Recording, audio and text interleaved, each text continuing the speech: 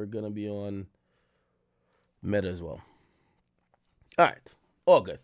Chat, I planned to stream a little bit earlier today, but I don't know, man. Got sidetracked, did a bunch of stuff, and we're still here. So I'm going to try to stay on as long as I can. I drank 2 cups of, I don't know how, I think these McDonald's coffees be working, though.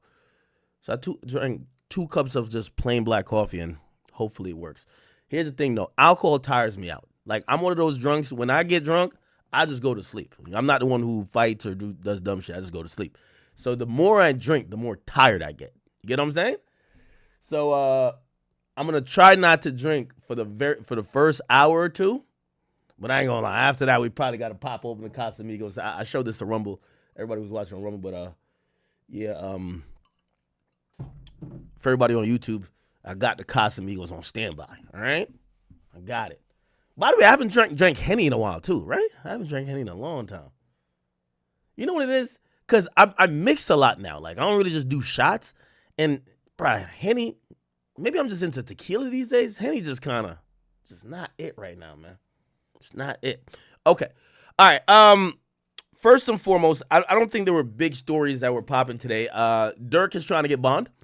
We're going to, and I've been working on trying to get the official confirmation.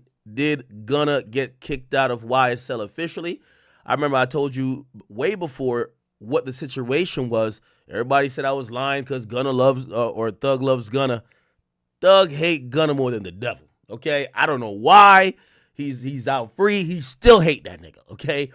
I think some reshuffling might have happened, and, haven't gotten full confirmation. However, that reshuffling, and this is how it works in labels, Thug would still be able to get paid off Gunna. You get what I'm saying? Until the albums run out. But they wouldn't have to deal with approving shit, the administrative stuff, and obviously, optically, they probably don't want, YSL slapped on the back of the, CD, or even though they don't do CDs anymore, but YSL logo all over Gunna's music, given the fact that the nigga was in court saying, yes, ma'am, YSL is a fucking gang.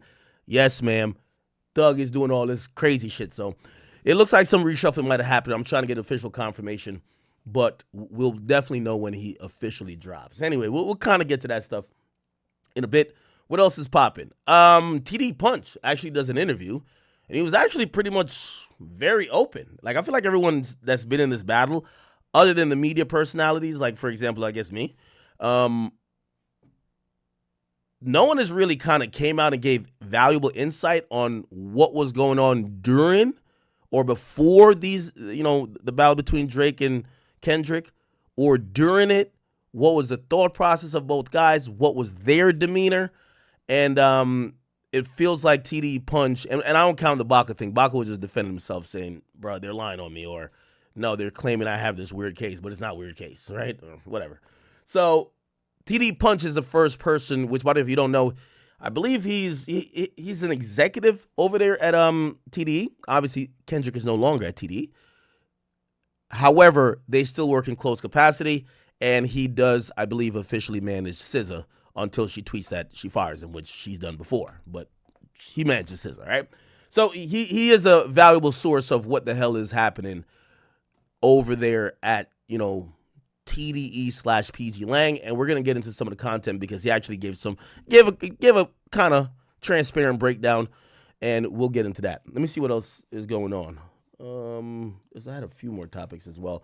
By the way, if you guys do have topics, I gotta let me know. You know how I realized I gotta structure the stream? Let me get through all the shit I gotta read early, and then halfway in the stream I could get drunk. And then I could just, because every time I get drunk, I'm only trying to crack jokes on niggas. I could save that for the latter part of the stream. But for the stuff we got to like analyze, read, and all that type of shit, like I should stay sober for that, right? Because I be hearing myself when I'm speaking, like even to read the fucking, like I was reading an indictment or like a lawsuit, I'm like, bro, I'm slurring like a motherfucker. Anyway. All right, perfect. I'm just opening up the chat. By the way, everybody check in, man. This is roll call time, man. Let me know where y'all from. Let me know what city you repping. Let me know what y'all up to. All right. Oh, then we got Brick Baby versus Wack 100. I seen somebody on Rumble say, Brace yourself, act. Brace yourself, chat. Act definitely gonna call Wack. Yeah. When we get to that part, fuck yes. Thug did announce a new album. Okay. Oh, and DDG, we got DDG and Waka Flocka. Not that big of a story, but still, that's happening too. What else? And Blueface and his mama. All right, we'll get to it. All right. Oh, shit, we got Alabama in the building, Philly in the building, Boston in the building. We got Richmond, Virginia. Yo, I got a lot of people that fuck with me in Virginia, man. I got to go down to Virginia and do some shit. Shout out to the whole DMV area. Oh, we got somebody from Sweden in here. We're in Pennsylvania. You can't just say Pennsylvania. Come on now. We got Toronto in the building. Somebody said we may get a day 4. Y'all gonna definitely get a day 4. I'm telling you, I'm going straight to day 30. Okay, we're gonna rock out. Philly in the building. I love Philly. What else? Pittsburgh in the building. Okay, I see what's going on. A YB update. I still don't have like a proper update. Where somebody says Elliot and B Dot. Yeah, I guess we'll cover that too. South Africa in the building. Okay. Man, I gotta go to Nigeria. St. Lucia. We got the Caribbean up in the building. We got Patterson, New Jersey, Switzerland. You're not in Switzerland. Stop lying, nigga. Nigga said Brisbane. Ain't that in like Australia? Atlanta in the building. Okay. ATL in the building. Okay, I see people also saying RP Julian. Do y'all want to do that topic today? I could do that topic. Like, I don't like. There's a whole conspiracy theory, but sometimes I feel like I'm just feeding there's a subsection of so the K-bots. When I say K-bots, they're the deranged Kendrick fans. They're not regular Kendrick fans. That regular Kendrick fans, they listen to the music, they go on with their day. These delusional motherfuckers, they think Kendrick is God. They think Kendrick word is the Bible. Kendrick doesn't lie, and he only talks in riddles that you gotta figure out, like he's the fucking Riddler. I'm like, what the fuck? They're a little bit deranged, okay? They think everything is going over people's heads. They think there's a deeper meaning to every motherfucking thing. That's who I call K-bots, all right? They're pretty much repeating talking points. Like, if something happens, they're gonna make a joke with a not like us line. You know what I mean? Be like, it's probably, wait for it, A minor. Like, they're still doing that a year later, right? To random stuff, okay? The reason why I call them K-bots is literally they all don't have different opinions. They all talk like monolith, right? Like, they all think the same about everything. So that's why I call them K-bots. But then you would think that, okay, that's as worse as you could get for a stand base. The K-bots have gotten so far and so extreme. There's another extreme version. So think about this. You have Kendrick fans, right? Then you kind of have Kendrick stans, like they know every Kendrick song. Then you have K-bots. And then there's even a more extreme group. This is like the KKK. This is the motherfucking like Taliban, right? So the fucking Taliban of the fucking, am I saying that right? Taliban? Of the fucking Kendrick fans is some shit they're calling Dark Kenny. I'm like, what the fuck is this? These people are flat out delusional. Delulu, okay? They're gonna make up some shit that you're gonna be like, bro, are you fucking kidding me? Like, these people, they have lost touch with reality. They need to be checked into a mental institute. Like those people are far gone. So they've came up with this new theory that Drake has paid. Actually, let's start with that. They claim Drake is paid for a nigga to get murdered. And Drake is somehow hiding the murder. Yo, they're talking about like Drake is Big U. Chat, I'm telling you.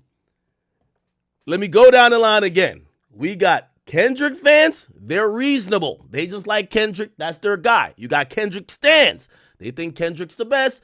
They know all the songs. Lack a little bit less reasonability, but okay, because every rapper has stans. Then we get K-bots. These people, they're starting to crack the Delulu meter, okay? These people think Kendrick is God or Jesus. He walks on water. You know what I mean? They act like he's above everything else. He could never lie. And he's like this, to them, they probably look at him and see Malcolm X, Martin Luther King, Jesus all wrapped in one, and Gandhi. Like, they're a little bit cuckoo. Then we get to the niggas that should be in a straitjacket. They're called Dark Kenny. These motherfuckers just make up complete lies. Like that, they just come up with all type of shit. If they've been searching for so long, these are the same motherfuckers. Drake, some chick went to Drake concert in Australia. They came up with, oh, Drake trying to get a minor to, like, what the fuck? It's a fan. The fan got bullied so much they were trying to get the fan to make an accusation about Drake, that the fan basically said, could y'all stop bullying me and stop telling me that I'm supposed to say this guy did something to me? He didn't do nothing to me. Those are like the dark Kenny people, delusional, right? Their new thing, since they couldn't get a fake, sexual assault case against Drake, is to say Drake is a murderer. This shit is crazy, chat. Now, let me see if I could pull this up on Twitter. Here we go. Chat, this is crazy. All you got to do, just search like Rip Julian. Like, they're actually trying to get this a trend. Like, they're trying to get police to fucking to go and like, yo, you could tell this one of them, certified boogeyman. Like, come on, bro. Like these niggas are off the deep end. So they're saying that this guy got murdered by Drake. You want to see the proof? Let's see the proof. Okay. All right. This is the guy, Julian, by the way, came on my stream one time. He's with Top 5. They're on some private jet. Okay. Then this, by the way, this is the proof they're going with, right? Even Drake is scared to get a little Rico today. When I fucking get the Russian governor to fucking call the U.S. embassy and play him all these fucking voice notes that Top sent me about shooting up the fucking weekend's manager's house and hitting the security guard. I don't give a fuck. Call me a rat. Okay. By the way, he's combing his hair with a fucking knife. Just to let you know, right? Then, this is the proof they're going with that Drake is a murderer. In the last picture posted by this guy, some dude 4 weeks ago says, R.I.P. Julian. Okay? By the way, they don't have a body. They have no police report. They actually have no real proof that this guy is dead. They don't have a news story. They don't have a news article. They don't have an amateur video. They have a comment from 4 weeks ago. A dude who double commented. That's enough proof for Delulu, motherfucker. Oh, yeah, he's dead. He's dead. He's dead. He's dead. He hasn't posted in 4 weeks. Somebody said RP. One guy commented twice. That's proof enough. Medical examiner signed off on a death certificate, okay? All right. Then, I don't know what this is. Oh, this is how delusional these niggas are. They're like, we've been telling you Drake's a murderer because Drake murdered X. And you don't think so? The guy who Drake just murdered now follows X. Yo, wait, I gotta play that fucking theme song.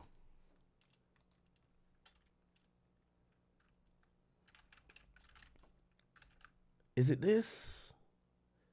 What's the name of that theme song? Like, like that little ominous, like, it's like a mystery. Like, what's the name of that theme song? What's the name of that fucking theme song, Chad? You know what I'm talking about? And it's like an alien movie. It's from like an alien movie or some shit. Yeah, the nigga was on stream before. What's the name of that theme song? Like, I gotta drop it right now because these niggas is like, is it X-Files? Let me see. X-Files theme song. Is it? Let me see.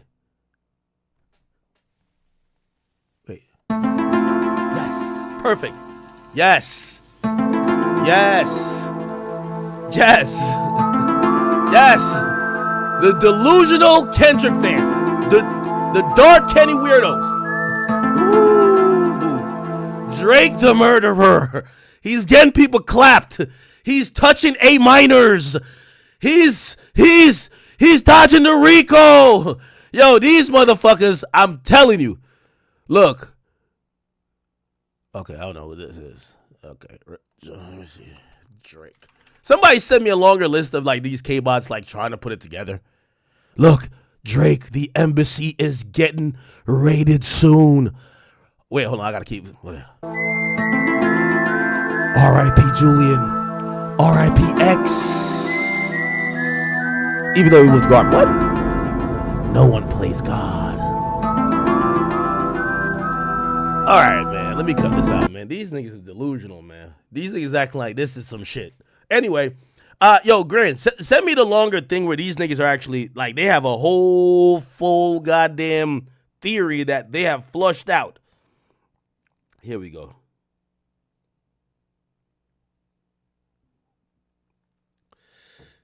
All right, here we go. Where we at with it? I'm trying to... Drake, Julian. I'm trying to find the thread where these niggas... Nigga, I had a great laugh. I had a great laugh, like, reading what these niggas are saying. Yo, and then...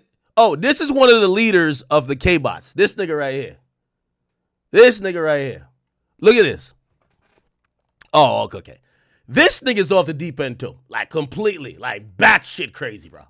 I'm not even gonna cap with you, bro. Just look at this. Wait, hold on. I gotta play music. This Drake shit is crazy. Hold on, let me turn this out a little bit. This Drake shit is crazy, man. Yeah, you gotta play the first 48, nigga, for this shit. These niggas is weird. First 48 theme song. What's the first 48 theme song? Did they have a recognizable theme song? Got him in the back, walked up on him. What the fuck? Oh, they don't got a song. Nothing. Within the first. All right, fuck that. They don't got a theme song. Let's get back to this. Julian is now dead, and their crypto transactions from Drake's wallet. Ooh, okay, I can do it like this. Hold on, pause. Let me turn this down a little bit. All right, and let me play it again. All right, good. We gonna do this like a movie, man. These niggas shouldn't be wasting their fucking time on Twitter, man. They should be writing fiction novels and scripting like shows for Netflix, man. These niggas are too delulu to be broke and online tweeting fuckery. Here we go. Oh, fucking Reddit, bruh. Look. Here is a video of Drake's top shooter, top 5, threatening to do harm to Kendrick and Julian. All right, hold on. All right, we ain't go with the fucking... You're dead. You're dead. Come to Dubai. Book your flight. One dog owes me a favor. You guys all fucking kill with black magic. One dog owes me a favor. It's been overdue. He owes me a favor. I'm on the 25th floor. One dog owes me a favor, my youth. Hold up. I just dropped There's my two load. niggas I need dead. You and Kendrick. Let's run it back. Bundog allegedly owes Top 5 a favor. Top 5 got his lawyer in his recently beaten murder case paid for by Drake. Drake, top shooter, is Top 5. And Bundog owes Top 5 a favor. What could that favor be? And you two and your fucking nephew and your Dodge the Rico. Is he next to go like Big U? Will Top 5 ever make it back to Dubai? Or will he go to Compton, California? According to Dark Kenny and the Delulu fucks over there, one favor has been executed. Rest in peace. Man, chat, wouldn't that be a great show? That's like a great mystery show. These niggas is, yo, I ain't gonna lie. So, I encourage you, don't go to this damn Reddit. But if you want to, like, you know, for whatever reason, you want to get some mental help and they won't admit you to the local psych ward, go here and spend about 20 minutes and you will be more than eligible when you pull back up, okay? All right. How do you even look?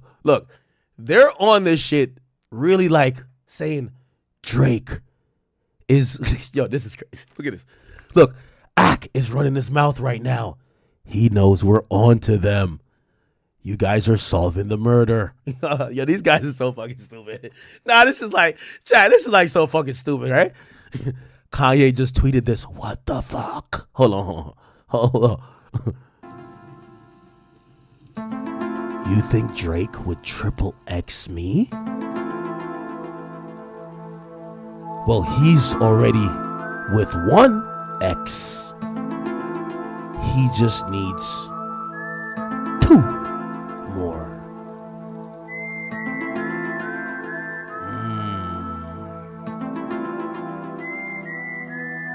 Nah, this is. You know what's crazy? Them niggas said, "Yo, Act knows we're on to him." Wait, am I part of the murder too? This is crazy. Oh my God. These look. Is SZA wearing the jacket from? This was like the jacket I think X was wearing the last day when he died. Is SZA wearing the jacket in the video? Bruv, these niggas are the dumbest niggas. Yo, they really think everything is that complex. Wait, yo, this is some fucking stupid shit, bro. Could SZA be sending a message out to X and his fans through the spiritual world? X, in his last video or last moments alive, was spotted wearing this jacket. In the latest video, Luther, SZA, wears an identical jacket. Could this mean her and Kendrick are riding on Earth for X and plan to avenge his death by eliminating Drake? Could this be true? Nah, this shit is some stupid shit. I ain't gonna lie to you. Go on this shit right here. This, look, and so it begins. It's happening right in front of us, Yo, this bro. is crazy. I need y'all to stay with me until the end of this video today. What's this? DJ Academics is sitting in the background orchestrating this whole thing. What? Yo. Yo, sometimes I gotta like click on a nigga page and see how a K-bot or like a dark Kenny Stan looks, and I'm like, this is what delusional looks like. What the fuck? Look at this. Is coming out right now. Okay? I just wanted y'all to remember that this dude, Julian, is basically saying that he was scammed out of Bitcoin. Okay? He was scammed out of Bitcoin. Alright? I also want to go to Whacked Out Murals, where Kendrick Lamar says, people in my city couldn't entertain old boy, promising bank transactions and even Bitcoin. I never pieced it up. Don't.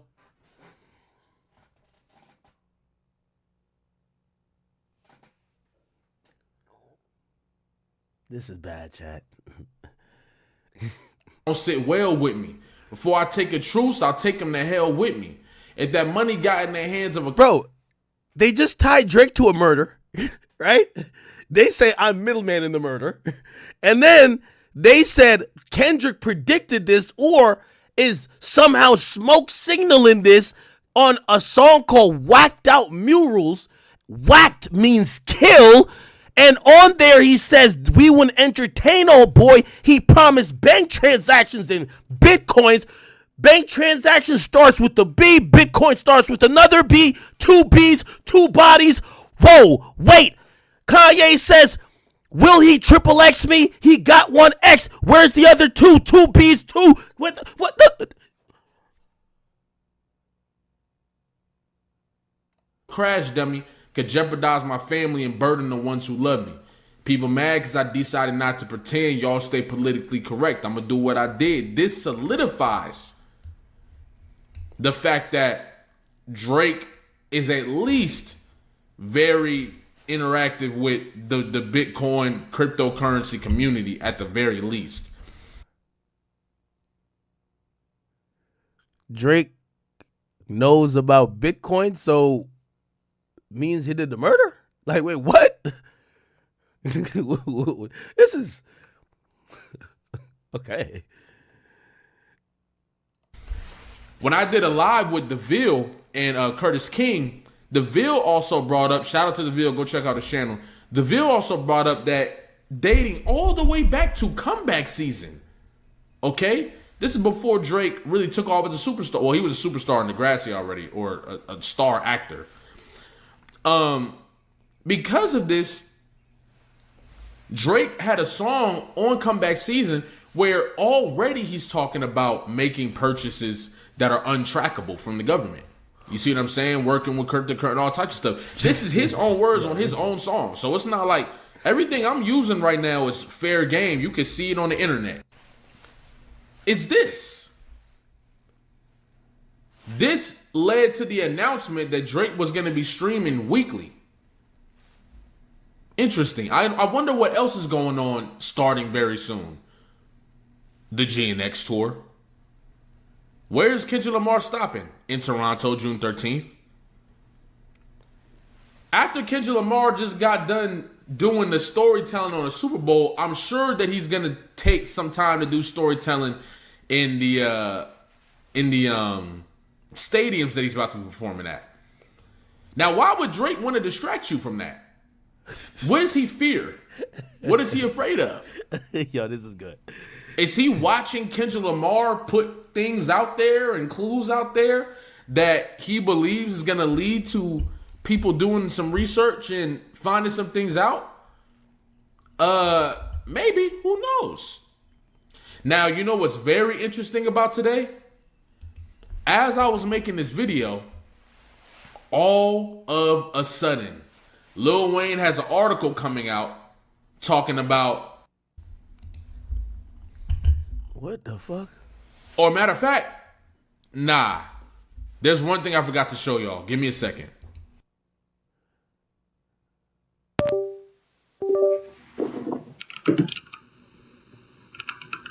That's how KY types.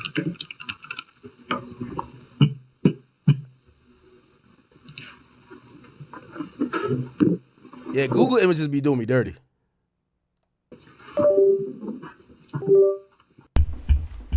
Now, do y'all remember when DJ Academics got hacked? Does anybody remember when DJ Academics got hacked? And a bunch of those messages were coming out and all types of crazy stuff, okay? They was talking about DJ Academics was talking about Kendrick Lamar with Drake. They was talking about the Not Like Us video, all types of stuff. But there were some other things that were found in those messages and a couple things. Oh, what are you talking about? I never got hacked around that time. That were sent Oh, you talking about Grand? to a few people as well that the hacker was while Dark Kenny gave me the pieces, because that actually led to some what I'm talking about here. Okay, now remember, like I said, I'm gonna give you some pieces, just like Dark Kenny gave me the pieces, and then y'all take the pieces and do what you will. All right. Yo, this is hilarious. But I find it very interesting. Okay? Drake's been acting very feverishly for the last week. But hey, Julian, can I ask you a question? Okay, all right, man. That guy is down the rabbit hole, bro. I can't even lie. Okay. So Grand sent me, I think it's called, look, they got 12 comments on there. They're running it up. Yo, look, he's looking hella compromised. Reading your message right now. What he's saying? Doesn't Kendrick with Dre? What? I feel what? What the hell? They're not like us. Jesus Christ, they're going. Okay. Apparently there's something called red light. That's what Grant told me to search. No, red button. And they said that's the thread. Here's the thread that they claim they've solved. Drake murdered someone, according to them, and I middlemaned it, supposedly. This is Kendrick fans, bro. They said, watch this. Let's watch it. You just sound like you're too trusting, too eager with guys. I'm not talking about my brothers. Like I told you, I love Press. You know what I'm saying? And Five, I don't know what Five did. I can't really speak on what Five did. I wasn't there. You know, all I know is that you asked me what I got, I told you what I got. Whatever's going on between you and him, that's you got shit. But I think you're too trusting in just guys that really don't have it like that, bro. I don't know if you really know somebody that really touched $1 billion. Like, not to say you don't know them, but I don't think they're trying to do business with you. If anybody looks at your page, brother, I'm going to be very transparent with you. You look like you're absolutely 100% out of your mind. You look very irrational. You look like you've been up for 20 days. Nobody's trying to fucking give you Yo, Drake is roasting this nigga. part of their company and do business with you. You know, they're trying to jam you for bread. So that's why I keep telling you, I'm like, yo, like, I feel like whatever, the top situation worked out, but it's for fucking 550 in crypto. Who gives a fuck? Like, that's something we could get back. I'm trying to tell you, slow down. Stop posting so much. If you genuinely want to make money, I have plays for you. Yo, Drake telling you he has a play for you. It's crazy. Can only involve you in if you stop acting like fucking like you're on crack cocaine, bro. You're tweaked Yo, why is Drake roasted it? I told you. Hey, well, first of all, supposedly this is AI. But I told you Drake is kind of like, Drake think he's a comedian. Like, he got his little dark humor shit going on. Slow down. Stop posting so much. If you genuinely want to make money, I have plays for you that I can only involve you in if you stop acting like fucking like you're on crack cocaine, bro. You're tweaked the fuck out.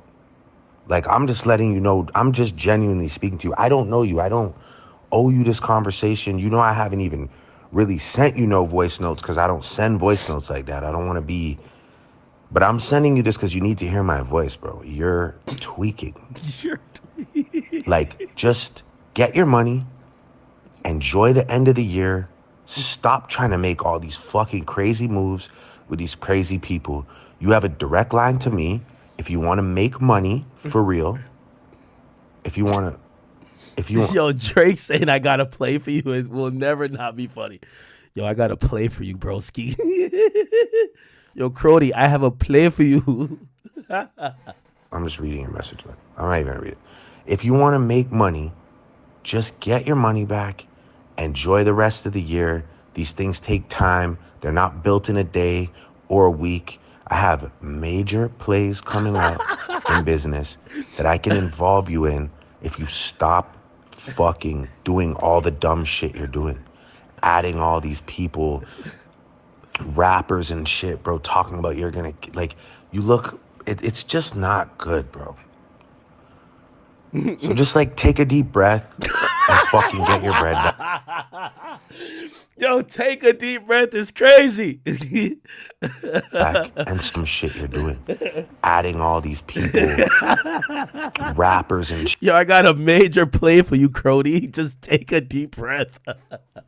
No, this is too funny. Shit, bro, talking about you're gonna, like, you look, it's just not good, bro. So just, like, take a deep breath and fucking get your bread back and start fresh.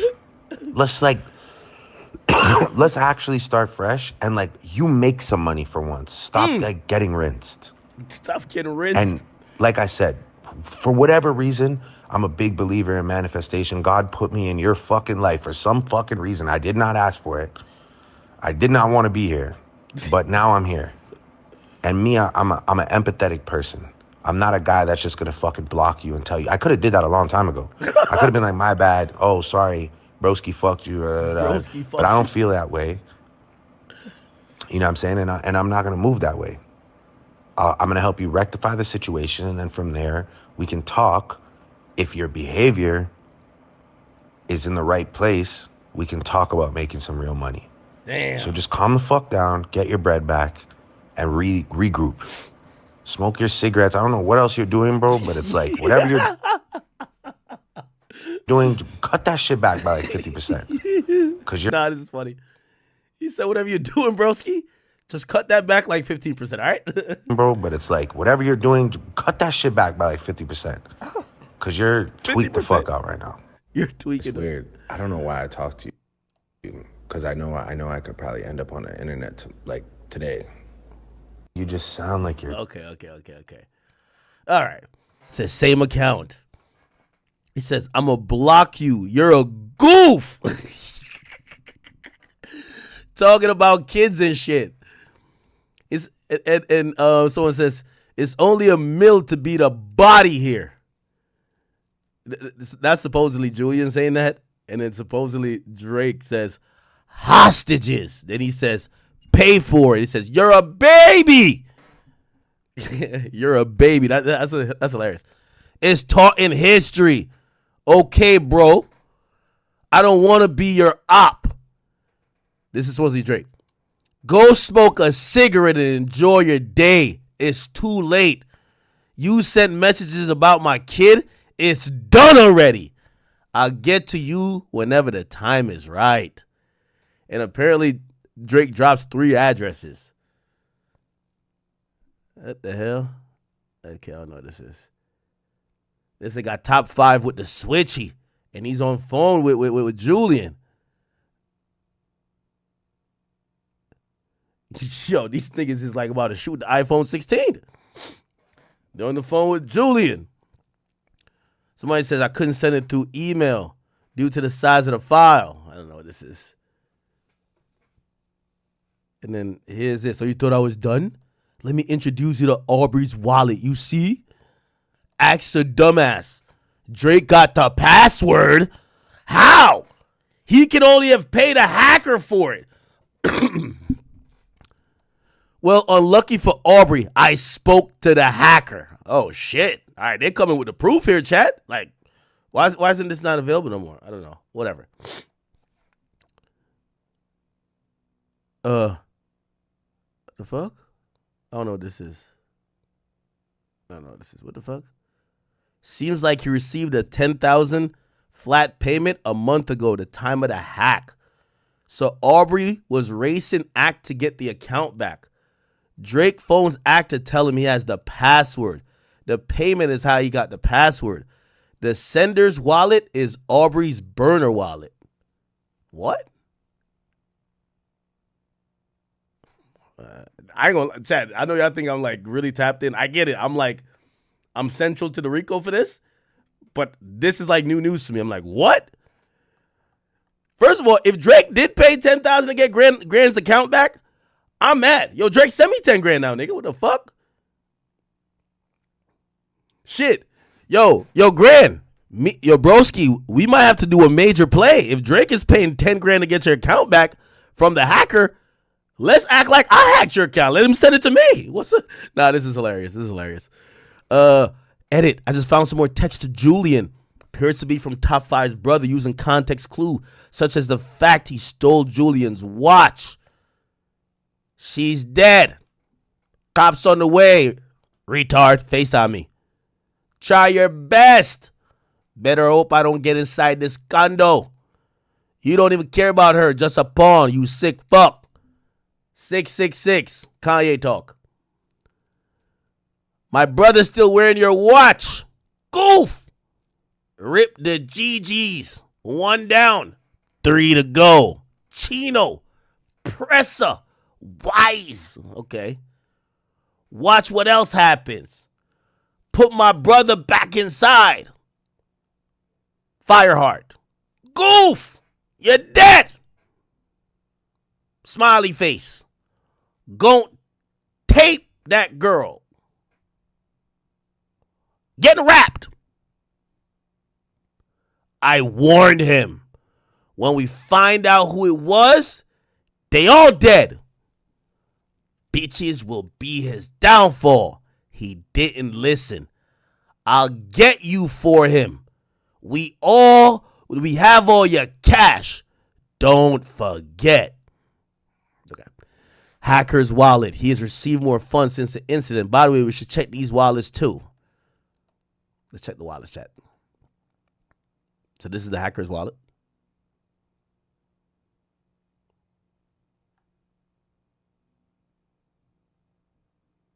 Okay.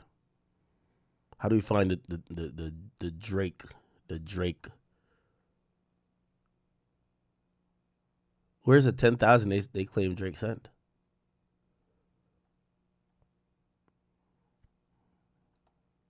I'm actually gonna confront Drake about it. I'm like, Drake, you didn't pay 10 grand for this account, right? Because he wouldn't tell me I got the account back. I ain't gonna hold you.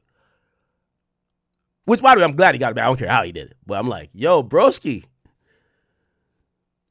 I thought it was like a connects battle. Like, who got more connects? You can't drop 10 grand because you're a billionaire to get the account back. Okay. Hacker. Okay. What else is this? The Rico. Laugh my ass off. The Rico writes itself. Oh, so this is setting up the Rico. Here we go. Yeah, I'm Drake's shooter. Oh shit. I'm not lying to you. Anybody disrespect Drake, I'm shooting you. Damn. Streets. Yeah, I'm Drake's shooter. Oh shit. I mean, this would be a good video for the Rico case. I ain't gonna lie. I'm not lying to you. Anybody disrespect Drake, I'm shooting you. Damn. Okay. Download the full transaction history, blah, blah, blah, blah. Look at March 20th. They're accusing that threat of doxing, blah, blah, blah, blah, da, da, da, da. Okay. I forgot to mention he's a seasoned, da, da, da, da, which he could, what? Operates a what? Okay, this is a lot of fucking info, bro. Okay, this is a lot of fucking info. After accepting a backdoor is sent to, okay, I don't know what the fuck. They're really into this shit. They got Wack 100 up here? What the fuck? Pressa allegedly, oh, this is the old story about him. Julian is planning kidnap and ransom audio. What? Let's hear this. For fucking Paxton Welch. If you guys rob them without me, I'll fucking kill all of you. But no, I have to dox all the biggest drainers in the world. All right, I'm gonna start this call here in a second. Let's go hit Paxton today. He has like 30 M's. I used to take care of this kid like my son in Miami. So he fucking decided to betray me. Yeah, I'm gonna put together his docs in a fucking like compilation right now and fucking send it here. And we're gonna come up with the plan. My plan originally was to just go fucking like grab one of his family members real quick and just put them in, literally take him to fucking a 5-star restaurant and tell him you kidnapped him. And then fucking he's gonna start panicking, trying to send him money ASAP. He has all his fucking private keys written down in a USB. Basically all my old workers, except for Stanley. I mean, no, we're gonna hit Stanley / Paxton and then add the other 3 to our team. Simple. I have the docs of Inferno Drainer, Cypher, and Paxton Welch. If you guys rob them without me, I'll fucking kill all of you. But no, I have the docs of all the biggest drainers in the world. All right, I'm gonna start this call here in a second. Let's go hit Paxton today. He has like 30 M's. I used to take care of this kid like my son in Miami. So he fucking decided to betray me. Yeah, I'm gonna put together his docs in a fucking. Okay, by the way, Drake just hit me right now. Drake's like, yo, cut the shit. I'm not paying no 10 grand for nothing. I guess he watched the stream. I'm not paying no fucking 10 grand to get gang shit back, bro. I got it back with my connects. Cut it out. Who cares? We're down Delulu lane right now. We're down Delulu lane. Drake, if you're watching, listen, we're right in the Rico right now, okay? I'm in it, you're in it. Top 5 is in it. We're all in the Rico right now. Like this is the Dark Kenny Delulu Rico. We're in it already, all right? And I guess this nigga's kidnapping people. All right, bet. Day 5 with no response from Kendrick. What the fuck this guy do anything?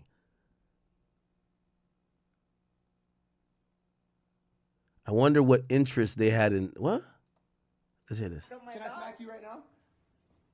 How much you gonna pay me? I'll do it for free. Huh? Can I smack you? This nigga smokes so much weed, he thinks it's a chair. Stop smoking weed, nigga. I told you to sit on my lap, you didn't want to because you were mad. This nigga smokes so much weed, he thinks it's... See? He's off the block, singing happy birthday to... Happy birthday. Use the baby voice. No. Use the baby voice. Happy birthday. Happy birthday. Happy birthday. Happy birthday to you. Since it's your birthday, I will put up 30% of your Chanel bag that you're buying. So, yeah, I swear. Yeah. You have 10 seconds to accept my offer. I'll put up 30%. Deal? It's your birthday wish. I'm Santa Claus. This nigga said he was paying all these chicks to be his girlfriends. Looked like he was living a life, right? I'm Santa Claus, chat. Wait, the camera's facing me now. Chat, I'm Santa Claus, but I'm not fat. So, do you want the Damn, rate his girlfriends. Chanel bag? I'll pay 30%. And maybe they'll pay the rest, but I'll pay 30%. I'm not that rich yet. Shoes? Alright. Whatever you want to do, 30%. Not the giant bottle of perfume for no reason. All right, man. I'm not gonna cap with you, bro. Now,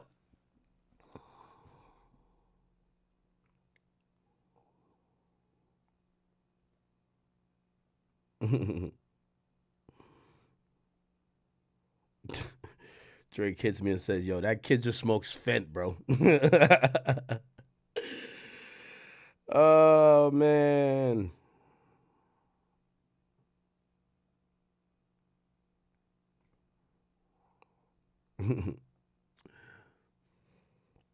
Hold on. No, actually, I can't show the other stuff. So what I was gonna show y'all was the I told y'all yesterday, like, so after the dude came on stream, and then like, bro, he didn't want me to add top 5, but top 5 is too good with content. I just had to add top 5. Top 5 was just making that shit hilarious. The dude gets mad because I think we end up hanging up on him.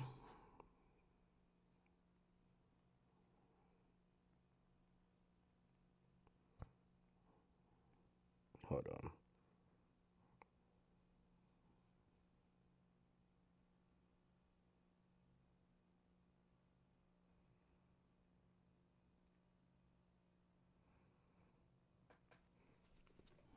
Okay.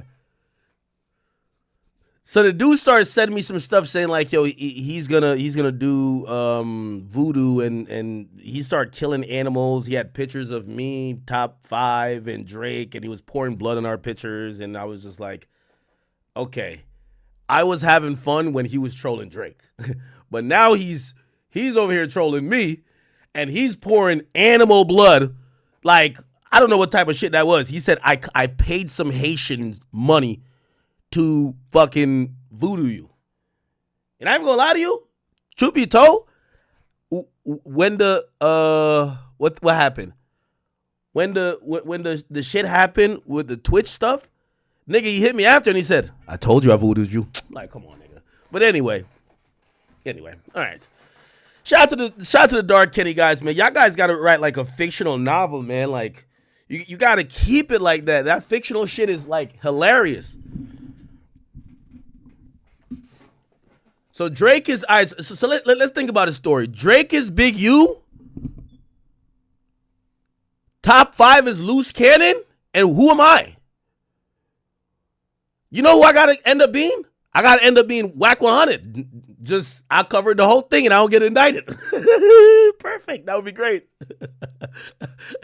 How do I do that? But yeah. All right. Okay. So that's that delusional fucking crazy shit. Listen, I'm gonna be honest with y'all. To everybody over the Dark Kenny joint, Drake don't want me to say this, but I'm gonna say it anyway. Y'all onto something. I'm sorry. You know what I mean? Shit. I'm trying to work my deal out right now to make sure I'm straight. Y'all onto something. I just gotta keep it being with y'all. Y'all onto something, bro. Okay? I'm sorry. I'm sorry. Drake, don't take away my OVO passes for this, but y'all onto it, bro. Anyway. What were we gonna talk about before I got into this fucking? Oh, top 5 is Brick Baby. Oh, that's great. All right. Okay, what was I about to get into, bro? I was gonna get into some shit. Fuck. I think I was gonna talk about some Drake shit. No. I was gonna talk about the TDE Punch shit. Let's go and get into that, right? So let's kind of get into this interview that TDE Punch did, Art of Dialogue.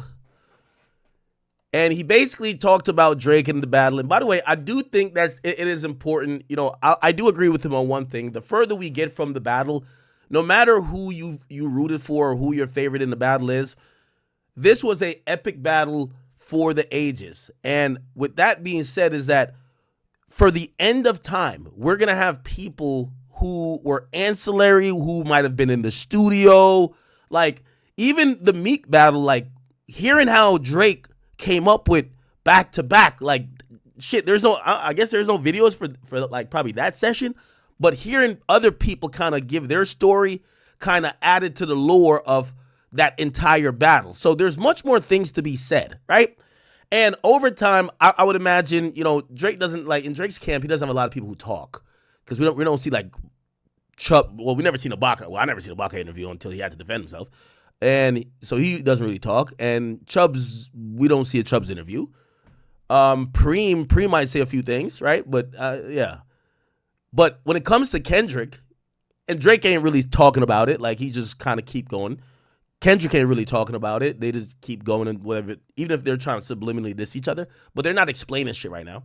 And I think at some point, you know, one or the other are going to have to dig into explaining their thoughts. But until then, we have to rely on these other ancillary people to kind of give us the details or the feeling or the thoughts behind certain things and certain moves, right? On Kendrick's side, Punch is one of the most vocal people about everything. This nigga got an opinion about everything. He's like the music executive version of like Taxstone, okay? In a sense of he's always tweeting, right? And he did an interview, and his interview with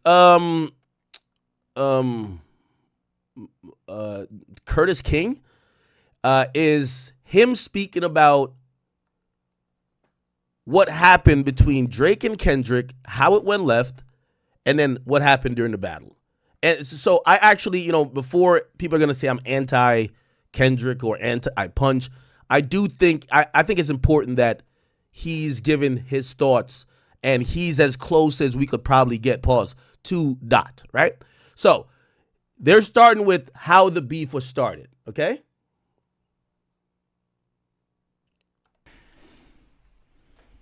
Where the hell does this start? Is it the control verse that this whole Kendrick versus Drake situation? Do you know where that starts, or can you even speak on where that may start? I can give you my perspective. Okay. And yeah, to my perspective, that's where it started. Yeah. Dot did the whole thing, and it's a competition thing. Right. Not a I hate you thing. Right. You know what I mean? We rapping. I'm trying to be better than everybody. You should be too. Right. So a lot of people took it personal.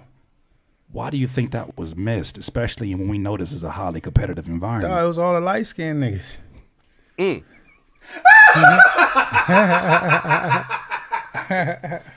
That's why I want to be traded from this team. I told y'all, trade me. My mama named me D''WAN. Bro, no, I'm joking, but I'm kind of serious at the same time. No, you're not. You're not joking. I'm with you. I agree.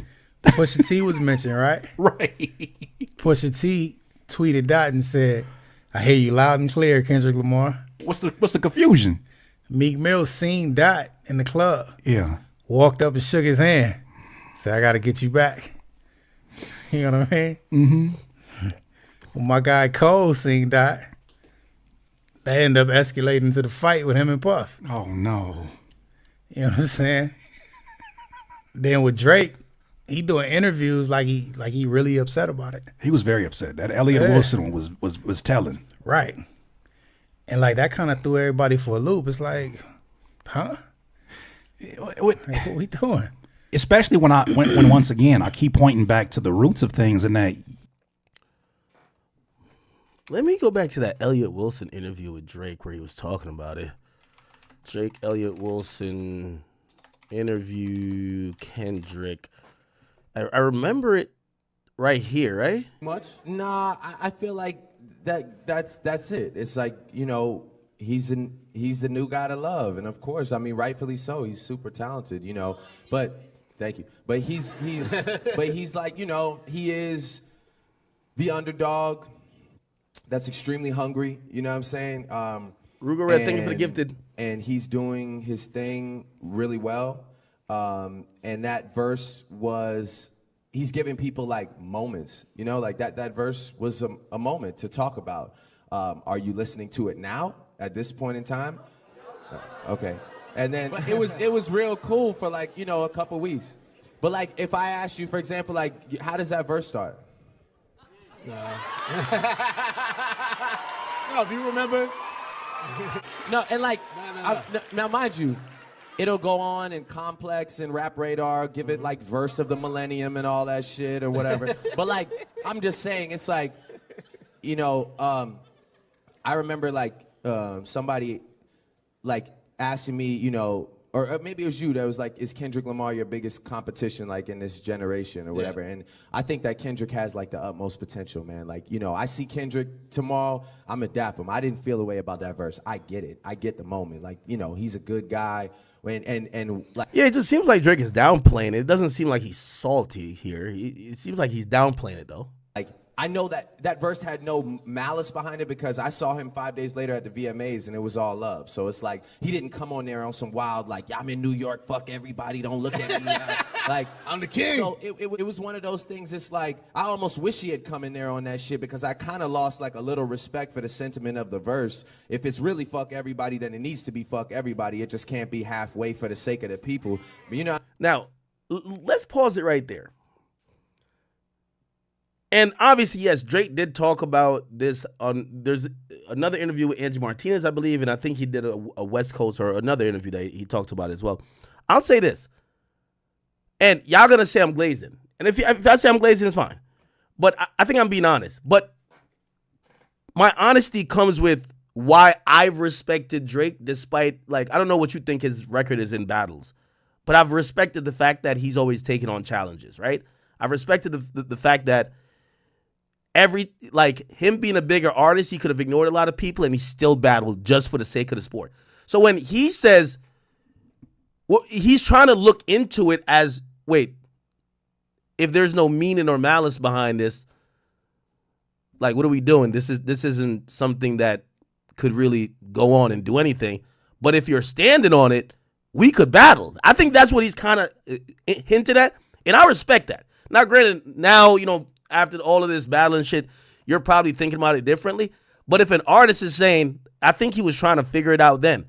Yo, Dot, are you trying to get into it with me? Like, I do respect that. That is hip hop, right? Obviously, some of y'all gonna be like, no, Ack, he's just being light skinned, which I can't change your mind. I'm saying, like, for real, that's just how I feel. I still like. When it comes to competition, I'm more worried about consistency. I'm more worried about bodies of work. I'm basically talking about like, there's one guy who's up every night thinking about how to get better and how to do things bigger. And that's Kanye West. He's like, he's always gonna be the guy. Yeah, he's kind of downplaying Kendrick in a sense of saying, yo, I'm having not just only a moment, I'm making the most incredible body of music that everyone's singing from here. From you got Backpack or niggas who like lyrics are rapping my freestyles word for word. You have all the bitches in the clubs, they're singing my song. Like my music is affecting the landscape like completely. And y'all are now acting like this guy who did one moment, which is Control, is like on that level just because of one verse, right? Now, granted, historically, and what's that line go? It's funny how it's crazy how like one verse could fuck the whole game up or whatever. So that is a thing. But I think Drake was always trying to like say, bro, this guy's not on my level or even near to me. And it's kind of crazy that y'all are even hyping it because y'all like this verse and it's a moment that his either body of work or everything else that I've done is competing with this guy who literally the only reason why he's mentioned in this moment is because of this verse. I think that's what I'm coming up with, but I could be overanalyzing, right? Guy that's trying to outthink and outdo, All right, so there's another interview, Drake, Angie Martinez, Kendrick. And by the way, I'm going to finish playing the Punch stuff, okay? Where is it? In the neighborhood. Oh, yeah, this was the West Coast one that he did with Big Boy. On down right now, man. Control the record. People still banging it, man. Where is Drake at with Control? I'm probably like as done as like the rest of the world is with that record. Like I think it came and it went, you know what I mean? And not to discredit it, like it was a good moment, but at the end of the day, it's just like, it was like one of those sort of like fleeting like Twitter frenzies that like, it was cool for what it was, and I'm just into making like, my thing is like, I like lasting power, that's my thing. I want you to still be listening to this album in the summer or, next year, where I want this to stay in your car, stay on your mind. It's like not even about the music, you know what I mean? It wasn't even about like the content of it. It just seemed to be about like, all the and all the talking at the time. And now everybody's like over it. Nobody plays it. It's just like whatever. But I think that's because it wasn't a single. And it did what it was meant to. It had people listening to lyrics and excited about hip hop. And you and Kendrick are good as far as like the albums and doing records with each other.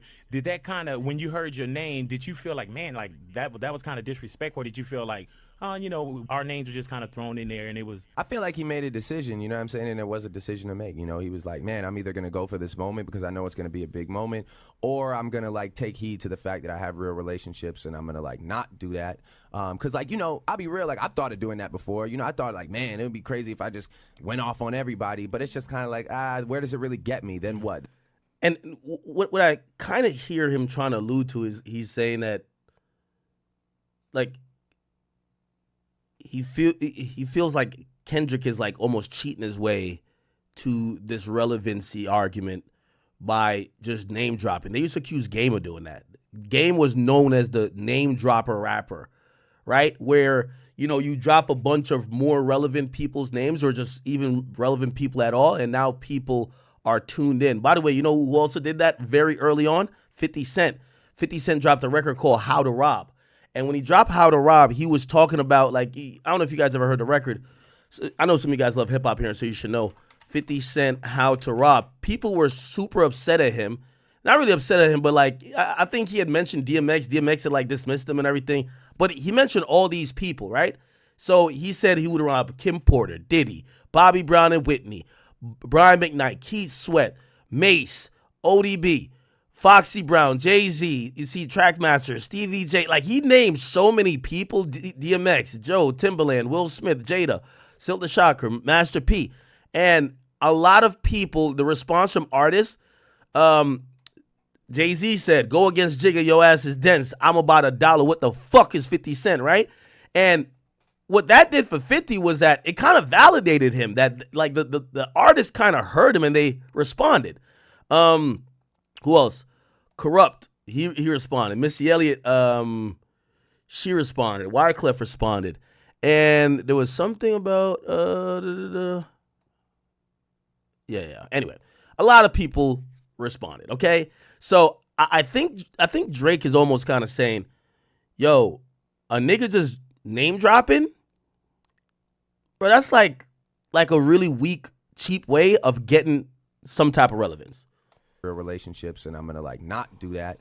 Cause like, I'll be real, like I've thought of doing that before. I thought like, man, it would be crazy if I just went off on everybody. But it's just kind of like, where does it really get me? Then what? Then every time I rap, people are gonna expect me to be confrontational, and when I'm not, then it's not entertaining. You know what I mean? It's like it kind of puts you in a box a bit. So I don't think that put Kendrick in a box. I don't know if I necessarily respect it. We all make decisions. I'm sure he'll be good. He's talented as you know what I'm saying? He's gonna have another album and another opportunity to take the world by storm, so he'll be all right, you know what I'm saying? Even if it doesn't feature, any of the names that he mentioned, which it probably won't, to be honest with you. I don't know who's gonna go back from that and be like, yeah, let's link up and nah, you know what I'm saying? But he'll be all right, he's a talented dude. Does it make you like not want to collab with him? Yeah, I'm good right now, you know what I'm saying? Like I'm just about this album and me, and I don't know necessarily if I feel like 100%, like I'm not like, man, send me some, let's work. Like, nah, not really. You know what I'm saying? Like, I'm really just focused on me and OVO and my side of things. I'm not really like into doing like a record with him. No. So you and Kendrick, you will sleep tonight. Not yeah. together. Yeah. Oh, no. That's what I always say. I sleep every night. That's what Today's I say. I'll sleep tonight.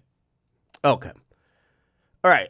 So let's just kind of backtrack and go back to this. So this is about the control moment. We kind of heard how Drake felt in those interviews. And clearly Drake was just saying like, bro, I'm not feeling it because there's nothing real about it, right? Wasn't there another one? Let me see if I can find it. I thought there was an Angie Martinez interview, or maybe with Hot 97. Oh, here we go. And you and Kendrick are good. No, it's not. Wait, I thought there was where was his response? Or maybe there wasn't. Maybe it was just the big boy shit. Okay. All good. So let's go back to this. Then with Drake, he doing interviews like he really upset about it. He was very upset. That Elliot Wilson was telling. Right. And like that kind of threw everybody for a loop. It's like, huh? What we doing? Especially when once again I keep pointing back to the roots of things, and that you were in a room. Like even Ali talked about it. He's like, he knows how much of a blessing it was to be in an environment where it was highly competitive with not just 4 artists. Yeah. Anybody who could, any given point in time, could be somebody's main artist. Yep. And it's going to be competitive, especially when you got that going. Thing though, like what we didn't take into consideration is everybody didn't come up that way. So it was second nature for us. Right. You know what I'm saying? But everybody didn't have that same thing. I get emotional, but look, I'm trying to walk. Still aggressive. See, he's not gonna let us have no win. Today we not look. We didn't got set back years. Man, but I think about that control, and when I heard it, I was like, damn it, this always needs to be an element of hip hop culture. Anything involved, I don't care if it's mainstream rap, whatever. However you want to separate it, there should always be an element of that. Beyond the high yellowness, what do you think it is that people miss? What do you think it is people miss in terms of, people are like these are the same artists that are competitive about record sales. Yeah. And that's the first thing you see some of them use when they do end up being at odds with somebody else. Why was that missed when it was such a wide net? Because he wasn't just talking about one rapper. It was the whole. Now, I think you could have a nuanced perspective on this where it's like, yo, someone saying, I think I'm the best and I'm down to out rap with all y'all and I think I would out rap all y'all, even if they name names. But there is also another level where it's like, yo, bro, every time I speak about you, I'm giving you your flowers. I'm never shitting on you. I put you on my album. I brought you on tour. I'm respectfully, I think Drake was trying to have rap. Like how, I remember when NBA players used to really dislike the nigga on the opposite team, and now Draymond Green and LeBron are best friends. You know what I mean? When they play each other, of course they compete, but they're best friends after the game, right? And Draymond is basically defending LeBron anytime anybody talks shit about him, right? These days, the NBA players are pretty much friends with all each other. You know what I mean? Like in the offseason, they hang with each other. Like back in the day, they used to really have animosity. They wouldn't hang with each other, and it was really like it was so competitive that it was real. I think fans like that factor of the league back in the day, but these days the players are making too much money to really have animosity against another guy making $200 million when, to be honest, when you guys could collaborate, make businesses, and do other things together outside of this shit. Like, so you end up seeing a lot of these guys being friends. They don't hate each other, they're friends. I think Drake was kind of trying to do that a little bit. He was putting his hand around, like he could have, you got to think about this. If Drake was looking at these guys saying, I want to make sure you guys' careers don't exist, he doesn't bring none of them on tour. He doesn't throw them alley-oops in terms of verses, collabs. He doesn't do any of that. You let them fend for themselves. You don't give them your platform, but he does. So I think there's a way to look at this to say, yeah, if I took you on tour, I fucking put you on my album, I'm giving you a platform, I'm talking positive about you, and I hear you on the record talking about, now granted, the other side is, bro, this is rap, this is how we talk. Right? This is rap. This is how we talk. We're competitive. Like, I still love you, but still rap. You know what I'm saying? But I'm trying to be nuanced here where you could look at it from both sides. Drake is probably saying, damn, I did a bunch for this nigga and this nigga on the record talking like that. On the other side is like, nigga, bruh, harden up, pussy. Like, the fuck? Like, nigga, this is hip hop. This is how we talk. We want to out rap everybody. You know what I mean? And I think I could kill everybody in the game, right? All right. You could look at it either way, right? Whole years. Man, but I think about that control, and when I heard it, I was like, damn it, this always needs to be an element of hip hop culture. Anything involved, I don't care if it's mainstream rap, whatever. However you want to separate it, there should always be an element of that. Beyond the high yellowness, what do you think it is that people miss? What do you think it is people miss in terms of, people are like these are the same artists that are competitive about record sales. Yeah. And that's the first thing you see some of them use when they do end up being at odds with somebody else. Why was that missed when it was such a wide net? Because he wasn't just talking about one rapper. It was the whole gang. Even the people on the damn record with him. Yeah, right. Exactly. I don't know, man. It's just, I can't explain where that comes from other people. Right. Or why they feel the way they felt. To me, I know it was friendly competition. Right. It's like we on the court, we playing basketball. I'm trying to win the game. That part. Now, I get what Punch is saying, and I do think he's making a very reasonable take, right? Remember I said there's kind of two ways to look at it. If you're going to say Drake had right to feel whatever he felt, or whatever sentiment he was kind of like conveying in those interviews, you're going to say he did a lot for these niggas, and these niggas basically either seemed ungrateful or, you know, rather than reciprocate love, they're talking shit. On the other side, it's like, nigga, that's not talking shit. That's just hip hop, right? If you have either one of those opinions, but more so the latter, well, why didn't Kendrick feel the same way when J. Cole defended himself against the Like That verse? So Kendrick drops Like That, and J. Cole drops a 7-minute freestyle, and he pretty much disses Kendrick, and almost it kind of seems that, yo, he's not, like, Kendrick is not fucking with it. It's not like, it's like, oh, no, it's all good, bro. It's just hip-hop. You're just getting your shit off like I got my shit off. Seems like, and by the way, it even seemed that Cole knew that Kendrick felt a way about that, and that's why he took it down. So we got to try to also keep it fair. If the sentiment here is, bro, I should be able to say fuck you as long as it's in the name of rap because we're competing. Well, when J. Cole responds to a nigga saying fuck him, it feels like Kendrick cared a bit. And even if you hear the rumors, they said that they told Kendrick to or Kendrick's people, or I don't know if it was Schoolboy or Q, told Cole, get out of the way. Right? So that becomes a little bit interesting. I mean, we can go get something to eat after, whatever it is, but while we playing, I'm elbowing you, you know what I mean? I'm shoulders is going crazy. Right. It's like a pickup game. Yeah, well, it's still love. Yeah. Like, I don't hate you, my nigga. It's cool. We good money. But again, everybody wasn't raised that way. It's unfortunate. It's unfortunate. Okay. Then they start talking about Like That, and I think going into Not Like Us. Here we go. I want to dive more into this category now. So over the years, we as a listener saw what seemed to be subliminals thrown on both sides. Yeah. Or even at least could be interpreted as that. And, you know, because we don't really get a lot of interviews from that, or we don't really get, you know, or the other folks who are involved in it are not as direct, we never really know until we knew. Yeah. As it is approaching to that time, I'm curious, what was the energy like internally when the Kendrick versus Drake battle first kicked off? And let's talk about specifically with that Like That verse. It had been bubbling for a while.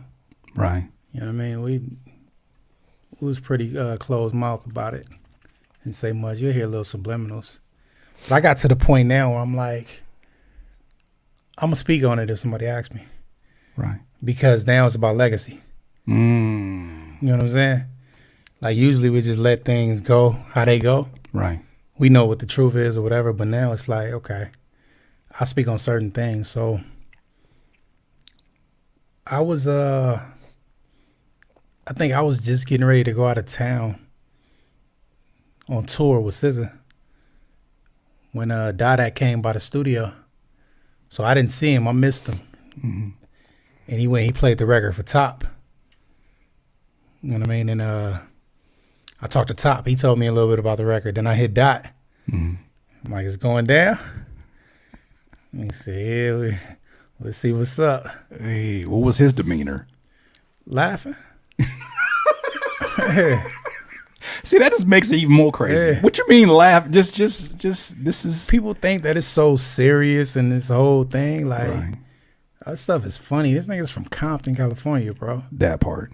You know what I'm saying? Like, where you grew up at, it's serious over there. Right. You know what I'm saying? You getting shot at. You getting home invasions. You getting gang wars. Nigga, we talking about music, bro. So it's like, it's funny. Right. You know what I mean? So I hear the record, I'm like, yeah, it's up. It's go time now, baby. But it's still for fun in the spirit of competition. Right. All right, here you go, nigga. Ain't no big three. It's this.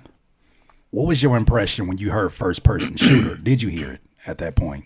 Or was it even on your radar? I know you got a lot of responsibilities as, you know, working with SZA, but was that something that came on your radar at first too? Honestly, not in that way. Right. I heard it. But I mean, the nigga Drake do so many subliminal shots. It's like, I can't keep up. Like, for real. These are facts. These are facts. And they dope, too. Don't get me wrong. Like, the boy can rap, for sure. Mm-hmm. But it's like, I can't keep up and try to keep dissecting. So it appears that he's basically saying that the tension with Drake and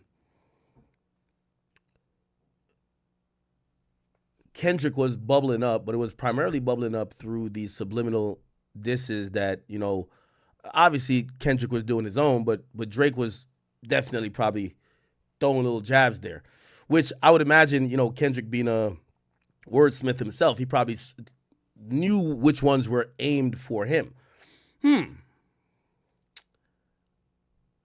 wondering why we don't get to the real shit, which is if this is supposedly true, right? And I got good word that it probably was, that Drake was trying to get him on the record, Kendrick, and Kendrick basically was on some shit like, no. It must have been some real breakdown or some miscommunication somewhat, because why would Drake reach out to get Kendrick on First Person Shooter? Why would he reach out to get Kendrick on First Person Shooter if it was already like that? I don't know. I would love to hear that be either affirmed or denied. Did he reach out? What did Kendrick think about him reaching out? Why didn't Kendrick jump on that record?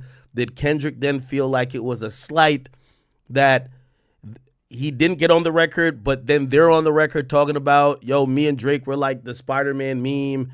It's basically 1 and 2. We the big three, like we started a league, and now I'm feeling like Muhammad Ali and all that type of stuff.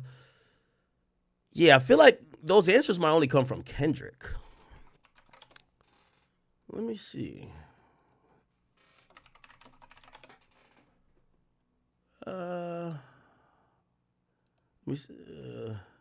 How proud were you to see Kendrick's Super Bowl performance and the full circle moment it represented?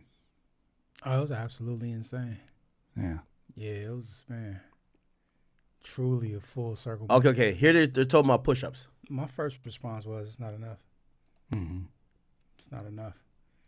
It was cool. It was cute. I see where you're going. Right. But those angles not going to be enough. Hey, as simple as that. Plus, what you call it was number 1 on the charts. What was that? Like that. Like that show. It was going crazy. Yeah. And see, that to me, what's funny is that no matter what his current... Again, I know we've beaten this topic into the ground, but let me ask y'all a question. If Drake drops Family Matters immediately, no push-ups, because I do think push-ups was also meant for a bop. Like, it was it kind of had that beat where it was kind of like, oh, you could play it in the club. Obviously it's not back to back, but it kind of has that tempo-ness shit where it's like, you could have made it a hit, right? Let's say 2 scenarios. Family Matters drop first, or Push-Ups is a record that everybody's chanting. Is it over? Because at that point, does Kendrick get a chance to even drop a Euphoria, or he has to come with his version of a bop, which means he would have had to drop a song like Not Like Us immediately? Circumstances are, I still see so much DNA in a moment like that. And by the way, I think Push-Ups is fire, but I don't think Push-Ups is a hit song, right? It's a good diss song. It's not a hit song. Not Like Us is a good diss song and a hit song. Yeah. For a record like that, for the Somebody artist said that you can't it's beat with, bots. That's a highly competitive hip-hop verse on a club record. Right. And I'm watching, like, Punch, y'all did something, and we're going to have to get to this because it is literally transforming channels like my own who've been wanting to talk about this stuff for a long time, the culture. But the culture did get into a certain place where, you know, the algorithms that be, I can't even say powers that be, the algorithms that be quieted a lot of it. But when I started seeing all the videos popping up and I'm seeing demographic. Emmanuel Doe, thank you for the 10 Canadian. He says, let's be real. This topic is a distraction, and we've heard this all before. Dark Kenny was low-key cooking. Drake got a little spooked, didn't he? Laughing my ass off. I told y'all. Y'all onto something. Keep going. What else do you want me to say? Just write up the RICO. Fix that I don't usually see. Yeah. Bar for bar reciting what he's saying. Mm-hmm. I don't know how somebody doesn't see. I got to tread carefully with this. That's a verse we're talking about. Yeah. What's like, none of the world powers that ruled the world actually seen when they was going to face destruction. One more time, you said none of the world powers. Yeah, that was dominant at the time. Like if you look at anywhere from Babylon to Medo-Persia to Egypt, whoever, they were so powerful that they didn't see a situation where they would fall. So you kind of missed it. Right. I mean, you get into decadence and this whole thing, and before you know it, your whole camp's surrounded. I want to can you drop a book? I want to master this art of talking, because I'm saying it's certain times I didn't say it too much. You say just enough. Cheers to you, sir. Okay.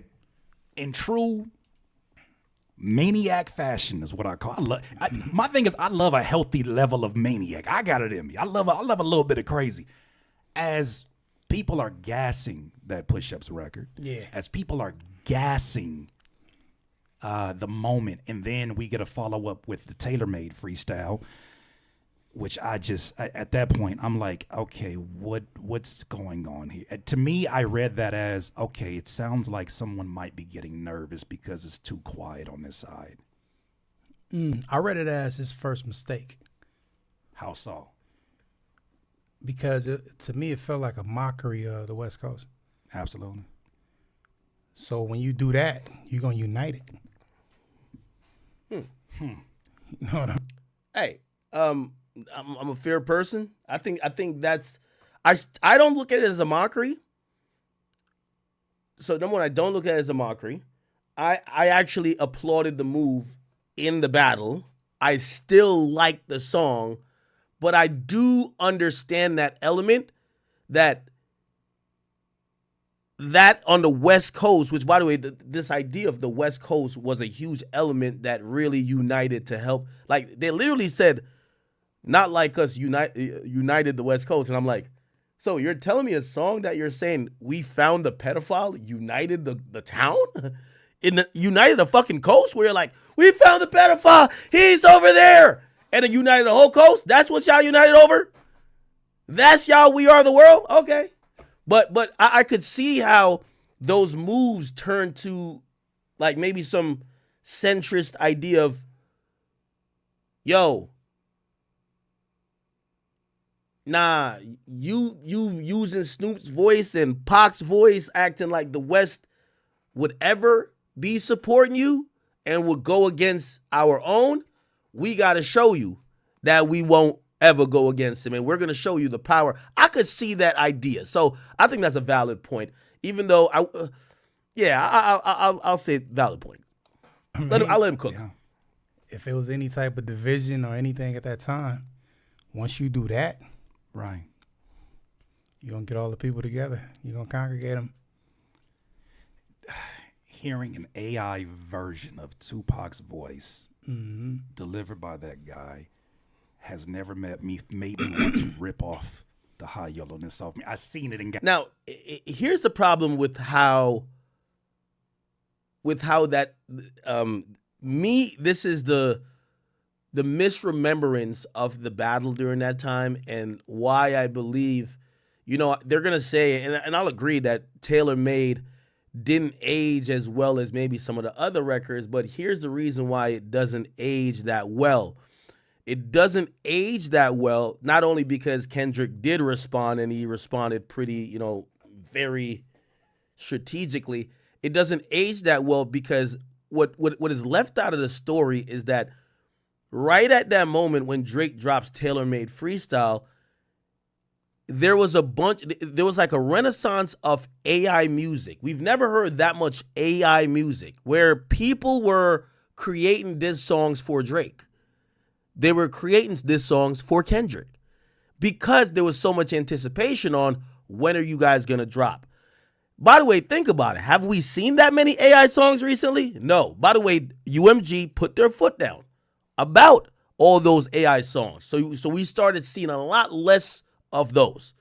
But in that moment, AI was being talked about a lot, where people were even saying, maybe Push-Ups was AI. If Drake don't claim it, it's AI.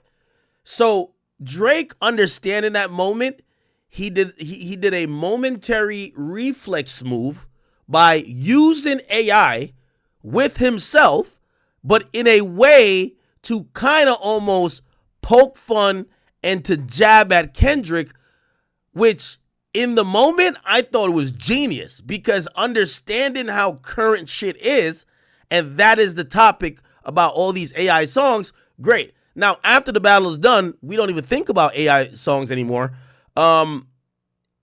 You get to rewrite the narrative about Tailor Made, right? Tailor Made, the narrative about it now is that you dropped this song thinking Kendrick wouldn't respond, pompous as hell, and you also said, use the one line, use the thing they say about me on the Joe Budden podcast to try to come at me, which is the underage stuff, and then Kendrick says, okay, it's probably a minor, right?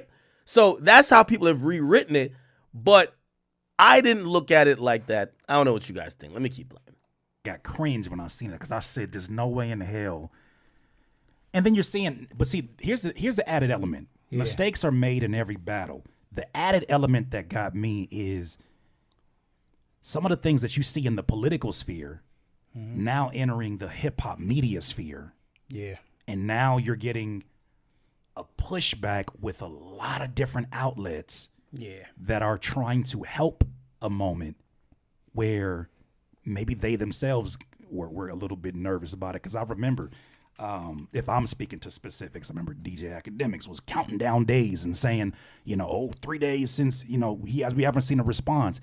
In the back of my mind, Punch, I said it in a video, I said, after this Tailor Made, I said, good God, you're going to get a master class coming up. Yeah. I saw the way y'all worked. And that you know what? And you privy to that. Everybody else didn't see that. Yeah. And everybody think we don't put out enough music. Mm-hmm. So they took that as some sort of weakness. As now, me doing the countdown was me realizing, and these guys, like, I get what they're saying. I knew this was going to be possibly the biggest battle of all time, and it was. And the moment Drake put my name on the song or put my voice at the end of the song, it literally said to me, Ack, this shit is going down on your platform. So I was determined to make sure Kendrick didn't run. No, nigga, you're gonna. So I know they're acting like I wasn't counting down for Drake. Did I talk to Drake about like what he was thinking at that time? Yeah, I think I did. But I'm counting down for me. Listen, that was the most beautiful time. I think Joe Budden me and him got some action, but there was no more people in media but me. I loved it. I loved every minute of it. I wanted it to happen again. Of course, I didn't want the shooting part to happen, but run it back. I love when Kendrick said I was compromised. I'm still compromised. Perfect. So the countdown was no. Like, I had the same sentiment Drake had. I guess... or that Drake was rapping about. I wasn't doing it for him, though. I'm doing it for me. No, Kendrick. I need this damn response. And then when Kendrick dropped the response, and then he comes with 616 and he says, I see the vibes on Ack. He looks compromised. I'm like, yes. Everybody's getting a count. I did a countdown for Drake, too. I did a countdown for Drake. Don't give a fuck. Nah. This is the... Hey, not that I wasn't solidified already, but the biggest rap beef in history, I don't even think it was Drake and Meek. I think it was Jay and Nas. I notoriously remember songs or interviews or whatever getting premiered on Hot 97. Hot 97 was the centrist or the central media outlet for that battle. All I know is forever and for always, I don't care if they hate me, I don't care what they try to do to write me out of history, whenever y'all mention Drake and Kendrick, y'all gonna always gotta say it happened on Axe platform, and I'm good with that. I'm a legend. I'm good. I'm good. I'm good off of that. That was a career making move. I'm good. Thank you. I'm good. And that's really what it was. You know what I'm saying? Now, granted, do I believe Drake was probably wondering what it was? Yes. Now, here's the thing. Here's the thing. And I think some of Drake associates said this, so I'm not saying anything that he ever said to me privately, but this was a sentiment and also rumor.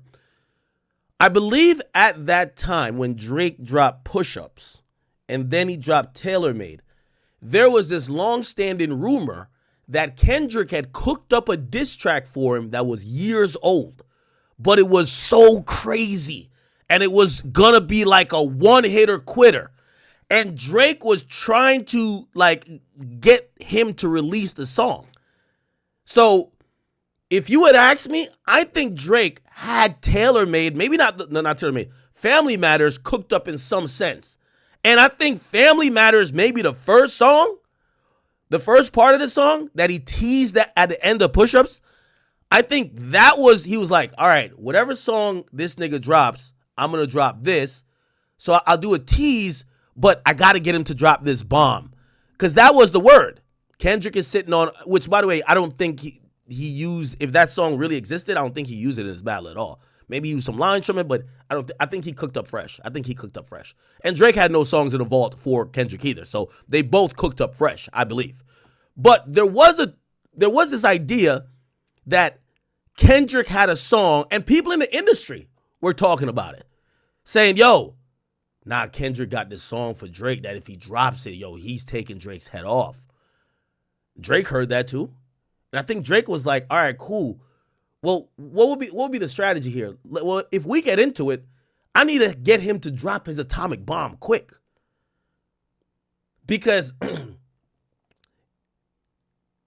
if he has like this bomb of a song that people have just been gassing up, once he drops that and we continue past that, he's gonna have to out-hit me. And it looked like it don't feel like that was what Kendrick did at all, honestly. As if nobody's working. Right. And you yourself just said Solo would take a few weeks off, come back and put half an album down. Absolutely. It's like, for sure. This is the environment that you're second guessing. Well, being privy to it, I couldn't even see that. Even if you go back to it, right? Yeah. That put out an album every year and a half. Right. For years, all the way up to Damn. Right. You know what I'm saying? The only delay was contracts. Admit it. Big Steppers. Big Steppers is right. Okay. Why do the TDE guys never admit that the reason, like, Kendrick didn't take 5 years to write an album. He was just trying to get away from y'all niggas. And what I mean by that is he was trying to go build his own shit. Okay? He was trying to go build PG Lang.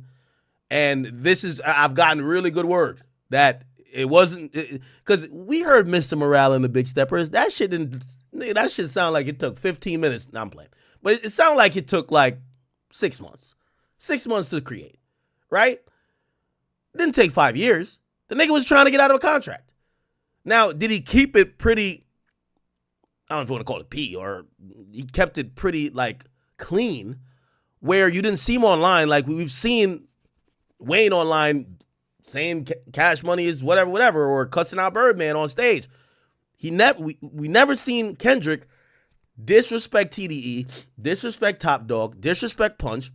But were they working out these details? And also, not only with TDE, I would imagine, it's with Universal Interscope, right? Hey, we got to figure this out. And I would imagine Kendrick's like, well, I'm not dropping again until it's figured out, because I'm not reading up. So if I'm not reading up, I'm going to have to leave. And if that's going to take some while, or, sometimes the contracts might have some years that you still are under contract. All right, cool. I'm not dropping here again. By the way, that's also a ballsy move. I would love to hear the inside outs to it. Like when you think about like moves like that Frank Ocean made with Blonde, right? That way of finessing the music industry is such a bold move, but a confident move from an artist that knows he's the shit. You know that you could get out of this situation, and finesse here, but fans aren't going to call you whack because of how you got out, because they know you're going to give them great music. Kendrick, I think how he waited for 5 years, I thought that was a bold move too.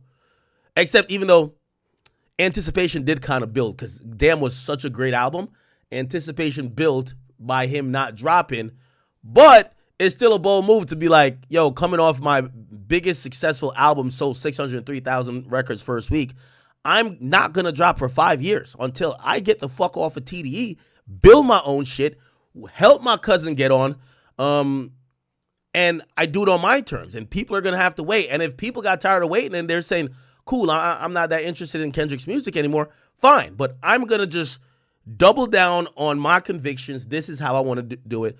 So I give Kendrick credit for that. I would love to hear the reality behind it, right? Every time they talk about it, they just act like, nah, he just took 5 years. Man, he took 5 years because he was trying to get away from y'all niggas, man. And when I mean get away from y'all niggas, get away from being signed to someone. He wanted to own his own shit, right? He wanted to own his own shit. In that time, we had a full pandemic. Right. You know what I mean? Which people don't account for. Right. So it's like you got to give at least 3 years to that. Because you don't know the state of what's happening, what's going on with the world. Right. So from that, the narrative became, you don't put out enough music. Like, oh, you didn't do the history. Yeah. You missed the whole thing. This is why we're jumping around, because now I get to put a pin in this and say, I remember when Dot was dropping music all the fucking time on Two Dope Boys. Absolutely. And it was like it was to the point where he would have a single for his single for his single. Yeah. If you want to look at it from the old terminology of a music industry, putting out music was never the issue. Never. This idea that Kendrick didn't drop for 3 years, or for 3 out of 5 years at a hiatus is because of the pandemic. It's completely like BS, right? I think we acknowledge that. And it's still not the issue. Right, we see that now. Yeah, hit the bomb on that one, Deshaun. I think we've seen those of us who are big fans of what Kendrick does, and man, it's dope for me to be able to separate me getting to know the person, but then also getting an opportunity to enjoy this and be like, yo, that what I went to Pac for, yeah, I'm getting what I was hoping to get from 3 Stacks at some point. Mm-hmm. He found a way to do it in his own way and make it his own story. Here comes the glaze. And from day one, he told you what the mission was. Yeah. And never strayed. Never strayed. Stuck to being honest. Stuck to being honest. And then, Lord, oh Lord, that waiting period is so diabolical, Punch, because when things started to like, oh, he ain't coming back outside, we're done here, it got quiet. Yeah. And then Euphoria drops. Mm-hmm. I'm sure that you heard Euphoria beforehand. What's crazy is, like I said, I had to go on tour. Oh, you had to go on tour? That's right. Okay. So I'm in Australia when it kick off. Wait a minute. Slow it down. I'm going to be honest with you. And I think I've said this before. It's really close between Family Matters and Euphoria as the best diss song in that battle. When I first heard Euphoria, I was driving to the liquor store. It dropped like at 11 a.m. I'm driving to the liquor store. Don't ask me why I'm going to the liquor store that early. Getting a bottle of Henny. And when I heard this shit, I was just like, oh, nah. Drake up 1-0. I mostly said that because it took so long for the song to build up. It took a while for the song to get to the point of where, beep, beep, beep, beep. Like, and I said, this slow, want to be strategic way of responding to Push-Ups, a record that's, it's the beat drops immediately. Kendrick is on the timing of thinking, let me give you 300 bars, while Drake is on the timing of, I'm going to drop the hits. In hindsight, Euphoria, I've given credit for being the blueprint of his strategy book, breakdown that's cerebral. It's a really amazing song. I've said that, like, conceptually, the beat changes, production wise. I like Euphoria a lot. I can't even lie. But when it first dropped, I scored it. And by the way, here's the thing how I scored, because I think my scoring was different. If I put it against Push-Ups, I think, did I say Push-Ups won? If it was against Push-Ups, even though low key, I was actually saying Push-Ups responds. Yes. So like that responds to first person shooter, and Euphoria responds to Push-Ups. Right?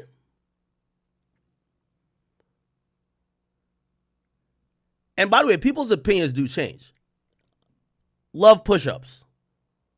But Euphoria is, when you watch the battle, you appreciate it more, right? Because all that little spooky shit, that's why you have these little deranged fans now, like they're going with the spooky shit. Kendrick said it on Euphoria, and then somehow kind of he wove that web over time, which makes the song a little bit more special. But in the moment, I was just like, that's not enough. Down. You're in Australia. Yeah. The irony. Continue. That's hilarious. So we out there, SZA doing her shows, and I called Dot like, yo, I need to hear this record. Because we had been talking about it. Mm-hmm. I was like, I'm going to fly home. So we had a gap of about, I think, 3 or 4 days between shows. Right. I took that flight from Australia all the way back home. Oh, wow. Went to the studio. He pulled up on, it was a Room Full of Mirrors session. Yeah. He pulled up. I played the whole Room Full of Mirrors album first. Yeah. Then I made everybody leave. You made it. Yeah. No pushback. I know folks had to pad their ear to the door or something. It was funny. Everybody left right when the booth. Yeah. Huge booth. And he played me the joint. It was playing through the earphones in the booth. Oh, so they could. Oh, so wow. Everybody heard it anyway. So they had to act like they didn't hear nothing. Like, yeah. Whoa, wish I could hear that record. Bruh. There was rumors that there was an 18-minute version of that.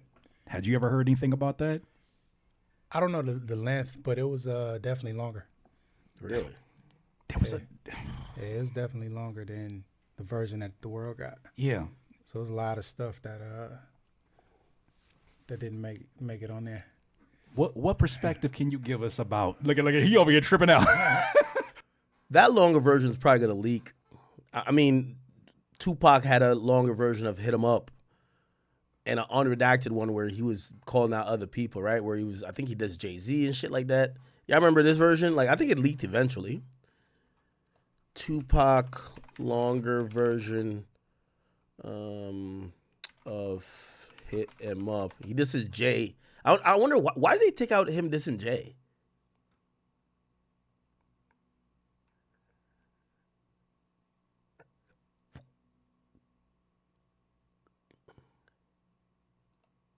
Suck ass. Close corner and you smoke enough scrap. Tupac had the attic respect on my damn smoke. I think this is on the outro or something like that, right? Oh yeah, the original with the Jay-Z diss. I wonder why do you take out a Jay-Z diss? Back the fuck up before you get smacked, you motherfucker. Now when I came out, I told you it was just a fuck Biggie, fuck Bad Boy as a and as a motherfucking crew. And if you want to be down with Bad Boy, Like, I can't play this full thing on YouTube. fuck you too. Jay-Z, Lil P, all of y'all motherfuckers. Fuck you, die slow, motherfucker. Yeah, he took that part out. My fofo make sure all y'all kids don't grow. You motherfuckers can't. Yeah. What perspective can you share with us about? Somebody said Jay-Z had Tupac shook. Nigga, shut the fuck up. Never in a million years. The version we never heard. It was just some things in there that I didn't think would have been beneficial in the long run to put in there. So I gave him my input on that or whatever. So he took some of those things out. Now, Kendrick infamously said, I got 1, 2, 3, 4, 5 plus 5 in stock. I know I'm moving out, but I want to ask this specific question because I still want to walk down the timeline. Have you had a chance to hear the Mother 5 in stock? No. Nah. Okay, so moving along the timeline. We talked about, so what is that? That is Euphoria. And then what is the next one we get? We get do we finally get we don't get Family Matters. There's another one that was a leak that happened in between. We get 616 in LA. Right before that is That's the timeline that I had to think about. So 616, you know what's crazy, Punch? Oh, he has that Buried Alive. That's the one I was talking about. I know I always missed that one because I didn't listen to that one. That's the one I didn't listen. At this point, I said, I have this theory, and I'm just going to put it out there. I'm not putting words in your mouth, but I have this theory that he started just dropping shit to see what Dot was going to do next because he wanted to see his damn self. Man. Because this was pure cinema. Maybe. I don't know. I know it's tough when you engage like that. Right. To deal with silence. Because silence become a whole different enemy. Right. That's the Absol calling, by the way. Yeah. Should I go ahead and... You mind? Nah, for sure. Hello? Hello, Absol? Here we go. Look, God, you know that I'm a work in progress. I just gave you Mr. Morale, which to me now, in retrospect, feels like almost like a purging before engaging in such a thing as this. How did you read 616 in LA, and what made it unique to you? So again, everything is wrapped up around this Australia trip. Right. After I heard Euphoria, I flew back. I gotta be here for this. You're right. I flew back on tour. Euphoria dropped. I don't know. I think it was the next day maybe, or I don't know how long it was after that, but I heard 616 when I was getting off the plane coming from Australia. Wow. Yeah, so to me, I just took it as he was telling to think about this whole thing before we go too far. That's what I took it as. It's like, just, think for a second. Right. You know what I mean? I'm telling you certain things, like, really think about where you want to go. I know I skipped a step, but to that warning, there were certain lines that have been crossed by Drake, in my opinion, and we're especially knowing from where we're from. Yeah, and just really just as men in general. Yep. When you get the family involved in some of these narratives, when you literally speak on family and business partners, and you say all of these things that you're saying, I just remember just sitting there shaking my head and saying, I just don't know if the guy understands who he's in a battle with. Yeah. But again, I don't think when you're so successful at certain times, right? I don't think you see everything. I don't think you take the time to really consider what's what. You don't think it makes you more care? Because you, I said it before. I seen a picture of you Jay-Z and Bill Clinton. Right. And you looking real comfortable because you like, I'm supposed to be here. Yeah. You've seen some of the most elite performers in their arena. You are one of those, right? Like you are, to me, one of those. You when they talk about Barry Gordy, like you have to talk about a lineage of folks who have been able to build and create and help artists along the way. Like what you've done is something that generations will talk about. But you've seen different perspectives, and I would assume, being that my money's not like that, that you become more safe or you become more strategic about these moments because of how easy it is to be lost in your own. Yeah, but again, that comes with your background and your character and who you are. Like I can't speak for him personally. Sure. I can speak for me, and certain things I would look for is based on how I grew up and how I was raised. So I'm always being tuned to certain things. Right. You know what I mean? I can't say that for everybody because everybody got a different experience. You know what I mean? But what I do know is you can be blinded by so much success at times. Right. It's even times when I've been in that situation and have to will it back in. Like, hold up. Yeah. Let me get caught up in this whole thing. That's a great point. And it leads us into probably a moment that some will say for his side was a moment where he, I guess, finally decided to take it serious in some people's eyes with Family Matters. And one that felt a little bit more direct and one that felt like he was, attempting to, I guess, get into more of his lyricism bag to a certain degree. Yeah. The thing that struck me about that song, because shout out to my dog Stevie Crooks. He always says like the problem with the audience is that they get too quickly hypnotized by the beat. Yeah. And they don't really necessarily pay attention to the things that a lot of us are paying attention to, and they don't see what the substance is. I listened to that and I was like, all right, here we are now 4 songs in, if we talk about Buried Alive, and he still hasn't done the Drake thing. Yeah. There's no singing hooks. There's not even a back-to-back or a charged up situation. There's no club records. I know you can't speak for what his strategy was, but how do you interpret seeing that approach now that we're at Family Matters? Because it's a very different approach than you've seen with Pusha T and all these different folks. I had the same excuse me, I had the same thought with Family Matters that I did with push-ups. And it was that it's not enough. It's not enough. What makes it not enough in your eyes? I think another mistake that they made was giving the idea that they was finna push this red button. So I think when you did that, you built the anticipation a bit too high. Right. You know what I mean? So now people have expectation. Right. Like, I'm finna hear some stuff now. He finna push the red button. It's over now. Right. And when that happened, then what you call it, drop right after? That's a good idea too. I agree. I think Drake definitely saying, "Yo, don't let me tell them, don't let me do it to you." And then it ultimately was something that I think most people just didn't believe. Right? They didn't believe the kid isn't not yours, and they didn't believe the you beat your girl shit. After. Okay, to that point of the red button. And I'm talking about just generally overall in the culture, because if they believed either or, it would have been a big thing. Instead, I think it was only like parroted by mostly people who like Drake. But the culture wasn't like, damn, no way. Kendrick is taking care of another man's child. Look at this like affair, blah, blah, blah, blah. They weren't talking about that like that. Yeah.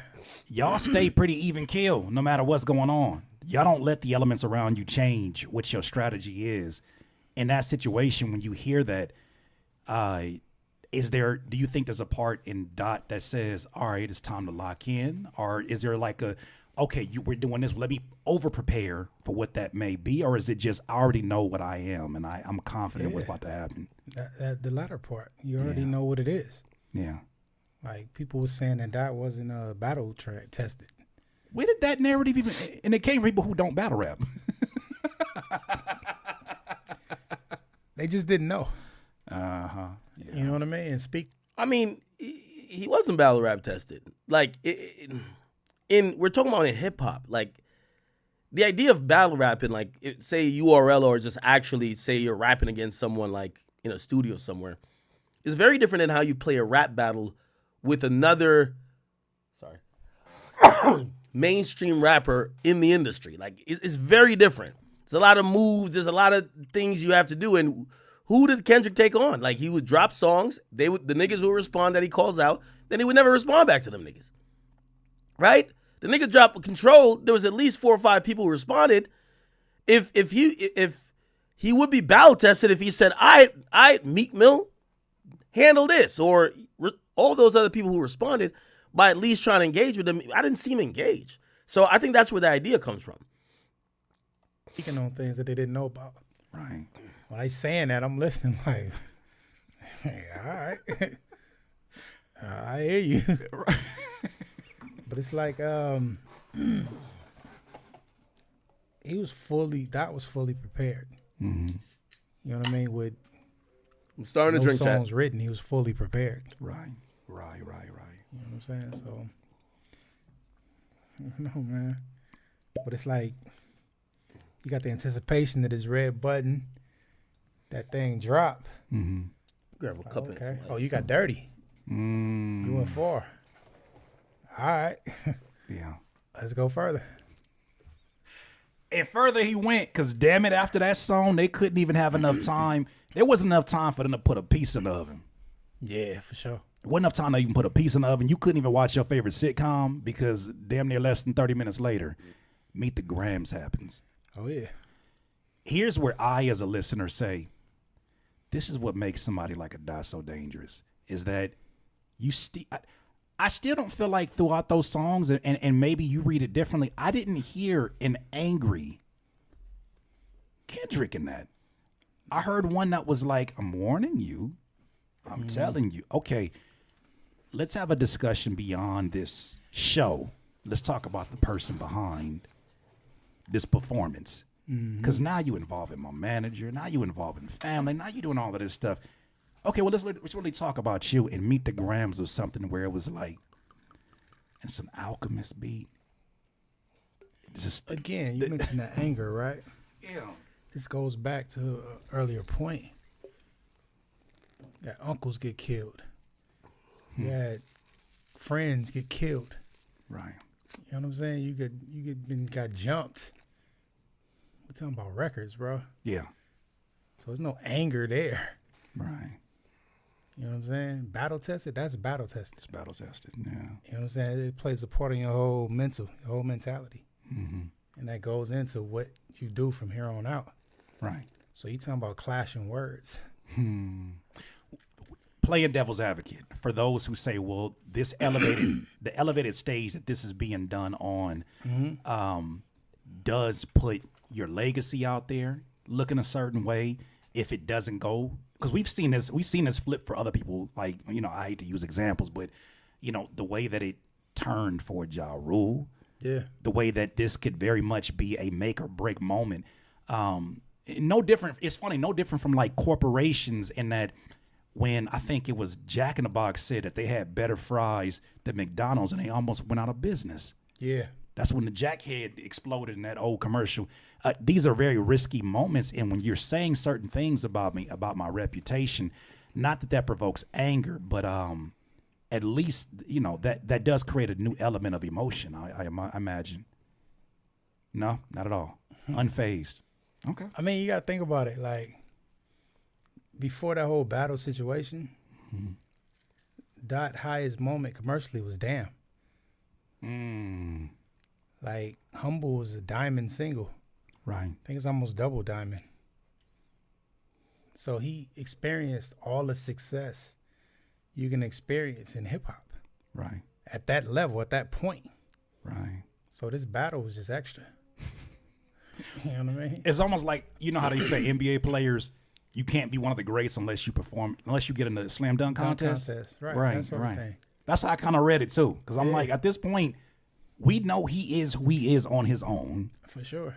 With the team and everything that's been like, we know that there's no doubt about that. There's nothing about it needs to happen. But you know how the analysts, it's funny how much the shit that's happening in hip hop media mirrors the stuff that happens in sports journalism. Yeah. And that if LeBron James loses this game, his legacy is on the line. Right. And it's like, we're just going to negate everything else that came up, conveniently negate everything that came before that. That's human nature, but it don't work that way. Yeah. You know what I'm saying? Your legacy is based on a career span. Right. It's not based on one moment. That moment is a part of the legacy, but it's not the legacy.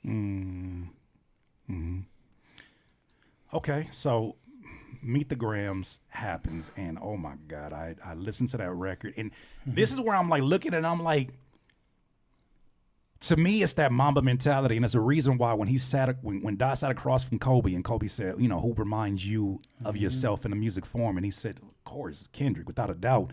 Yeah. I looked at this and I said, all of those, going back to the moment when I told you, when I heard a record where they all play, everybody in TDE played the role of a different member of Wu-Tang for fun. Yeah. It wasn't a record where they were like, oh, we do this, we're going to go crazy on the blogs. And no, that was a record that they did because of the love of the sport. Hey, that's a song. I was on that song. You was on that song too. West Wait a minute, Coast who did you play on that one? Or who was you? You really? I know I gave them young boys a run for their money. I know you did. That's why I don't buy it when y'all hear you talking. I'm like, Punch know he nice. Punch me know what he nice. Because I be listening. I was listening to a Room Full of Mirrors record this morning. I was like, it's a certain demeanor, it's a certain confidence that you gotta have to talk like this. Yeah. And like I try to tell artists when I do music critiques. Yeah. Ali said this too. He was like, there's a certain level of confidence that is built within your silence too. Mm-hmm. A lot of rappers try to overtalk the moment. Okay. And those moments where you just like, I just want to get to the not like us. You know what it is for me? And it just hit me that nobody can do me better than me. That's a mental, but they can't do me better. Basketball analogies. Up to I need somebody. Hey Curtis, I need you for a record. Yeah. You need me to do what? Oh, Right. we got rap transparency. Sure. Man, that's incredible that I'm talking to you after reacting to all of these clips. And they're like, man, shut up, bro. You ain't gonna get no interview or nothing. Yeah. How you feel right now? Stupid. So Kendrick circles a block and comes back with Not Like Us. Mm-hmm. A day after, like I said, this whole thing happened in 5 business days. I don't think people will recognize how quickly of a wrap up this was until we do the 1-year anniversary this next coming week. Not Like Us. Yeah. First of all, why do you think people didn't think he was capable of being the one to get a record off like that? Because I heard that narrative a lot where they were like, man, just wait till Drake drops the hit record, and when that happens, it's a wrap for you guys. I'm like, you act like this dude ain't the songwriter that you just described in the beginning of this conversation. Yeah. You know what? Well, somebody made the point. I think it was maybe Ebro or somebody when he said that Drake fans aren't necessarily hip hop fans, and that plays a huge part in it. That's such a horrible point, right? So, you see, Kendrick fans are pretty much a monolith. You can't like Kendrick Lamar if you're not into super lyrical dexterity. Like, Drake does 15 different things. Drake's a complete pop star that makes songs that are going to be TikTok bops. I'm not muted, right? Second of all, Drake also has like you have a section like me. I like Drake rapping. Sometimes the R&B, I love the R&B too. But like to say that if you're a Drake fan, you're not a hip hop fan, it's like, no. There's certain women who they don't listen to Do Not Disturb. Like they wouldn't put on a 5 a.m. in Toronto. They don't want to hear 9 a.m. in Dallas. They don't want to hear 6 p.m. in New York. They don't want to listen to that type of stuff. They don't want to hear Middle of the Ocean. They want to hear Jaded. They want to hear, that's how they talk to Drake. That's how Drake talks to them. Drake is talking them through their emotions and feelings and all those type of things. And that's why I don't like when people try to devalue or just like erase what a nigga is done. Not because he does 5 things means that, no one who likes him for pretty much the main thing. That's why he's relevant. If you ask me, It's because his ability to rap, right? So I do think Drake has a bunch of fans that are hip-hop fans. But does he have certain fans that just might want to hear him sing? Yes. Hear him do R&B? Yes. People who like, they're like, oh, I like Drake, but they'll play, it's like older people. They'll just play like Hotline Bling or something. They'll play a pop song of his. Yes. And do those people not really give a fuck about his rapping? Yes. But is there like hordes of people who listen to Drake and want him to even rap more? And actually, I'm one of those people who criticism of him over the years has been like, bro, you're starting to kind of, remember I said even with First Person Shooter, I was mad at Drake. I said, Drake, you've never let J. Cole wash you ever. You've always given that boy belt to ass lyrically. Yo, your pen might be getting a little bit rusty. You're rapping with Yachty a little bit too much. Because I've always known Drake rap with the best of them and always out rap. I'm telling you, Drake gave Kendrick the beat too. Any collab Drake did with Kendrick, I always thought that Drake outdid him lyrically. My personal opinion, y'all could weigh in. But the idea that if you like Drake, you're not a hip hop fan. Well, why would Drake get his biggest come up from being hip hop then? If hip hop fans aren't his core audience or aren't the people who like him, why would he do hip hop? Anyway, so a lot of the talking points and ideas is not based on hip hop, but it's based on love for Drake. Damn. Well, you know what I'm saying? So it's like, if we love hip hop and we have a certain kinship within that, right, we're going to be able to admit where our favorite was wrong at some point. Sure. You know what I'm saying? The other guy that ain't our favorite was better or whatever that might be. He didn't have it that day. Right. That don't happen with a lot of Drake fans because they love him to death. Yeah, he can't do no wrong. And that's just it, which I feel that. Cool. Right. Great. But it's like, I think that's where that narrative came from, and it's based on back to back. You know what I'm saying? The song or the song? The song itself. Okay. Drake's song, back to back. Right. That's when he got Meek with that. Right. You know what I'm saying? The people was waiting on history to repeat itself with that joint. That's why it's so funny when I look at some of the Easter eggs. He said, back to back. I'm gonna get back to that for the record. I said, when I see things like that, like, okay, here's a question I have, because, you know, no disrespect to my dog DJ here, but he kind of like killed a lot of the conspiracy theories of like, when he said this, he meant this, and da-da-da-da, and da-da-da-da. Yeah. And he kind of was like, man, he ain't really even on all that stuff. And I said, respectfully, Cap, because I've been around y'all. And I've talked to y'all. Last conversation I had when I went to go visit even the homie Daylight, the casual conversations we have are not normal conversations. And I can only imagine what it's like in the family dynamic at TD. I saw some of these. Y'all are brilliant minds. Appreciate that, brother. I don't look at anything of this as accidental. So when I see some of these things, yes, sometimes when it's your time, certain things will connect. Yeah. But how much of that do you think was calculated on the part of Kendrick? It's super calculated. Right. Yeah, you calculate a lot of things. I mean, I'm not going to sit here and cap and say that everything was, sure. You know what I mean? Because some people just reach and they figure, I'm looking stuff, I'm like, come on now. Right. But the majority of the things are calculated or taken into consideration. Right. You know what I'm saying? Y'all are well worked. Y'all are well read. Y'all well versed. Y'all the kind of references that I heard you even bringing up today about the Egyptians. I'm like, you casually say that. Right. This is what drives all of the energy with it. Like, nah, he meant that. Nah, run it back. Run it back. That's a quadruple entendre. It's funny. I never forget. Soul came to visit me when I lived in Rancho, and he told me, he said something like, I got both hands in the pot like I'm ambidextrous. And he said, you corrected him about it was something about that detail. And he was like, man, he's like, but see, that's why Punch is so important, because it's moments where I'm like, I'm in my bag. And he's like, no. You what did you mean when you said that? So when I know that kind of deep, felt like no. Okay. Drake's talent and skill as a. By the way, I still also think that people. I think it's hate that people say that the Hard Part 6 is trash. I don't think it's trash. I think people weren't feeling the angle in a diss battle to not be on the offensive and to be on the defensive to say, what are you talking about? I'm not a pedophile. I think people felt like, it was a different tone to the songs and a different tone to what Drake was putting out. I think that's why they call it trash. Lyrically, that song's not trash to me. It is not trash to me at all. And two, for the record, I gotta say, I'm probably the most unbiased when it comes to this situation.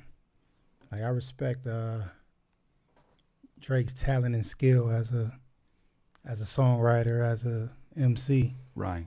You know what I mean? All the success he had. Even conversations I've had with him, like, always been a cool dude. Like, I had to clear the scissor record for him or whatever. So, like, I don't have no beef or malice towards him. Right. It's that he's battling my guy. So, what you think is going to happen? It's up. You would do the same thing. Yeah. So, you know what I mean? But when I heard that record, it felt like defeat. Like, he felt exhausted. Yeah. Like, vocally on the record. That's why after I heard it, I wouldn't put good battle. Oh, you put that on Twitter, right? Yeah. I remember that. It did feel like, I mean, he did that at a time where it was like the other record was taken off in a way where even if that wasn't a diss song, that would become the primary focus of whatever company is attached to it because that song took off with gasoline draws. Here's my theory on Hard Part 6, which I thought was really interesting. After, as the West Coast might say, after Kendrick marked that nigga out, I'm just playing. After Not Like Us dropped, and he said, this person in the crew, this person doing this person doing this, and I feel this way about you. Drake decided to do his own addition to the Hard Part series, which anybody who's a fan of Kendrick understands how important these records are as almost like photos in a photo album. Yeah, for sure. To remind you of where I'm at, right? And as he gets to Hard Part 6, Soul calling again.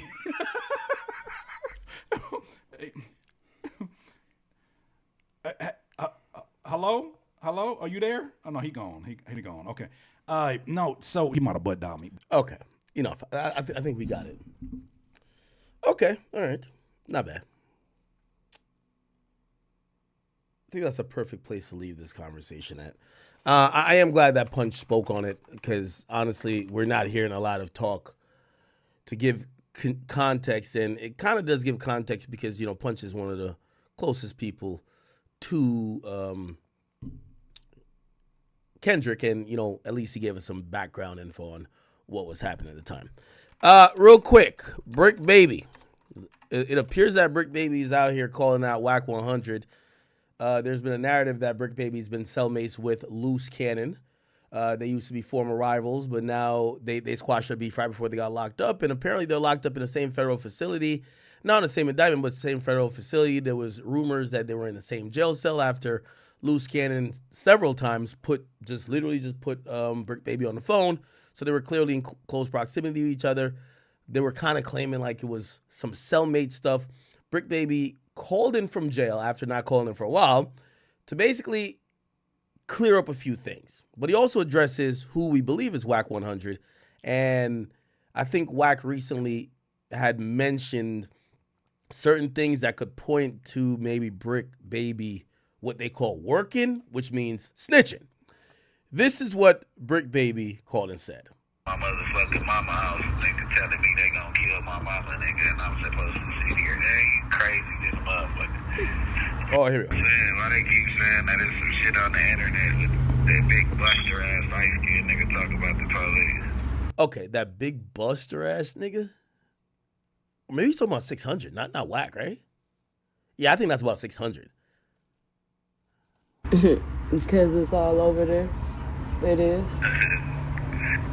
The nigga with a badge talking about the child custody battle, nigga. I was tired of it. These bitches sitting outside of my motherfucking mama house, nigga, telling me they gonna kill my mama, nigga, and I'm supposed to sit here. They crazy, this motherfucker. I ain't tripping no way, cause they ain't gonna give me a bill anyway. It's TMC, too much crippin', man. These niggas is real weirdos, so it don't matter. Y'all done interneted me into the jail. Just be happy. Be happy. Damn. Now, he recently just got his bond denied. And they cited a whole bunch of no jumper shit. They basically say, yo, this nigga's a career criminal. He's done so many things. He's on no jumper talking shit. He's threatening to get kill squad in the streets. They don't want to give him a bail. So he got denied once. Now, of course, when it comes to like people like Diddy, they try like 5 times to try to get him out. But usually, you know, if they deny you one time, especially in violent cases, and they're saying, hey, there's a standard that the prosecutors have to meet to convince the judge not to let you out. And if that standard is overwhelmingly met, which means, yo, Brick Baby is violent, he has a history of doing A, B, C, and D, he's a known gang member, look how he talks in public, they will elect to keep him in. So I think he's accepted that he's not going to get bond. And the sad part about that is that he's saying shit over the phone now because he's like, well, they ain't gonna use, like, I don't got to worry about them using this to deny me bond because I ain't gonna get bond. But still, that could affect the case, right? Sitting outside of my motherfucking mama house, nigga, telling me they gonna kill my mama, nigga, and I'm supposed to sit here. They crazy, this motherfucker. I ain't tripping no way, cause they ain't gonna give me a bill anyway. It's TMC, too much crippin', man. These niggas is real weirdos, so it don't matter. Y'all done interneted me into the jail. Just be happy. Be happy, my boys. That's it, right? I ain't tripping off that shit, though. Yeah, you know, that's all they do. You the talk of the town, the talk of the city. Shit.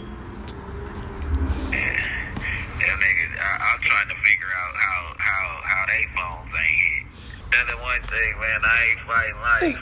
You know what I mean? This shit gonna be over one day, you know what I mean? What does that mean? I'm trying to figure out why their phones ain't hit, huh? How they phones ain't hit. That's the one thing, man, I ain't fighting life. You know what I mean? This shit gonna be over one day, you know what I mean? Phone disconnected. I wish that big old deal, man, is the break, man, while everybody laid up with their feet up out there vacationing, playing like they ain't got nothing for the kid, man. You already know we still keeping it strong. Nigga don't need nothing from... This call is from a federal prison. Hey, sometimes it be a mental test to see where a nigga hard at in his chest, man. You know what I'm saying? A motherfucker use you, abuse you, as soon as you get out the way, they act like they ain't worried about losing you. You know what I mean? But, hey, check it out. This is for everybody speaking on the break, bro. I ain't never been studies with me and niggas. Nigga ain't could never kick me out of nothing on the dead homies. And every nigga talking about some snitches without paperwork on the dead homies don't have to pay for it how they pay for it, man. You know what I'm saying? Take that up with the Lord, nigga, because on the dead homies, that nigga right here standing strong, nigga, and really programming like a programmer. So, you know what I mean? Nigga disrespect the program, you already know. Nigga better stand for something for the nigga something to stand on them, man. I don't got too much to say about nothing. You get what I'm saying? But it's just what it is, you know what I'm saying? It's like downtown, 10 minutes away from the beach, but I'm so far out of reach, man. You did? I don't know what's going on, you know what I mean? But I'll be home soon. You know what I mean? It's a major setback for a major comeback, man. You know what I'm saying? I could care less about what the words say. I'm trying to get back to my kids. Everybody want to make content on my situation, nigga, but my daughter graduating from high school, nigga, in 2 years. You know what I'm saying? I got a baby that just started school. I got kids that's out of reach right now. You get what I'm saying? That ain't got nothing. You know what I mean? So y'all hit that thank you button. Y'all go ahead, run up them views, you know what I'm saying, and do what y'all gonna do. I ain't even been playing the phone Cause the phone gonna play you at the end of the day. Niggas wanna be so tough and rough on that motherfucker, bro. They crashing theyself. Dead homies. But I ain't got nothing else to say, man. Free to brick. It's gonna be free to brick t-shirts up, man. Y'all go stop by an awful lot of cough syrup. Like I said, go get y'all ski mask and whatever y'all gonna get, man. It's Kill Squad to the squad on the streets, man. Free the squad, free the squad. Y'all go tap in with young Barry Gordy, man. Tell Compton Rick Rock, man, continue being a real nigga, man. He just sent the nigga some money out of nowhere, man. Shout out Donnie, shout out Mikey, shout out everybody else, Flacco and the whole gang, man. You already know it's brick, not the trick, man. It's the brick babies, you know what I'm saying? You know what I mean? Kai, Sky, Zai, and Zoe, man, you know what I'm saying? And the brick ladies, you know, my mama, my wife, you know what I'm saying? And the rest of the foundation, man. There's a million of them, you know what I mean? We gonna keep on standing strong, you know what I mean? And free the real, everything got the game, man. Free the family, though.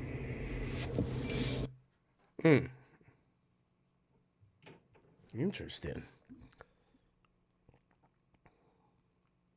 Should I call Wack or no? I don't know. Man, I feel bad for Brick Baby because, you know, when I was getting to know a little bit more about him, I realized that a lot of the stuff we saw, him talking about gangbanging, him talking about the streets, him talking about crime and violence, that wasn't all to Brick Baby. That wasn't all that he was. Like he had called me a few times personally, and he always was like, hold on, let me get these kids right real quick, because they were making noise in the background, or he would be like, hey, quiet down real quick, I'm talking. And I realized, I was like, damn, this thing is like, he's with his kids a lot. You know what I mean? Like, it seems like he's kind of like a family guy. I'm going to be honest with you. Now, I'm not saying he's not tough or nothing like that, but it kind of gives you a different context to, you know, a lot of times we think of these guys who are in the streets as like really knuckleheads who are trying to crash out over every and anything, not realizing other people who probably rely on them, whether it's a baby mother, whether it's your mother, your sister, your brother, your uncle, your dad, or whether it's your children. And I was starting to get the feeling from Brick Baby that, yo, he was heavily involved in his kid's life. So, you know, I think that's the most unfortunate part of it all. Let me see. Should I call Wack? No. Should I call him or not? I feel if I call him, I don't know if we'll get off the phone. That's a real thing. So we might not get off the phone. You know what? Let's get to the fuckery.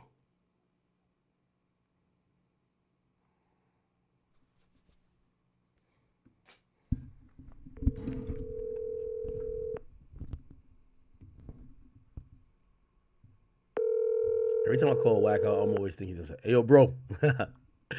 That's how Wack gets to the phone. Wack! What up? I'm on stream. I'm on stream warning. What's the word? Yeah, we just listened to the Brick Baby calling. Bro, look, Act, what I've been telling you, bro. You don't listen. Is Brick working or not? Oh, Brick was definitely working. I mean, that's you ain't running around here 21 months, nigga, with 4 sets of cases and no court date. Yo, Wack. Was he talking about you on this thing? Talking about who? So I think he was talking about 600 for sure, because he said a light. What do you mean? It's on his thing. He's like this light-skinned dude with a badge or whatever the case is, and he basically was just like, yo, people are saying that. He said people are saying that I'm a snitch. Basically, no, the paperwork says he's a snitch. Well, yeah, you. Well, I don't know if you're right, but did you read the paperwork? No. Okay. Explain the paperwork. Okay, don't tell me, nigga, no head. You ain't read the paperwork? Okay, I did read the paperwork, but he explained it. Did you read it? Yes, he explained it though. Oh, no, you can't explain it. No, there's no explaining that. See, this is how this works. And this is why I hate a lot of you motherfuckers, right? Niggas will make up shit on me that ain't turning nowhere. and ride with it. But it'll be printed right in front of your face, and you let a nigga tell you that ain't what you read. See, listen, all you gotta do is read what he's reading. That nigga's talking to his mom or his bitch. Yeah. Read it. All you gotta do is read it. Don't none of that got nothing to do with no child custody or none of that shit. When you talking to your people and you don't know your phone is wired, right? Let me tell you who gonna know you cooperate. Your bitch gonna know. Your woman gonna know you cooperate. She gonna know what's going on with you, right? So you're not gonna hide nothing from her. He right? said he was talking about a custody battle though. Like No. Do you see anywhere in there where there's ever a custody battle? Well, the cops. No, that nigga said what? I'm tired of doing what the police tell me to do. See, when you're doing a custody battle act, the police don't tell you to do shit. The courts tell you what to do. Let's get it right. That's true. Courts, police, two different entities. Yeah, but street niggas might call the courts police. No, we don't. Nothing about that conversation has anything to do with a custody battle. But y'all let dudes spit in y'all. But guess what? If my name was tied to that same statement, what would they be saying? You're right about it. But let me ask you this question, though, Wack. There's no but, bro. No, there is a but. There's no but. It's no but. Okay. If you show me anywhere in them documents where custody battle is mentioned, anywhere, you got me. Hold on, but Wack. All right. So I'm hearing what you're saying. Here is the response to it. The response to it would be... I don't care about his response. No. It's not about his response. Wack. We got to, we got to use critical thinking. No, you can't, because guess what? Can I get it off? Can I say Any it? snitch is going to want to respond to his snitching in a way that makes it look like it ain't snitching. This is why it's called paperwork. Watch this act. The documentation beats the conversation. Period. That's why it's called paperwork. Fuck what you talking about. Yeah, we gonna read about what you talking about. Okay, so let me ask you this question then, right? Because if what you're saying is right, then this doesn't make sense to me. And I need you to explain. If that is proof that he's working, why would the feds show their hand by including it and then put him in the jail? They're done with him, Act. What do you mean? But they need him to they testify. They showed his work in 2022. They need him. If he's working, they need him to testify. He's been working since 2022. No, see, here, let me send you something, bro. See, this is the problem with you civilian niggas. I'm going to send you something, bro. But you get what I'm saying, though. Like, no. Why would they put someone who was working? Why would they tell on him? They're telling on him. You got to kick back because you niggas is slow because you don't come from this life. I just sent you an attachment of niggas working. I don't think you get it. When you working, right, and you run around out here and you lead them to the hot spot and lead them to the nigga with the guns and lead them to the nigga with the dope, that's working. Like, I don't think you understand. 5 leads will lead to 50 arrests, and he's never tied to it. He's going to let you out. You see what I just sent you? Yeah, I get what you're saying. I want you to look at what I just sent you. That is a nigga that's working. Yo, Act. No, Act, I'm not going to do no back and forth with you because you's a square nigga. No, I'm just asking questions. You'll never understand. Listen, Act, I got people I know who left a spot at 12 o'clock, got pulled over down the street, right? They get caught. We see them the next day, 2 o'clock in the afternoon. I'm not arguing that. This is the homie, right? All I'm arguing is why would they out him? This is the homie, but guess what he's doing? Now he's working. Okay, but why would the feds out him though? Because if like the feds put look, yo, Act, you're still missing. Everybody he didn't turn in, we don't know. You're missing the point. Okay, but why would they out him if they want other people to end up working with them? They done with him, bro. They're done with him. Bro, the nigga ran around 2 years. No, I hear what you're saying. He ran a real Act. Listen to me. I'm not finna, because you acting like you stupid right now. I know you're not stupid. No, I'm not, because the feds wouldn't tell y'all who their snitches are because it would discourage other people from snitching. Act. Everybody a nigga tell on ain't documented, nigga. If you run around 2 years with no court date. You'd have been caught with 5 gun shootings, no court date, nothing. And you running around, pulling up, hey, homie, give me some pills. Hey, homie, this. Hey, homie, this. And your phone is hot. You know your phone is hot because you're working. So when you call your homie, hey, nigga, what's up? You heard about that robbery in Arizona? Was that a little double up him? He know what he do. He's working. He's sending them leads, this, that. He gotta give them shit to stay on the street. Now what they do, guess what they do? They go watch a little double up. They go a little double up. Okay, we're a little double up going. Oh, damn, there it go. That's the dope spot. That Brick said, boom, okay. They serve a warrant. They raid that. They never know it came from Brick.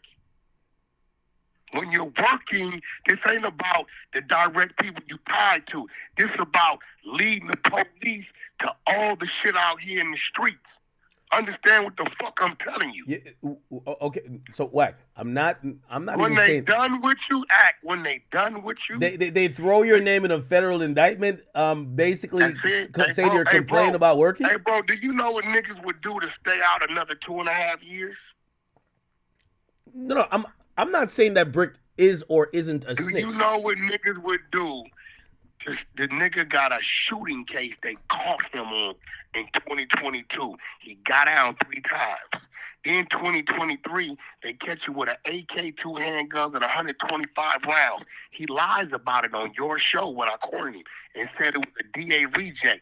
This shit never went to the state. It was always feds. But when he get arrested, all the dates I gave y'all, you niggas want to ignore. It's right there. Damn, Wack said June 23rd, 2023. You got caught with a K. You kept denying it. So, Brick, hold on. But Wack, and let me ask you a question. I'm asking as a square. Let me ask you this question. No, let me ask you a question. So you're telling me, say 2 agencies or say your local and feds run up in, say, a friend of yours' house. If they find something, because this happened with Young Thug, they didn't charge him for everything initially. It might come in. That might be part of another investigation. They know they caught you with it. They have proof. Bro, listen to me, bro. They came and got Thug for what they wanted him for, right? And then they charged him more shit later. Somebody was working on Thug. When they came and got Thug, bro, they didn't know to tear open that wall and find the guns. One of his people told him that. He still don't know which one. That's niggas working. When you hear niggas say you're working, right? You're working. That means you're running around the streets and you leading the police to leave to make arrests. So if this nigga, they didn't let him go. I just sent you a clip. Little dude is about to go to work. Watch the clip, Act. He's about to go to work. He get caught with a gun. They put him in the car. They say, you know where to get more guns from? He says, you gonna let me go and I ain't gotta go to jail? They said, yeah.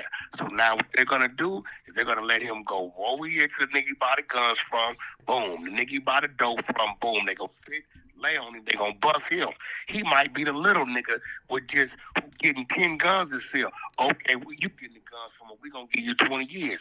Then this nigga leads them to the next nigga. And they keep going up, and up the ranks, using niggas to work because they want to stay on the street. Okay, so any given time when they want to, they can take a nigga to jail. You're going to eventually go to jail. When they didn't use you up, and they don't need to get nothing else out of you, then they take you. So you're saying that Brick Baby... Ain't no nigga catching no cases but 2.5 years and ain't got no fucking court date, bro. Get the fuck out of here. Wait, but here's the thing. They eventually charged him with the gun. So what's the point of working? Hey, bro, hey, look. How could he, like 6 now I gotta call you stupid. Are you not hearing me? For 2 years, he led these niggas probably to 50 arrests. It was part of an investigation, so they eventually charged. What I'm saying is that what is he getting out of the work? I think you like 6ix9ine got a departure from the mandatory minimum, which is a 5K1 letter. So what is Brick Baby getting out of snitching? Because at this point he's still in jail and he's not getting bail. So what did he get out of snitching? 6ix9ine wasn't running around the streets for 2.5 years either, nigga. They never let him go. Fuck out of here, nigga. Who you think you talking to? Hold on. Are you missing it? That's a lie. Brick Baby got caught in 2022 the first time shooting in the parking lot. They let him go. No court date. The same thing happened with Shotty and them. They brought in Shotty for shootings and let him go. And then they brought him in for the RICO and hit him with all those things. How is that different? And guess what people have said about Shotty? Shotty's not working. Stop it. What people have said. Stop it. People have said it. Stop it, bro. Please stop it, Wack. Stop it with Shotty. Stop it. Hey, yo, let me tell you something, Act. Not with Shotty. We can get back to Brick. You a born snitch because you's a civilian. You can't tell me, bro. Shotty never snitched, bro. Stop it. No, hey, bro, it's a lot of people that say Shotty working, bro. No, a lot of New York niggas say that. Maybe Brick Baby, not Shotty. Nah. But we ain't doing that. Fuck Shotty. Look, you're not smarter than me. Back over here to Brick. Fuck Shotty. What I'm telling you is, you a nigga that ain't never experienced nothing in the street. You can't tell a nigga who I didn't watch one nigga take down 50 niggas because they ran around for 3 years working. Wack, but why they didn't? That's his reward. You want to stay on the street? You want to make a little money? Have some nest egg put up, and when we come get you, keep bringing it to us. Keep leading us to it. This is what you call it. I just sent you a link. Look at the link, nigga. Okay, He's Wack. about to go to work. All right, Wack, let me ask you a question then. No, look at the link. No, I know. Look at the link. All right, Wack, I've He's seen it. about to go to work. Wack, I'm going to give you a situation. And then because you can't give me shit because I've been living Wack, it. Wack. You can't give me shit. Yeah, I've been living it, Wack, bro. we having a conversation. Like again, you can't give me shit. I'm on Brick Baby because because what you gonna give me? I have no documentation. I got documentation that says, nigga, they arrested you for a shooting in 2022. No fucking court dates. Then you get caught. They run back up in your house because you was finna kill your baby mama. They catch you with a K2 handguns, 125 rounds. No court date. The shooting's still there. No court date. This is there. No court date. Nigga, it's only one reason they gonna leave you out here on these streets. Because they have an open investigation. Oh, man, you don't get it. You got it. Yeah, hold on, Wack. Talk about something. Look, I'm to a point. I don't entertain ignorance. Wait. Wack, let me ask you this question. Then let me ask you this question. And I'm gonna use this is a real situation too.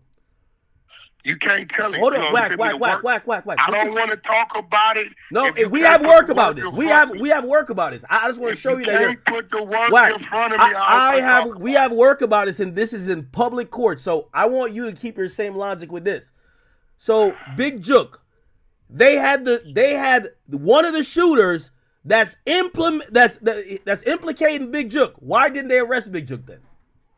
So Big Jook was working then, right? Because Big Jook ran. No, you're missing the point, bro. Because you're saying if someone doesn't get arrested immediately, they're working. Tell me, look, I'm gonna show to the world how dumb you can be. Okay, please. I want you to tell me the difference between what you're saying about Jook and Brick Baby situation.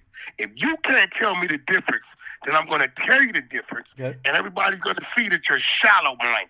So you tell me the difference between the Jook situation and Brick situation. I'm gonna be honest with you. Both situations to me have similarities that there was an open investigation. No, they don't. I'm gonna tell the world why you're shallow-minded and you a square motherfucker and you're dumb to the game. Dumb to the game that you don't come from. How? Now, tell me. How? I'm gonna show you how. Jook was never arrested. Okay? We're gonna leave that there. He was never arrested. Brick Baby was arrested in 2022 for a shooting. An ex-convict discharging a firearm in the state of California. But he was not arrested for that gun. Okay, I hear you. But he was not arrested for that gun. Was he arrested for the gun? He get arrested again in 2023. Let me tell you the coldest part about this. And he wasn't arrested for the gun, though. You and I ass with it. Hold on. Let me show you the coldest part about it. When a nigga got arrested again in 2023, you know what I still never told nobody? What? You ready for this? What? You couldn't find record of the charges and the arrest after his arrest, nigga. See, I never said it. Now, when the paperwork come, it's obvious we see the arrest happen. You could never, this how I knew you was working. You could never find record of the June 23rd fucking arrest after his arrest. We all go through the same system and pull it. This is Wack you talking to, bro. Ain't nothing slow about me. You cannot find record of his fucking arrest and release from June 23rd, 2023. Watch this. You also couldn't find record of his arrest of the shooting in June 2022. You couldn't find record of none of them. Wait. You couldn't find record. There was no record of the arrest. How are we looking up these records if you're saying there's no record exists? Hey, bro, the same way we look up any fucking body else, bro. Well, some places... Either you go in the Pacer on the Fed side, or you go into the motherfucking LAsheriff.gov on the state side, bro. Yeah, but if you don't look it up while he's in custody... I'm saying, bro, if you don't look it up while he's in custody, you won't see it. Bro. You can look up the case, but if there was liar. if they didn't assign him a case for it. Do you understand? When you give fingerprints in a mugshot, you're in the system. Even if they let you go, even if you bail, OR, regardless of what it is, it shows your arrest. Anybody in your chat that did time will tell you I'm right. It shows your arrest. If they released you right there on the OR, which is the own reconnaissance, it just says OR. If they released you on the bail, it just says bail. But it's going to give the time, the date, and the motherfucking charge, and the fucking district, state, and county you was arrested in. This is a fact. I don't know about California, but I know some places, if it's not a current you can't inmate, tell me. if it's not a current inmate, it won't show you that they got locked up unless there's an associated case. No, you sound dumb as fuck. In the state of California, when you're arrested, as I said, and they I don't know book about you California. your mugshot, the time, date, the charge, the bail amount, if you bailed, if they release you on the OR, or if you have a no bail, it's going to register in our system, period. So, all right, so hold on. So let me ask you this question. So you're telling me if I give you a name of a random California resident, you can see all their arrests from past. We gonna see every motherfucking thing, bro. Like, that's standard. And wait. And so what has this record? Because I know, again, I was trying to make the reference to other states. I don't know about Cali. What do you mean, bro? No, in some states, unless there is an associated case. Bro, hey, listen, bro. I don't give a fuck about your some states act. Listen, you younger than me. All right, Wack, I'm gonna try to find it. No, Wack. We gotta fact check everything. You sounding stupid. No, Wack, we're gonna try to fact check. Fuck your some state. Act. Fuck your some state. We in California. Okay. Stop talking about some states. Okay, so you're telling me what you're trying to do, you know, when the motherfuckers send a goddamn missile. No, I'm trying to be logical. You know what they do? Yeah. They throw these things out to distract the missile. No, Wack. California, act. California. Wack. Okay, you're right. We're sticking with California. So yeah, there we go, nigga. All right. Stop talking about. Perfect. So you're saying if I look up Eugene Henley, I'm gonna see every arrest he's ever got. If you look up Eugene Henley, yes, we can pull that up. You'll see that. But what you will see, I'm gonna see every time he's arrested in his life. On Pacer, look. If you go look up Eugene that's a case. Right that's now, a case. That's an incarceration, and that's a federal situation. No, it doesn't matter. Federal. Hey, bro. You only get Wack. You can't look up arrest on Pacer. You can't look up Wack. You cannot look up Pacer. Pull up Jonathan Porter. You can't look up in a. It's gonna show you. It's gonna tell you state prison. On Pacer, it'll show a detention order. Pacer is feds. Yeah. Okay. Cool. That's what I'm saying. So if we look up Jonathan Porter, we will see every single. Again, I think you're over talking me, so you're missing the point. I'm not saying that. I'm not saying arrests don't get locked. Hey, bro, listen, act. I want you to really use your brain. Hear me out, nigga. Okay. If I'm telling if I'm on Clubhouse saying Brick Baby just got caught with an AK. Okay. Right? Was he still arrested at the time? 45 minutes after, 45 minutes after he's caught. Okay. Right? Follow me. Okay. You think my team on there ain't on the motherfucking computer running him all day? This nigga never popped up. But how can we watch this? How can we But prove it watch other than this. listen to your Wait. I'm finna show you the other shady side of this. You ready for this? Yeah. He lied to Adam because he was broke and did what? Had Adam give up $10,000 for bail money, right? And there was never no bail. Yeah, he's a finesse. I expect that. No. Okay, but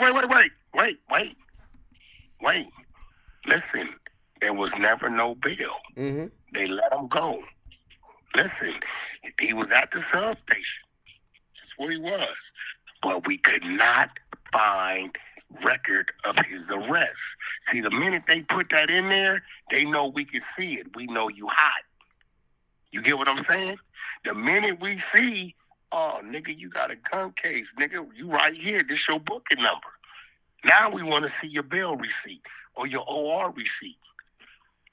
The nigga lied, I got a bail. He ain't thinking niggas gonna check.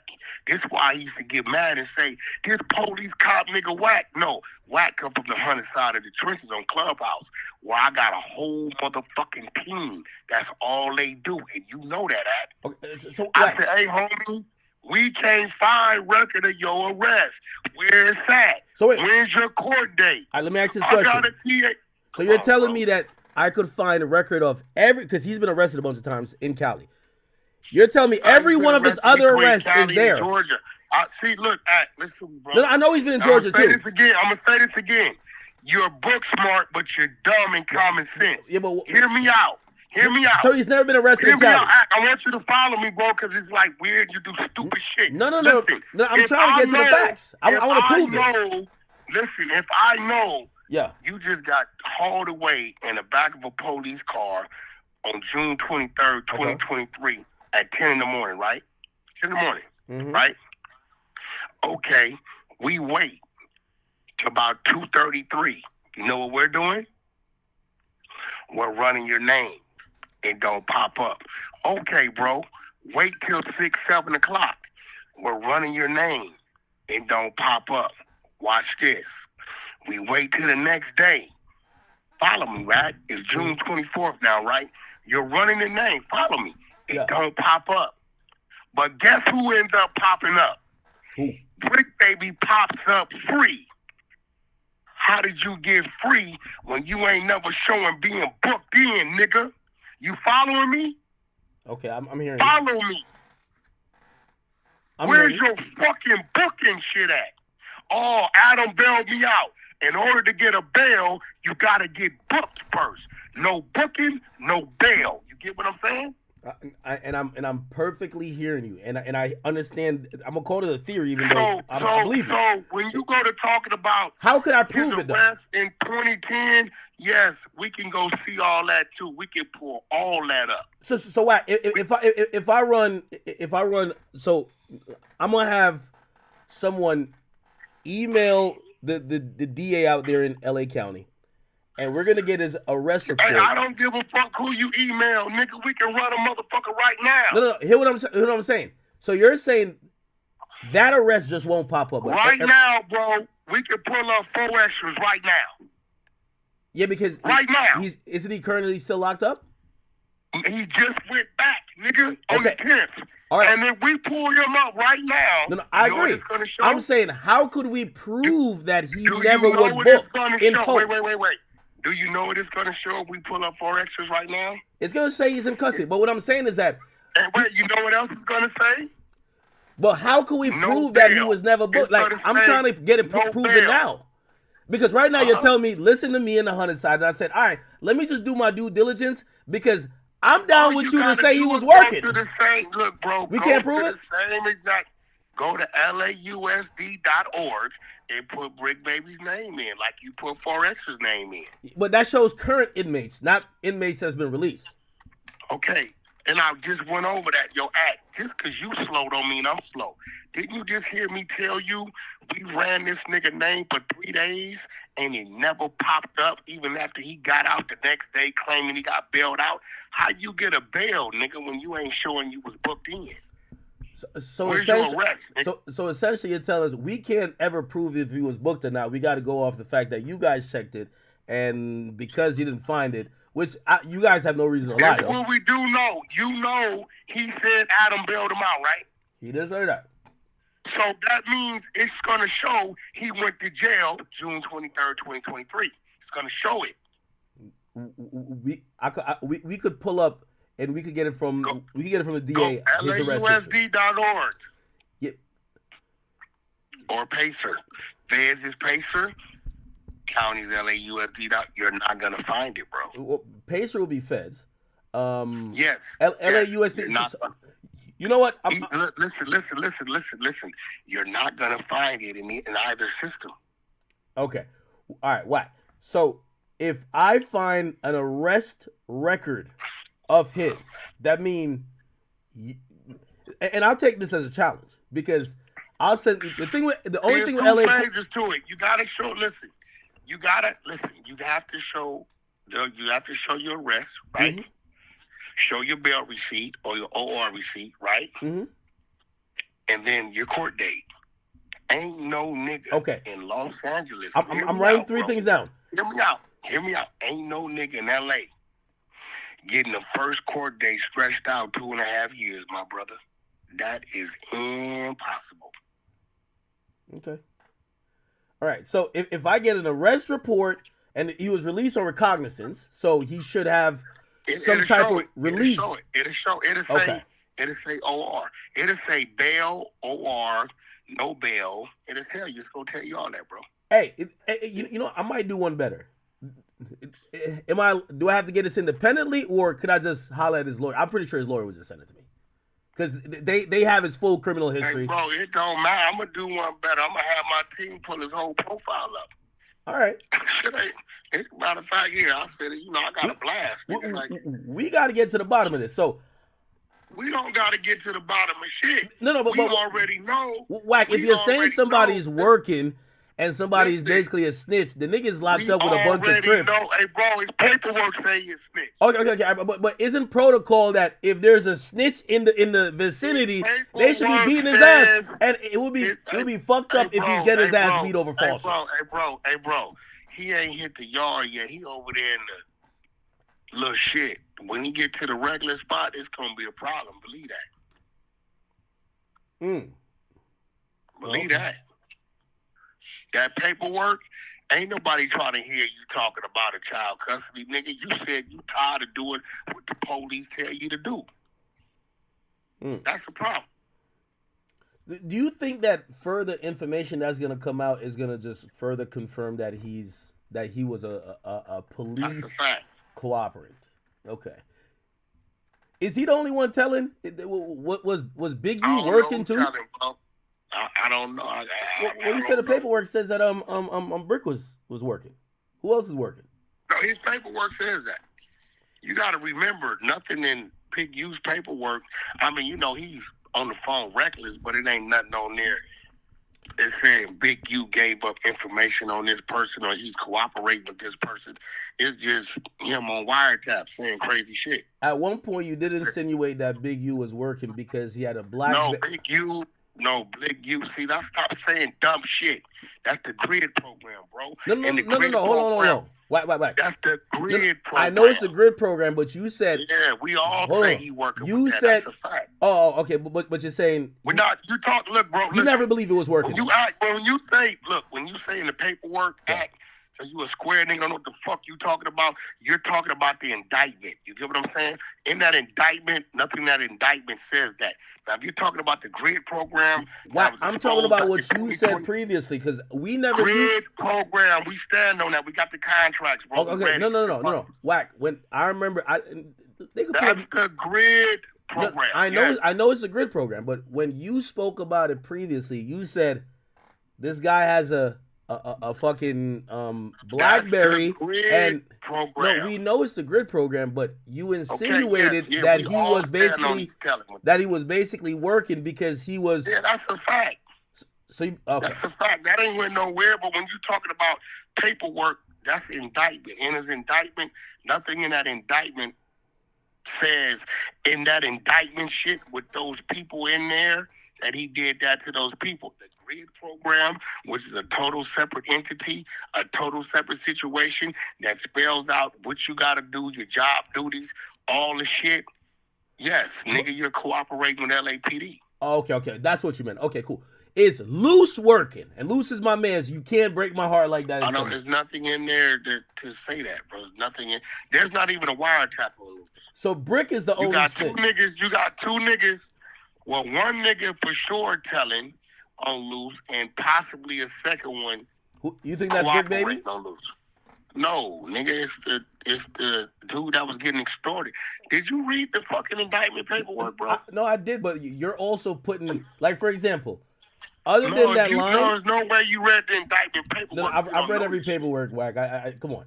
Okay, so why would you mention Brick Baby's name with Loose? Because here's the thing. Hold on. Here's the thing. You're saying Brick was working, but you can't tell me. He's working, but I never said, bro. You can't tell me anybody that. Paperwork. Hold on. Let me tell you. You can't tell me nobody put in jail. Paperwork, Who you put in jail? No. I think you full of shit. If you read the paperwork, I did. Who are the two people that the victim was able to identify? Was able to identify in what situation? You're a liar. You didn't read the paperwork. No, of course I read the paperwork. You have a better Wack. You have a better understanding of the paperwork because you know some of these people. I don't know these people, so I've only seen names. Fuck what you talk about. You're a liar right now.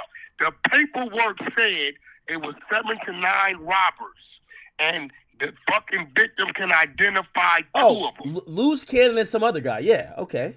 Who's the other guy? I mean, you know that because I just said two. Who's the other guy? You read the word. I only know the name. Again, that's what I said. You know some of these other guys' names intimately? No, nigga, what's the last name? We're saying last names. I don't know if it was like, it's not Robinson. It's some. I forgot who it is. But okay, well. All I know is when I see Williams, that's Loose Cannon. Listen, bro.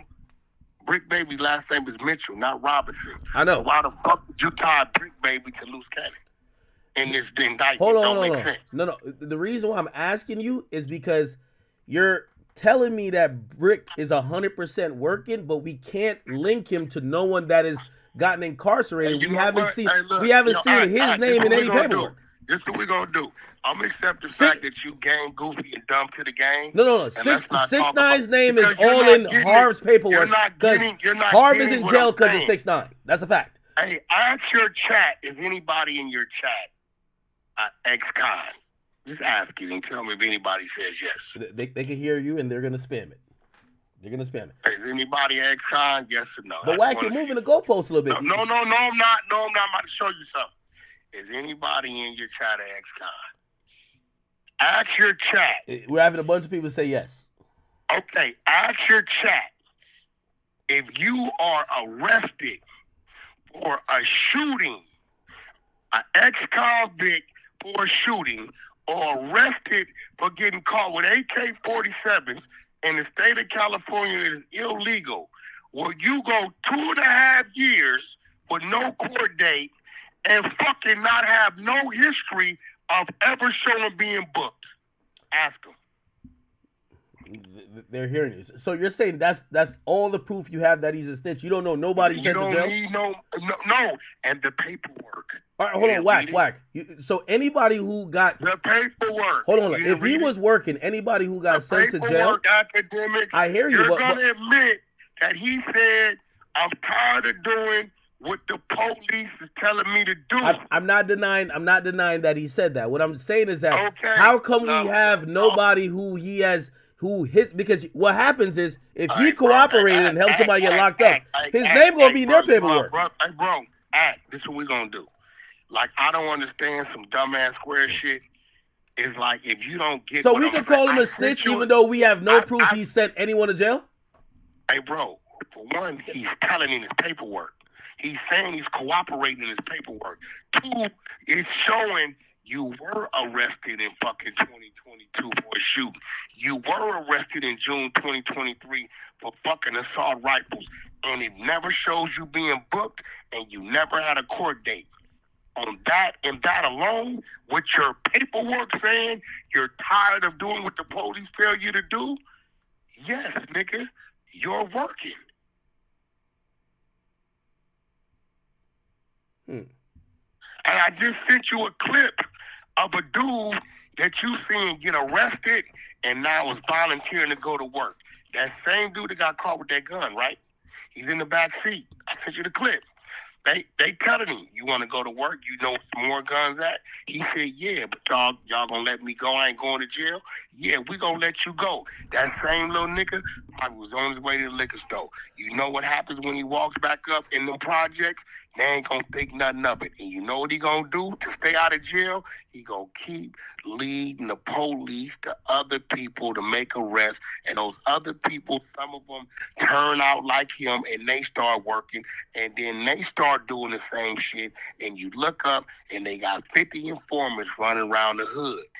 Okay. They ain't gotta give them, you know what I'm saying? All right, Wack. Like that's when we say you're working, it's that. When we say you snitched on a nigga, that's the paperwork identified you snitched on a nigga. Okay, Wack. Perfect. So I'm going, and you know what? You finally convinced me. So now let me say this.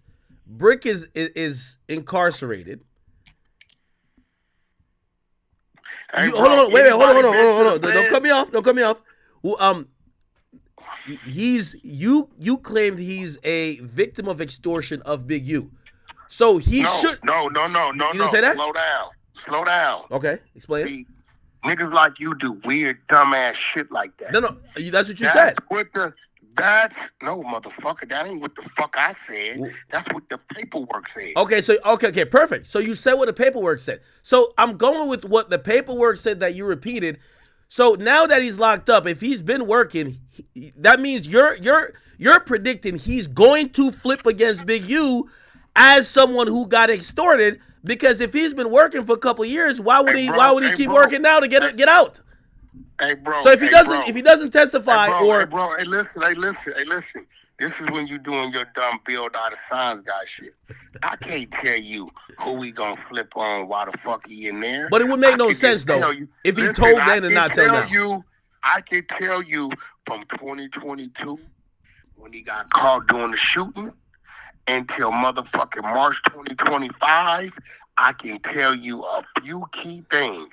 A, it's 2 violent felonies he got caught dead bang for that he doesn't show being booked for, and he never had a court date. 3,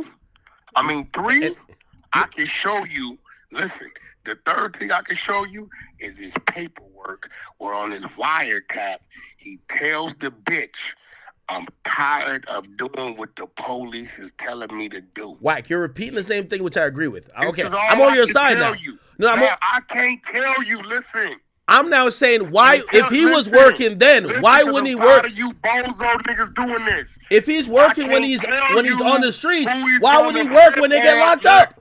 I can't tell you who he's gonna flip on now. That ain't my discussion. Can't tell you. We gotta wait to see.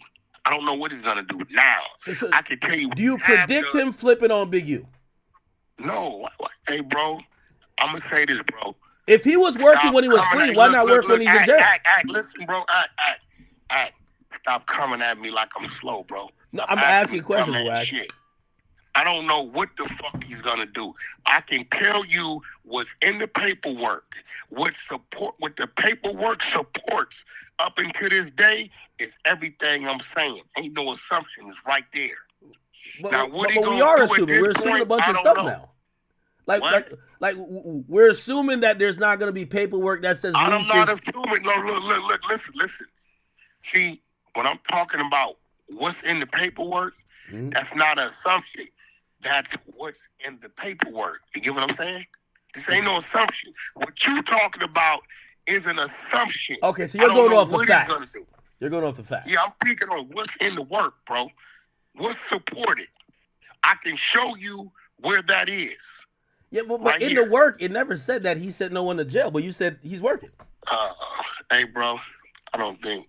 Hey, let's move on, bro, because you're not going to get it. You sound dumb as fuck. Oh, man.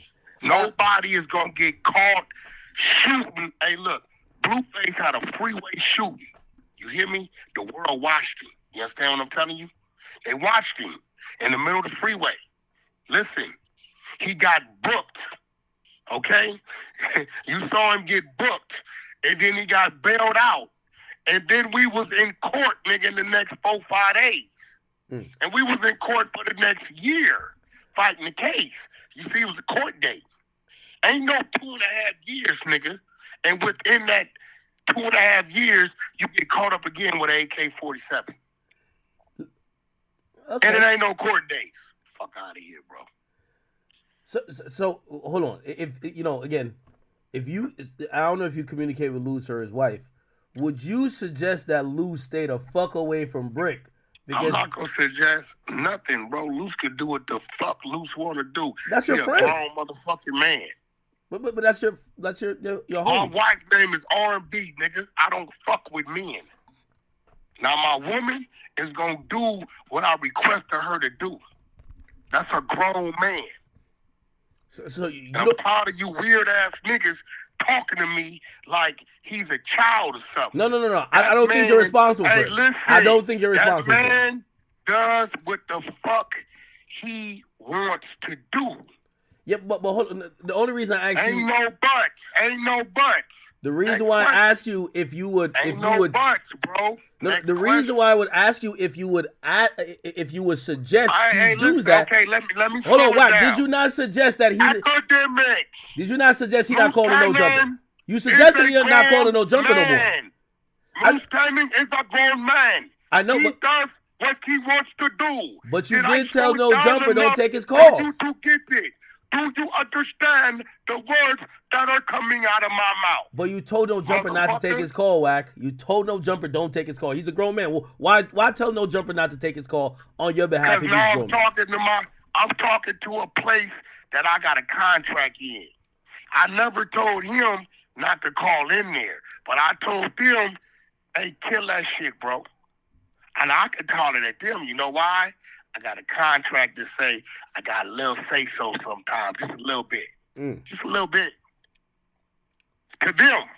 But I'm not going to tell him, the grown man, hey, man, stop now.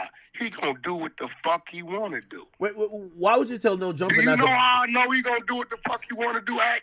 Yeah. Because I'm going to do what the fuck I want to do. Did You know what I'm saying? Did you know that he was recording that call? There was a call with you, him, and 600. You knew he was recording that? Because I always heard him say he never record calls. How would I know he's recording? This is my thing. As far as I'm concerned, every call I'm on is being recorded. What I say once, I'm going to say twice. That is your motto. I could attest. Give a fuck.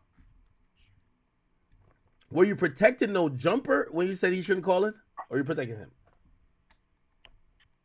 I'm protecting these square dudes and no jumper that these street niggas like to blame for the shit that they do. Now, you following me? Okay, that makes sense. That actually does make sense. You get what I'm saying? That does make sense. You know not what you doing, but as soon as this happens, they gonna say, oh, whoop-de-whoop-de-whoop. And not, hey, bro, y'all need to stay out of that shit.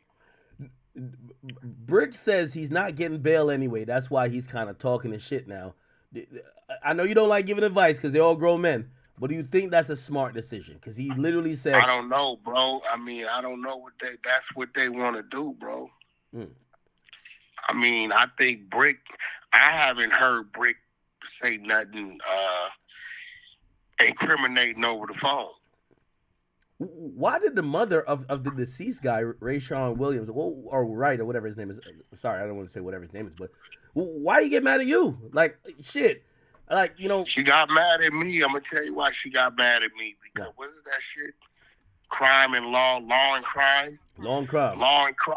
I just finna sue their ass like I do World Star. Oh, Law and crime put out that shit got 7 million subs. Put out a fucking clip that said. I seen that. They said you started the rumor, but I know you ain't do it. Exactly. And it's a complete lie. You know that. I've been the only one defending that, saying it's not true. But they about to pay for that. It's a great payday. They finna get hit. The law firm, they already on it. You cannot find nowhere on the internet where you hear Wack saying that. All you hear Wack saying is, that's not true.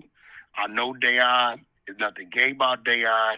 He's a masculine young man. I've been knowing him since he's been about 6-7 years old. That's a lie. You cannot find nowhere they put my picture up.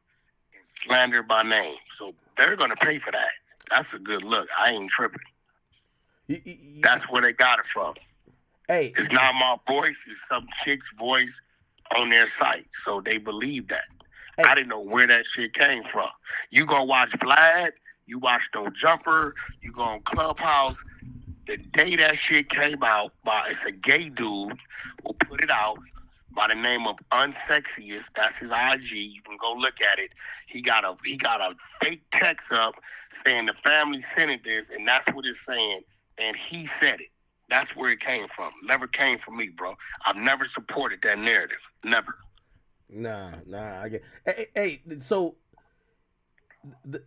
I heard the mom try to ask you for bread, like ask you for money.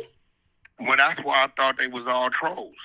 When they first called me, I said, "Yo, what year did he get killed? 2022." Okay, bitch, you lying, because he got killed 2021. The newspapers say that. You know what I'm saying? Certain shit, when you lose loved ones, you don't forget dates and times, locations, and years, right?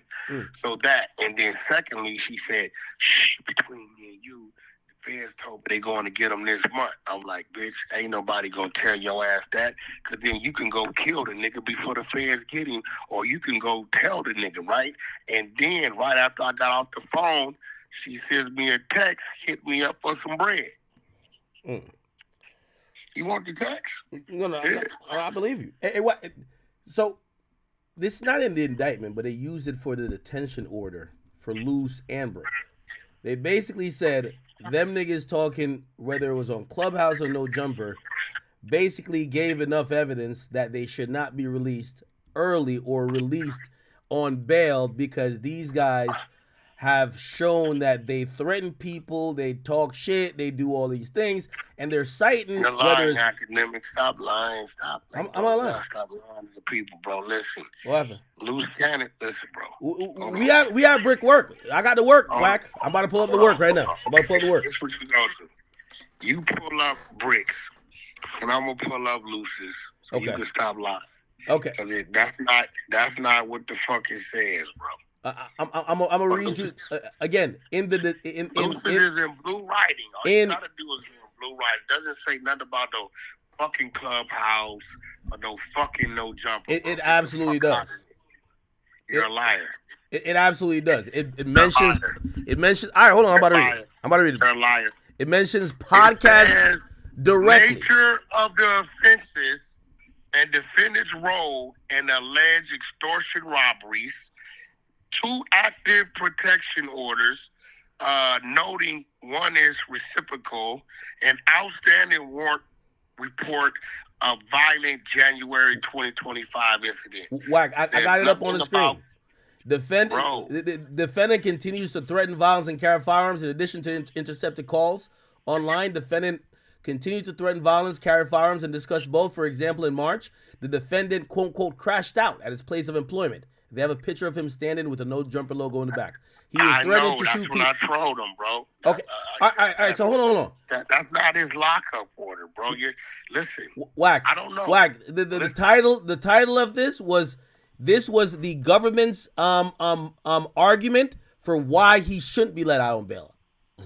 Look, it's called the Memorandum in Opposition to Defendant Brick Baby Zaire Mitchell application for bail. They're mentioning No Jumper, and you said this is when you cause him to crash out or whatever.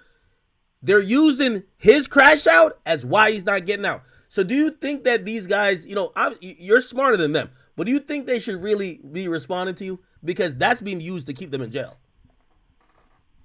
I got it up on the screen, Wack. It says memorandum. So what happens when somebody files, there's a bail application about to happen. Before the oral argument, you have a memorandum in support. That's what the defense puts in. And the government's going to put a memorandum in opposition. And the judge looks at both. They get there. They make some oral arguments. The judge rules. So I'm telling you, it's all No Jumper shit and all things they've talked about on podcasts. Okay, No Jumper, cool. But stop throwing Clubhouse in there, bro. You motherfuckers is lying. Stop adding shit. I think we ain't fighting No Jumper, but you threw Clubhouse in. That's you a fucking lie. All right, hold on. Nothing in there, bitches. Clubhouse, bro. I'll search Clubhouse. It might not be in there. Now Clubhouse is not You mentioned. lied. You said it was. Well, what I'm thinking about online, where all these arguments have gone on. Too damn big to act like you don't know what you're saying. You got a big ass brain. Okay, let's remove Clubhouse from it. All right, Wack. Do you think that? Do you admit that you lied?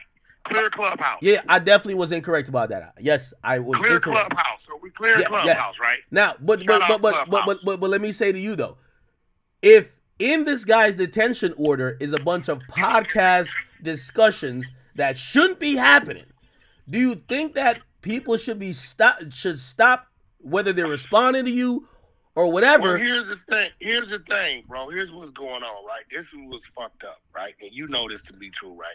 By the way, they also have a picture of him sitting with loose cannon on No Jumper. Listen, right now, a motherfucker go on podcast and run a narrative and say all kind of shit. 607 up. If that's the case, Orlando is gonna get everybody sued. Because he goes on there and makes up all kind of shit that we're laughing. We laugh about it because we know it's not true. This dude lying. Cool. So if that's the case, now it's like any and everything you're saying is factual. And me and you both know on this shit is not true. So I think what needs to start happening, I've been thinking about it, is, and I'm going to get with Adam on this, is it needs to be a thing added to the beginning of all our shows. You know how when a movie comes on, it tells you a disclaimer. This is a disclaimer. This is a non-fiction, or this is a fiction, or this is based on a true story, or this may have some true facts, but it may be this added to whatever. We're gonna have to start putting a disclaimer, bro, because a lot of times we on there bullshitting, entertaining, saying all kind of shit. But now these people are taking it like everything we're saying is fucking real, and that's not the fucking truth. You're right, but the feds are not going to care about a disclaimer. I think the real disclaimer should be, hold on, the real disclaimer should be before any gang member sits down on No Jumper, they should know that whatever they say could be used in a detention order, that if they ever get locked up, that they don't get released. Because that's what's happening. Niggas sit out there like Brick. I'm going to be real. Brick ain't killed nobody over there, bro. When Brick is talking about, I got more skulls than you got squabbles. We got it right here. They have it in the paperwork, page 12 or 25. But watch this. They can't tie Brick to no murders over there, bro. Yeah, you're right, but they're not charging with murders, but they get to use that discretionary as to say he's a violent person, don't let him out on bond. So the reason why he's still in jail, but at the same time, half of the things they cite is at No Jumper. So the entire argument, half of the entire argument the state has is things that happen on No Jumper. They have him the day before he get locked up. We gonna, hey bro, check this out. Let me tell you what. This is not an anti-No Jumper thing. It's just no slow. Yeah, I don't like this bitch shit you doing. Check this out, bro. Nah, hold on. Nah, this real shit. Do you think they should have stopped talking about it online? That is my part. No, check this out. We're gonna correct this. The shit they have in Brick's paperwork is things that he chose to say while he was at No Jumper. Stop acting like No Jumper. No, it's not No Jumper's fault. It's not No Jumper. No. Don't nobody know what the fuck a motherfucker gonna say and not say. No. I only center the conversation because. Yeah, kill that shit. No. I center the conversation and I use No Jumper as an example because the idea that a gang member goes online and has to either prove or he's reacting to whatever. Baby be lying, bro. But Wack, it don't matter if he's lying. It's used to keep him in jail. It does matter because, bro, it does matter. I'm gonna tell you why. Wack, the reason hold on, Wack. How many people got bail and how many didn't? You know it. How many people got bail and who did? Everybody not famous or not. I won't call Brick Baby famous, but everybody not known, they got bail. The people that are known online to talk shit, who corroborated things, even if they're lying, they all got held on bail. You know why? They gave evidence or they said things that the judge said, yo, you're a threat. That's not why. Let's go over it, little guy. guy. Hold on. All right, how many people got bail and how many didn't? Why, little guy? Hold on. How many people got little bail though, Wack? I'm going to tell you why. Let me tell you why, little guy. Yeah. Big U, 1 for 1, is his RICO. right? So they're not gonna give you bail. Plus, he has a Brick's not in the potential RICO murder though. charge. Go ahead. Hold on, bro. I'm gonna give you one by one, little guy, because you're stating shit without stating facts. Big U is his RICO, and he has a potential homicide in Nevada, right? That makes sense. Okay, Loose Cannon has 2 warrants, probational violation holds, right? As well as a potential hold on a police report in Burbank at No Jumper, right? This is what they're saying, right? Brick Baby, they're done with him. Nigga, he already been out 2.5 years, right, doing what he's doing. Nigga, we got you for the shooting, the 2022. We got you for the AK, the 2 guns, and the ammunition. And guess what? And when we arrested you, we found you with another gun. You know that, right? They found him with another gun at the time of arrest. Yeah, when they took him into custody, they found a gun at the Okay, home. so Not on his person, but at the home. what they're saying is you still won't stop carrying guns. So you're a threat to society. This is what they're saying. Loose Cannon got 2 probational warrants. So you got a hold anyway. Even if he was in the county, he would have a no bail because of the probational warrants.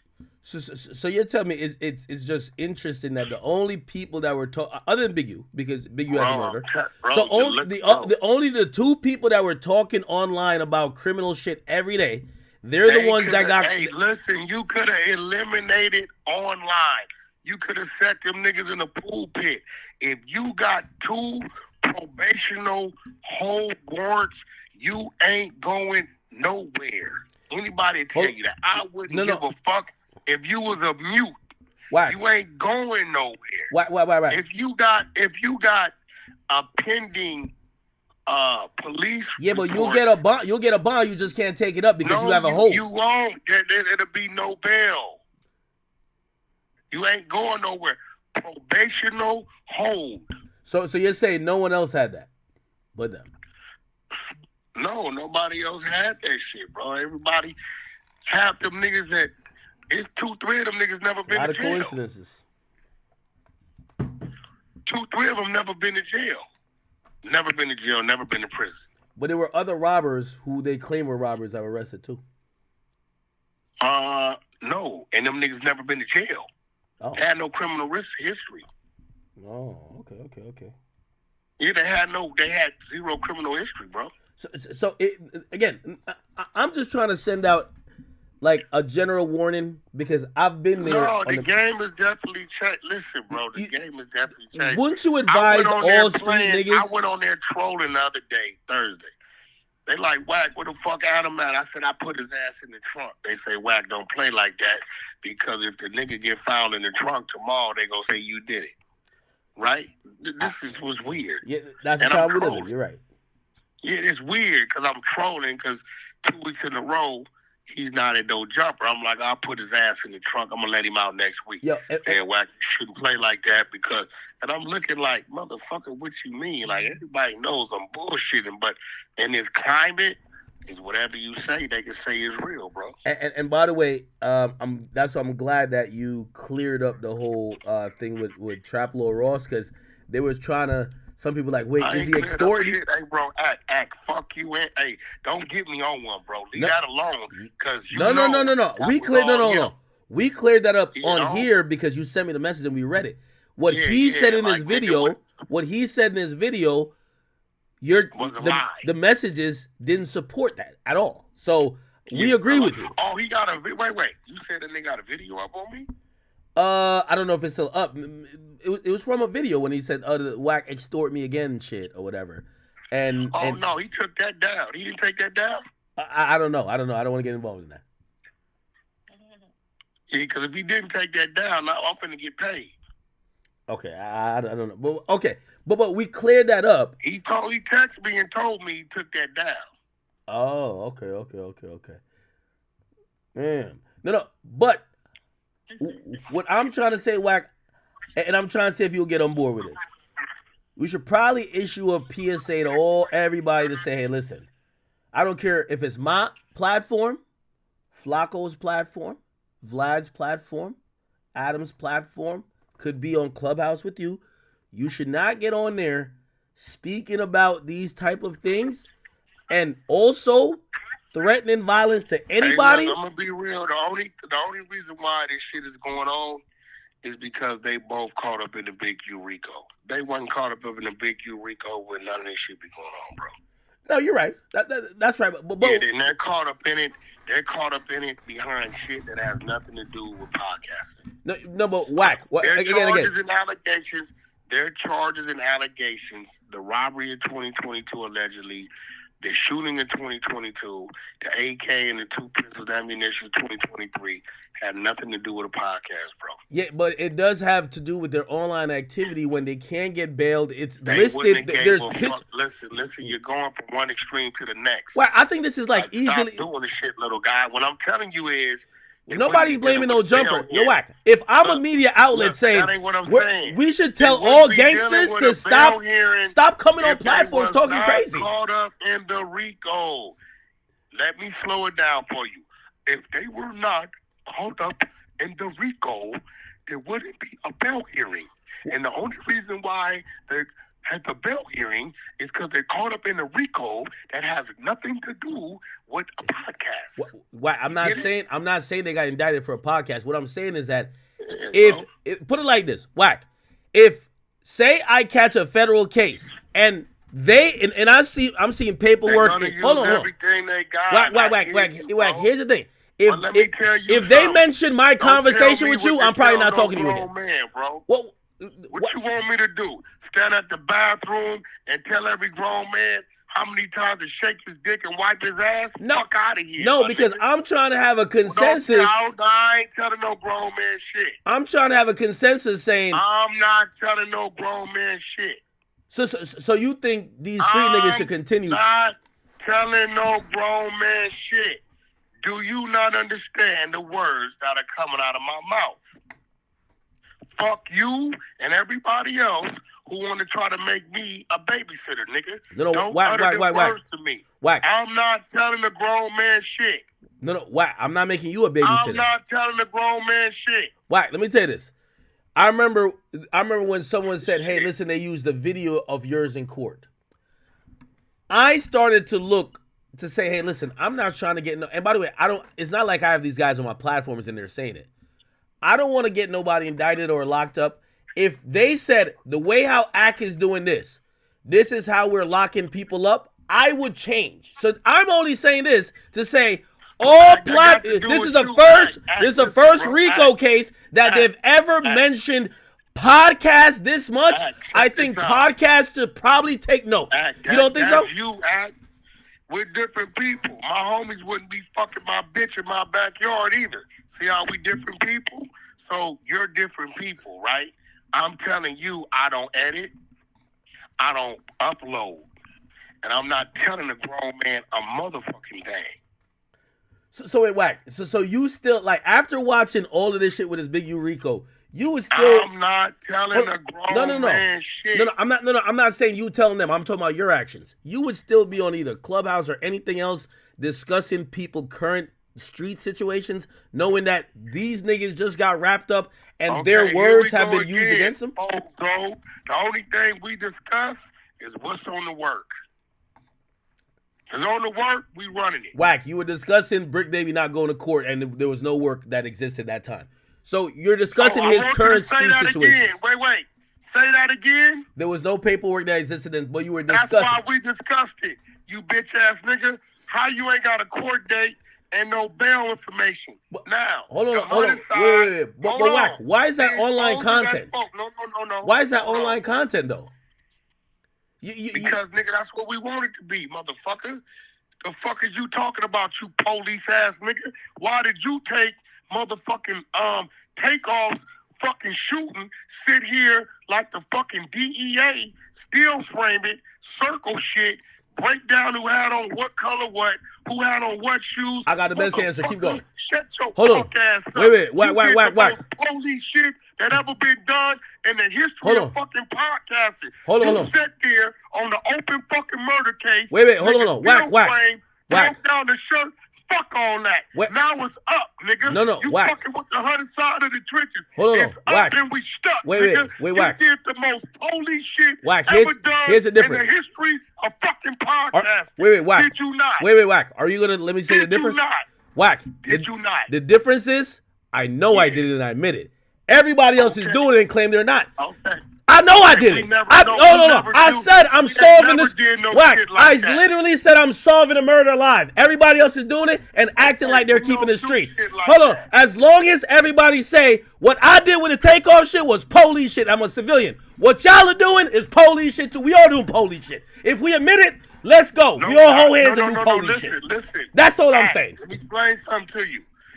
If we got to work, or we know you working, we're going, listen, if I wasn't telling that nigga, you got caught, bitch ass nigga, and you working right now today, one thing everybody can't say is Wack didn't call it and this nigga didn't lie. He lied right here on your platform, right?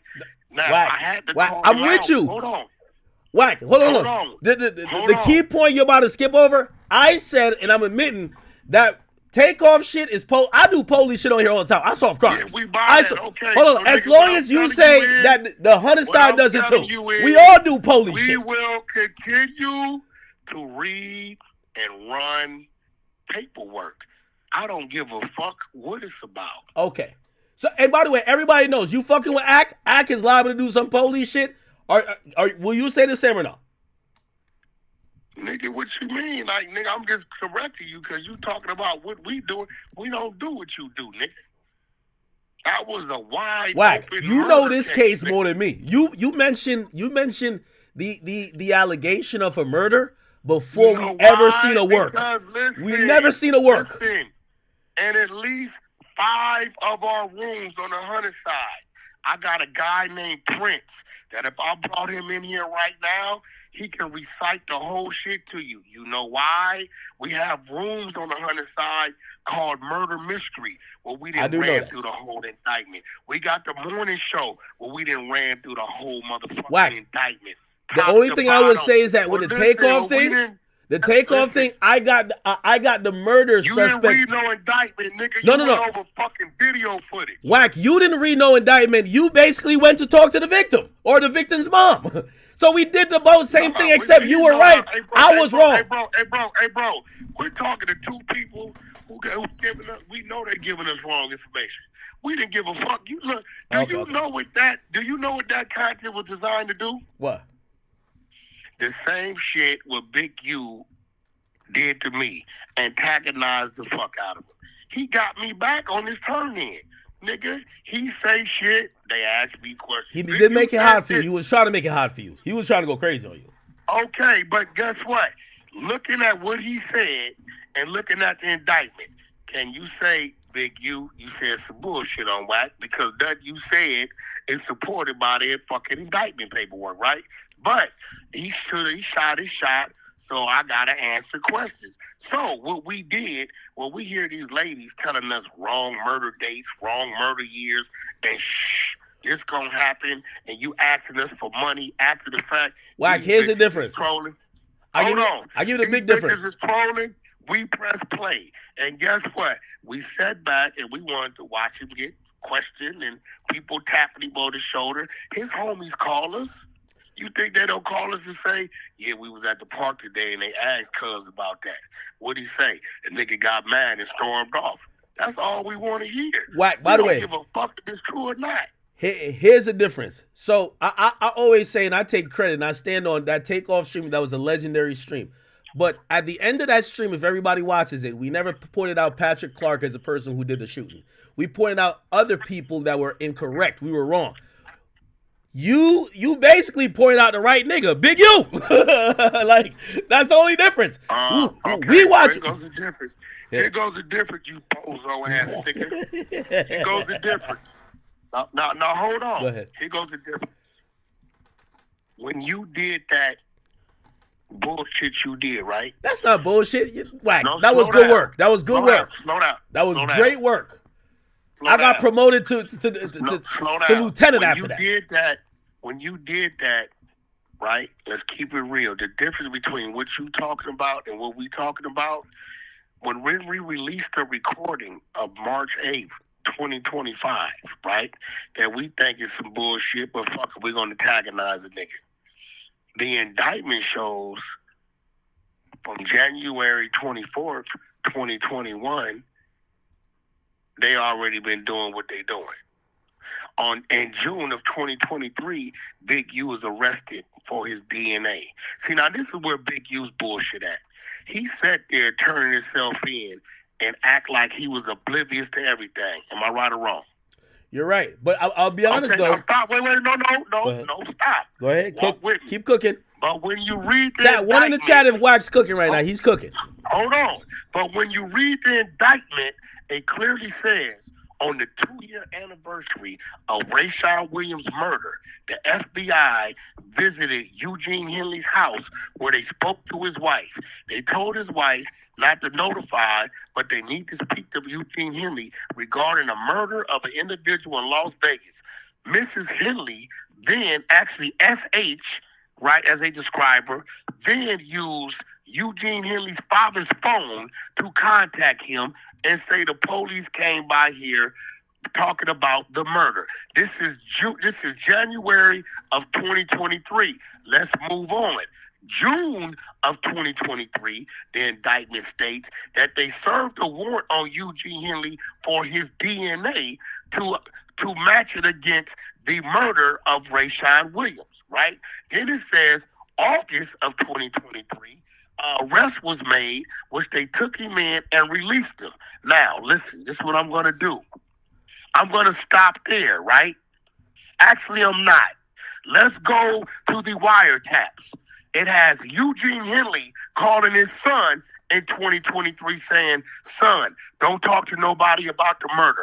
Also in 2023, it has Eugene Henley calling motherfucking Martin saying, I need to pull up on you and talk to you about this murder at the shop where they had Bug. It also has Eugene Henley contact DS, who said he was getting in the shower, but he said, I need to pull up on you and talk to you about the murder. Right? Now, at this point, have I been truthful about what the indictment said, or have I told a lie before I keep going? You're being truthful, but you're being evasive. Okay, now stop. No, you're being evasive, if bro. all these things happened in 2023, right? Hold on. Also in 2023, it has Eugene Henley is contacted by Monty Trap Kitchen saying the feds pull her in talking about sex trafficking, right? Wack. Right? No one is saying you gave information. No, motherfucker. Fuck you. You said somebody like, I'm pointing out a point. No, you're not speaking to the point I'm making. Hold on. All these things are 2023, right? Mm-hmm. We got murder conversations. We got sex trafficking. We got tax money laundering shit, all 2023. Okay, March of 2025, Big U gets on the fucking live and says, I don't know why they want me to come in. I ain't did nothing, and all this is about Wack 600 and loose cannon.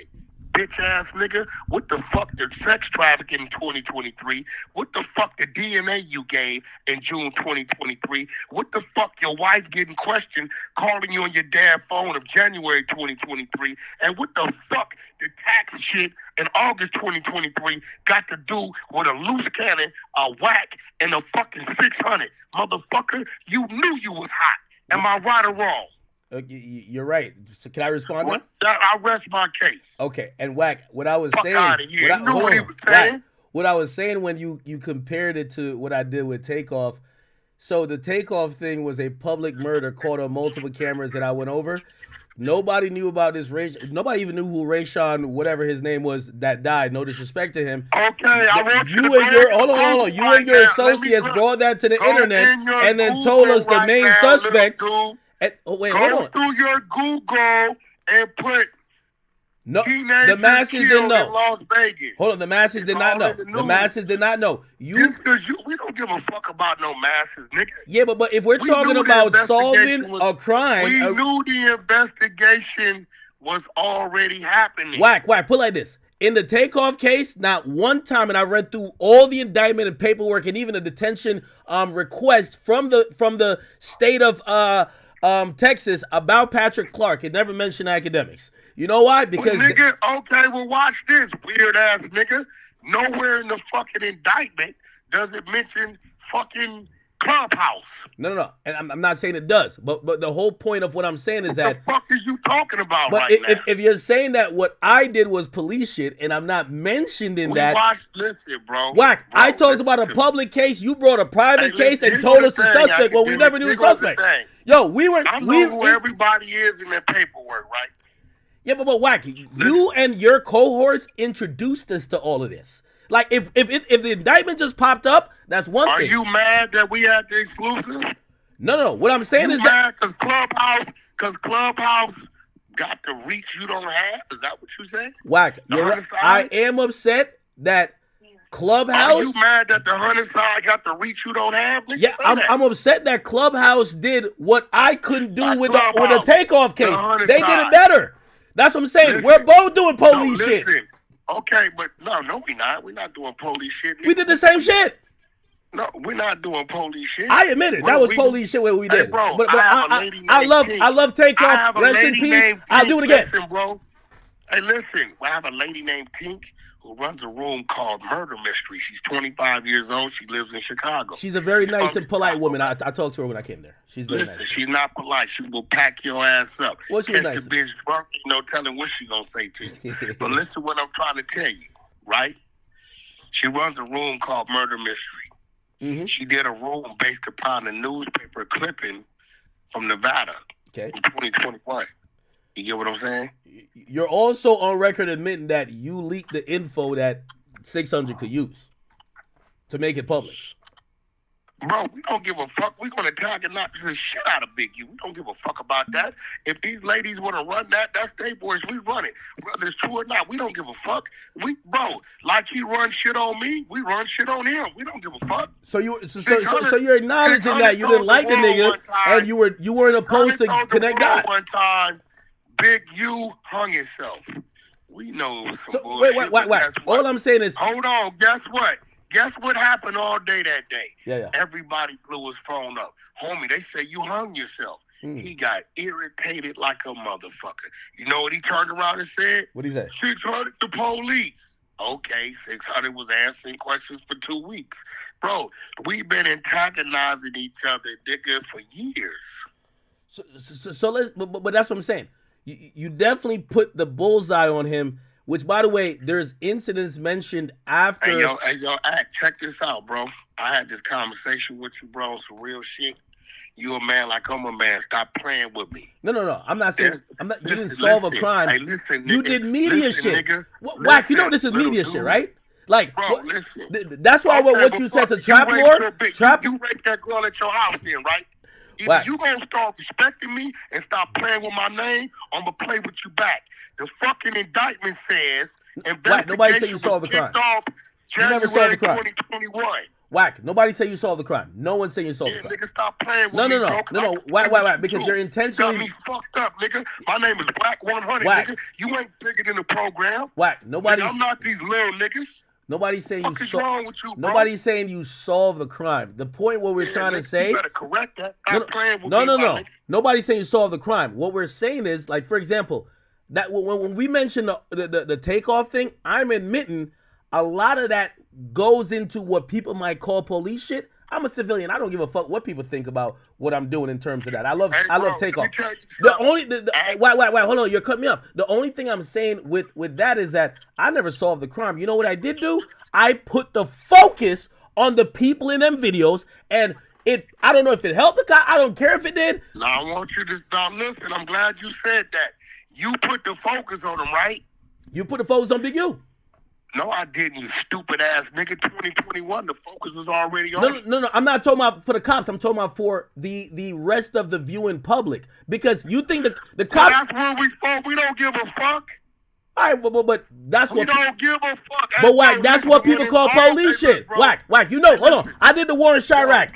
If I said, yo, This I don't guy know said nothing about no Chirac. I'm not talking about Chirac. no. But Shout I'm out explaining. to my nigga Kiddo Curry. Hold on. We're not talking about Yeah, but Chirac, Wack, bro. you're dancing now. You're Chirac, dancing. hey, You're look, bro. dancing a little bit, Wack. Hey, look, bro. Let Chirac rest. Ain't got nothing to do with this. No. Let him rest. Wack. What I'm saying. West Coast shit. No. All right, Wack. Chirac, you hear what I'm telling this nigga? It's not about Chirac Chicago. the It's not about fuck outta here, Wack. bro. It's not about Chicago. I'm telling you what people. Yeah, but let's not even mention Chicago. Yeah, hold on. What people call police shit? Chicago rest. Hold on, Wack.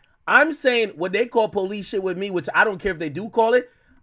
Nothing I did helped law enforcement. It didn't solve the crime. Nothing. Hold on, Wack. Nothing you did helped law enforcement or solve the crime. Did help law enforcement. But I'm saying what I did with Takeoff is similar to what you did in this situation because I'm gonna tell you why. You brought I'm some. gonna tell you why. Tell me why. March 2025, right? Mm-hmm. The investigation of the homicide was already over. It had been over. It says in paperwork. Well, all right. So I'm agreeing with you.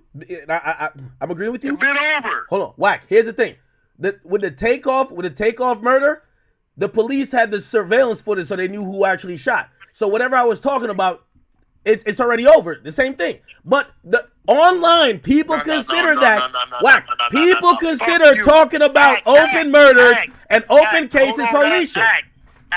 That shit wasn't 4 days old when you did what you did. Wack. This shit. Hold on. This shit. Wack. Was 4 years done. It don't matter. Let me ask you this question because it was an open case. Online, you say yes or no. Online, do they consider speaking about open cases, open murders, police shit? Yes or no? I say yes, even though you might not help the cops, but they consider police shit. I'm a civilian. I don't care what they think about what I did. Okay, listen. Did you speak about an open murder? Listen, little guy. Listen. Go ahead. An open case is even right now. All his cases are open. It's just an indictment we're reading. You get what I'm saying? Nothing is closed out because he has yet to be convicted or take a deal. Hold on. But an open case which is charged, where you're going off of the indictment is different than there is no charges, no indictment, and you're speculating. You ran some shit when they didn't know who they was gonna charge. Who? Because you put it on the wrong person. We can agree, right? Hold on, Wack. Here's the thing. But you also ran some shit before Big U got charged. We did the same. I'm saying we did the same thing. No, I didn't. So you never mentioned Big U and a murder before he got charged? Listen.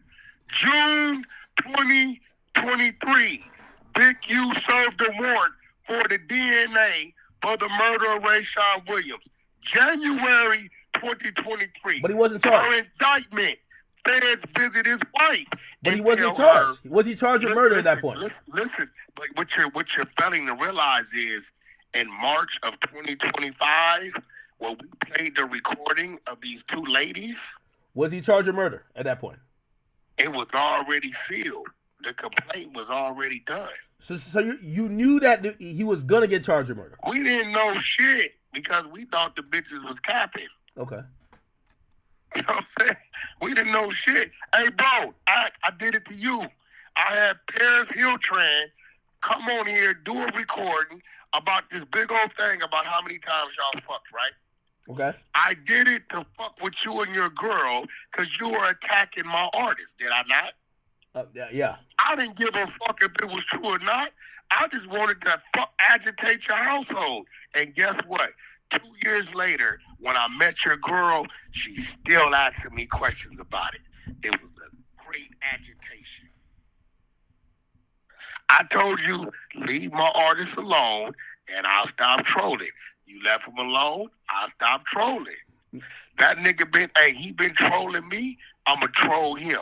He trolled 600, 600 gonna troll him. That's what it is, my nigga. But you're dancing and sidestepping a bit because I'm not dancing shit. You did mention this before he was charged with the crime. We intentionally released the tape of them women to antagonize that nigga. We didn't give a fuck what it was. No, I'm not saying you didn't do it intentionally antagonizing, but what I'm saying is that what people accuse So online, I'm only talking about online. No, bro. Hold on, Hey, yeah, bro. wait, hold on. Hey, bro. Just listen for 1 second. Hey, Listen for 1 second. Hey, bro. What people call police shit, I'm not saying nobody, because I don't work with the police, right? But what they call police shit online is people speaking. If I say, yo, Wack robbed that bank, and they're investigating a bank robbery, and even if they lock you up later, they're gonna say, you mentioning Wack robbing that bank before they charge him with robbing that bank is police shit. If you mention that somebody did a murder before he gets arrested for the murder, they think that's police shit. Listen to me, bro. Listen to me. Let me know. If the paperwork was there, right, and they've already been investigating the bank robbery, they like, we know Wack did it. We got the fingerprints. We done took blood. The nigga left saliva and all this shit. And you like wax my out, right? And somebody call you and say, yeah, Wack robbed the bank. Now, it's one thing that after you play it from what you're saying and it says in the paperwork, when academics played the thing about Wack robbing the bank, we initiate an investigation. Then that's that. But if you play your little shit and the paperwork come out and said they already had me dead at the bank 3 years ago, nobody gives a fuck because you're just playing some shit to fuck with me, right? Now I could show you police shit, but you my brother and I'm not the police, because I'm gonna be real a nigga could have did a number on you and pressed the issue, but I stood in the gap and didn't. What? Right? Well, on what? There's so you don't want to talk about it. No, I will talk about it. I will talk about it. Wack. You don't want to talk about it. Anything they could talk. So Put okay. down the candy and let the little boy go. Hold on, Wack. Put like this. If someone you don't want to talk hold about on. it. This Put would be down police the shit. candy Hold on. and let the little boy go. Hold on. This would be police shit. If someone said, you got investigated for this, and hold on. Wack, you know what I would say? No, Wack, you know what I would say? Wack, you know what I would say? I have what's Wack, you know what I would say? No, listen. No, they can't play with me with that. Down the candy and let the little Wack, I don't boy have go. speculation. Shout I out have to actual proof. Wack, go in the corner and hop on one leg. Wack, I'm not Brick Baby. I don't have speculation. I have proof. So if somebody had said something that says, hey, you are charged or gonna be charged, I would say, hey, listen, I have what's called a no bill, which means a grand jury has reviewed everything. They have said this is 23 people in the state of New Jersey. How you trying to twist that. No. What I'm saying is that I talk like I'm all for police shit. I'm all for police shit because there is nothing that I'm hiding that would be police shit. Leave it alone at the little birdie's on my shoulder. Get off my shoulder, little birdie. I don't want to do it. This is my homeboy. I can't do him like that. So I'm going to shut you down. R&B, get this birdie off my shoulder. You know, this little birdie on my shoulder, I get to doing crazy shit. I'm having a conversation with myself because I'm trying to tell you, kick back, nephew. I'm a little diabolical. You don't want to fuck with me right now. I keep telling you, stop playing. I'm going to play with your ass back. And you ain't going to like it. Wack, I don't continue to comment on that situation, but I'm not scared of the situation. Like, Wack, to be honest, I don't comment on that situation because hey, chat, get your man's chat. No, it's a civil situation. Get your man's chat. But why he blinking? Hold on, get Wack. Your man's chat. Wack. 5 up for the 100 side. 5 up for the 100 side. Listen, what I could always say is that, listen, the police investigated this. They probably spent a lot of money. They wanted to see if, because they heard a story. It was proven beyond it. Well, it was proven, at least for the grand jury, there is no evidence that supports academics doing a crime. What you talking about ain't what I'm talking about. Oh, I don't know what you're talking about. Move forward. Okay. Put down and you let the little boy go. Chill out, nephew. Okay. Wait. Chat. We got to reset. Where did I go? See, this was you're good at. You just 5. No. The Academy 0. No. Wack, you're trying to spin out of this. What I'm trying to say is, Wack, you know what up? The Chat Nigga Academy. What I do on here. Shout out to the chat, bro. This ain't got nothing to do with the chat. I'm Wack, blaming your ass. No, Wack. What y'all do on Clubhouse is pretty much tantamount to what we do on here. we've tried to solve crimes, and y'all have tried to solve crimes too. Nah, we don't. No, we don't try to solve no goddamn crime. Y'all have something called murder mystery. No. Why would you be talking about a mystery if you're not trying to figure out what the mystery is? Well, the murder mystery is like newspaper clippings, right, of shit that already happened and they've been convicted and shit like that. It's like Big U wasn't convicted. Y'all talked about the situation that was a murder that Big U was eventually implicated in. It was a clip, bro. It was a clip of the body found. Boom, boom, boom, boom, boom. It was a clip. But there was no conviction at that time, right? There's no conviction right now, nigga. But we gonna read the indictment, bro. Did y'all mention it before the indictment? Did we mention what? This particular murder. You say y'all talk about convictions, but I say y'all talk about it. The murder mystery. They read the newspaper clip, and Tink definitely ran a room, and we played the recording of whoever these people we thought they were. At the time, we didn't take them serious because they talk about the nigga died in 2022. We like, oh, bitch, you just fucked up right there. It's 2021. But it was good content to troll the nigga with, right? So we let it go. And this is not me turning heel here, Chad, but one thing I say what Wack was good about, though, is that I think what you did helped Big U, though, because when you basically I don't know what that, bro. Listen, I'm saying you announcing it helped him. Like, and by the way, if he was stupid and didn't get ahead of it, which that was the only confusing thing to me. If Wack been kind of almost telling you this is about to come down, I was designed to antagonize. No, Wack, you admitted that you were trying to give him a heads up. You said that when you. Nobody was trying to get that nigga no heads up, bro. Fuck out of here, man. Okay. Even hey, bro, listen, bro. Listen, let me tell you something. If you ask me when my brother was killed, I'm gonna tell you 6:30 a.m. April 15, 2005, bro. You understand what I'm saying? I'm not gonna tell you 2006, 2004. So the minute somebody talk about this, I'm like, well, what year was he killed? 2022. But when we were on the podcast together, listen to me. You're right. Listen to me. I get about 100-something prank calls a day, every day. I swear to God. Really? Right? I swear to God. Are you on Do Not Disturb? That's what I'm on. No, nigga. I don't give a fuck. I answer them all. I don't give a fuck. I can send you some. I record them. I can send you some of them now. I record them, and I tell them I'm going to put you on the internet, see if I can find out who you are. Then they hang up. Every day, right? So people call and say all kind of shit, right? Now, if a nigga call me, this is real shit. Let's say I'm tripping with Wallow, right? Okay. It's fuck Wallow. Let's say that's what it is, which it isn't. And I get a call. Yeah, what up, Wack? What's up, homie? Yeah, I got some info on Wallow. Is that right? What's up? Yeah, Wallow fucking with this basehead chick over here with no teeth and whoop-de-whoop-de-whoop-de-whoop-de-whoop. I'm going to record that shit. I'm going to go right to Clubhouse and we going to run that shit and my media team is going to get that shit and they going to send that shit out 300 different ways to YouTube land. And I'm going to sit back and watch Wallow explain himself. Straight up. That's what it is, bro.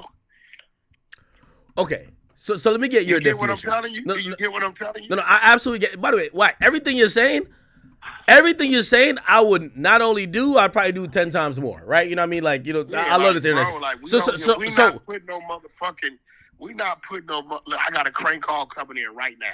Okay. I can answer it, record it, and send it to you right now. It's crank call right now. Okay, Wack. So to center the conversation, what would you define? Because this is, what would you define as the line between journalism, media shit, and then police shit? What's that line? Police shit is, let's say I'm at the park right now, right? Okay. And it's a shooting. Mm-hmm. And I watch Lil T-Dog, right? Mm-hmm. Shoot Danny Boy, right? Okay. And I come online to go on No Jumper and say, shit, nigga, Lil T-Dog and Danny Boy just had a shootout at the park. Now watch this. One of those bullets could have been a stray, killed somebody way across the street, right? Mm-hmm. Or Little T-Dog or Danny Boy might be on parole, whatever, right? Now you doing some police shit. Because now you talking about some shit that don't nobody know about. That The police don't even know about it. You know what I'm saying? Their first lead, if the police's first lead is you, or if the information you gave up solved the crime, right? Or any type of shit like that, yeah, then you're doing police shit. So by your definition, what I did with Takeoff is not the police shit, because No, they didn't. They didn't. No, your information is not included in their investigation. But when you was freezing and stalling, and this nigga got this shirt on, that rules him out and this out, there's no doubt in my mind they may have watched it. I don't think they were going to put it in their report because it would have took away from their expertise. No. They don't want to put it in there. Hey, Wack, hold on. You see, I'm a civilian, so I'm telling people that stream, I was trying to solve the murder, and I would do it again. And if any of my favorite rappers get hurt or die, I'm solving the murder live. It's fine. Give me a badge. I don't care. There's no expectations of me. You see, you're a little bit different. Yeah, but because you know this act on the 100 side of Clubhouse. We didn't fuck with none of that, bro. We didn't touch that shit. Oh, y'all didn't touch it? Oh, no, I ain't gonna lie to you. To keep it real, we didn't touch that shit. Like, we low-key about to email the DA and ask what the fuck going on with this shit. Like, there's something going on. Like, there's no convictions. We love Takeoff. We got to put it out there. Like, if something happened to my favorite rapper, I'm solving that crime on here. I try to solve the Folio crime on here. We don't care. Yeah, we didn't touch that shit. Not at all. Because it was a nigga, they ain't know who did the shit. Well, you know, we heard 3-4 names from you. This dude, this nigga end up some DJ nigga, some crazy shit. Well, you know, we ain't touched that shit at all. But in the Big U thing, you don't think you putting it online? Remember you said like it wasn't public content because it was only private call at that point. You putting it online. Yeah, but we didn't, bro. You got to remember, bro. The same call we got when they told 600 Big U just hung himself. We put that up too. We didn't give a fuck. We didn't know if it was Wait, there was a call that said Big U hung himself? Yeah, motherfucking 600 went up there. He got a call. He went up there and said it. And shit, when he woke up, the nigga proved he was, he was fuck. But he got a bunch of phone calls that day. Man, you all right? They said that. Hey, bro, listen. Like I know. That shit's irritating. You get what I'm saying? No, I get it. It's irritating. We all got some shit that niggas called us all day about. It's just irritating. Some bullshit, right? So when you trolling the motherfucker, the nigga enters the realm of trolling. You get what I'm saying? Nigga, it's on. We got the first available troll. You finna get it. Yo. So you said with a troll doesn't have to be true. That's know true. That. That's a fact. It's a fucking troll. That's true. Hey. So you said with the with the Big U shit, you was antagonizing him. When you released the call, or even defending Jay Prince, were you defending Jay Prince or you were trolling him? Because you released that a federal agent called you about Jay Prince. They definitely called me. Look, you know what that call let me know, bro? What? Either him or somebody close to him or somebody in his camp been on that phone talking hot. That's the only reason why somebody had to make some type of threat or something for them to call me. So here goes the thing. I got a few options, right? Wait. They call you from a number, or was it no caller ID? No, just a number. I answer all my calls. Man, I don't give. People tell you Wack answer, right? So either I could have hung up, and then that man went. He's that scared, and they still investigate him, right? For wherever they heard about me on their phones, right? Or I have the conversation and let them know that's bullshit. Me and dude ain't got no issues. Now they have. So you try to help him out, really? There you go. Yeah, there you go. Wait, hold on. Wait. Why you try to help him out, but basically try to troll Big U, and you knew Big U? One's the troll, one's nigga is serious. Nigga, one is two ladies calling my phone, nigga blindly asking me for money. They don't know the year they loved one was killed. I think y'all bullshit.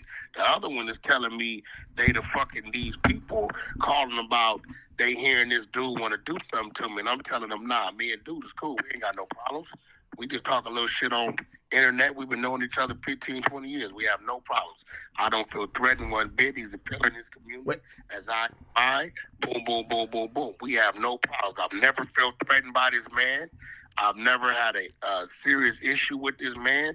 We talk a little shit on the internet, but it's all fun and games. That's out of my mouth. They can never, ever use, unless they saying some crazy shit. I don't know what the fuck they heard. Wait, Wack, a lot of people believe, and by the way, I mean, you just kind of co-signed that you get prank calls. They believe you got a prank call that wasn't the feds. Have you validated that number to at least be like, oh, that was actually people Yeah, of... I gave it to my attorney. You gave the number to your attorney, and they said... Not only that, right, did I give it to my attorney, right? I also have a team, right? Well, I'm going to show you something. That's what I was going to say. You got to give it to the hunter side of the trenches. They're going to hold it down. Oh, no, let me show you something. Right? This gonna fuck you up. Where did shit go?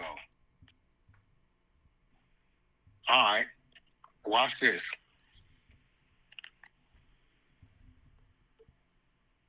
This how thorough these motherfuckers are, right? So I'm gonna send you something. Now, that's after the work. Now I'm gonna send you the origin of it.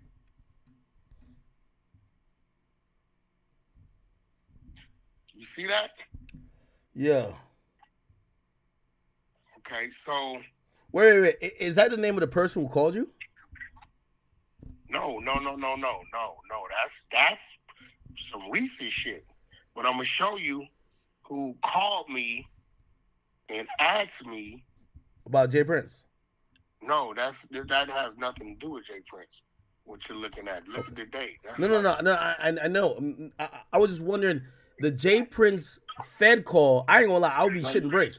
You say you gave... I'm not shitting bricks because at the end of the day, they're calling me, asking me if I feel threatened by this man. No, I don't feel threatened by this man. Right? But what I just showed you, right? Somebody was in there with their attorney, right? Mm-hmm. And called me and said, hey, Wack, my attorney said this number called them. And they claim to be these people, but they don't know if it was a crank call or not, right? So they give me the number. Yeah. Right? You see, I sent it to, what does it say? Spy 33 and the third, right? Yeah. Okay, I sent it to him. You see what he sent me back, right? He sent you back confirmation. Wait. Okay, and I called those people and said, no, those people that called you was really those people, right? Because the number... goes back to, you see where it goes back to. You know what I'm saying? No, completely understand. But what I'm telling you is, when you ask me, how did we confirm that it wasn't a troll, you're seeing right now, and that was just of April, a call that went through to somebody. Yeah. We just confirmed that number. You see what I'm saying? What, did you figure out who that lady was? No, I don't have no need to figure it out. I just gave it to my legal people. If you listen to the call, when she said... You figured it out for your homie. Why don't you figure it out for yourself? Listen, when you listen to the call, at the end of the call, she said, well, we'll call you. I said, no, don't need to call me back. Call my legal, Alex Kessel. So you call back. Okay. If you listen to the call Alex Kessel. I said, matter of fact, he'll be calling you. And when I got off the line, I sent it to my attorney, and he definitely called back and definitely confirmed it. Oh. Because then what he does, he calls in. How you doing? My name is Alex Kessel. My client, such and such, gave me the number. Yes, I whoop-de-whoop. So he called me back and authenticated it. Once it was authenticated, I released it. Damn. Yeah, I've heard the feds want Big U. That's crazy. They're fucking doing all this shit. You know what's so funny? No, not Big U. I mean Jay Prince. Yeah, Jay Prince has this thing. Jay Prince has this thing he called courtesy call. It looked like the feds gave you a courtesy call about him. That's hilarious. I don't know nothing about no feds wanting Jay Prince. I don't know nothing about that. I could say 6ix9ine I told. don't know nothing about No, that. I'm not saying you know. I'll give you the information now.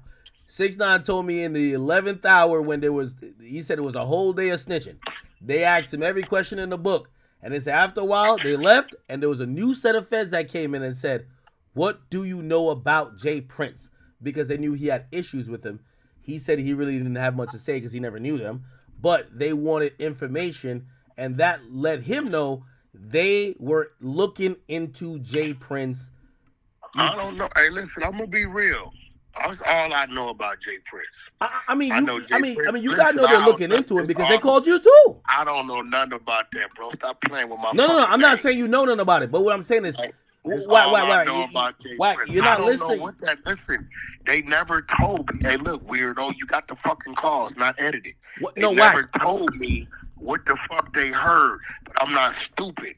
In order for them to call me about him, Wack, I'm not they saying you heard something on one of them lines over there, right? Wack. That's what I'm saying.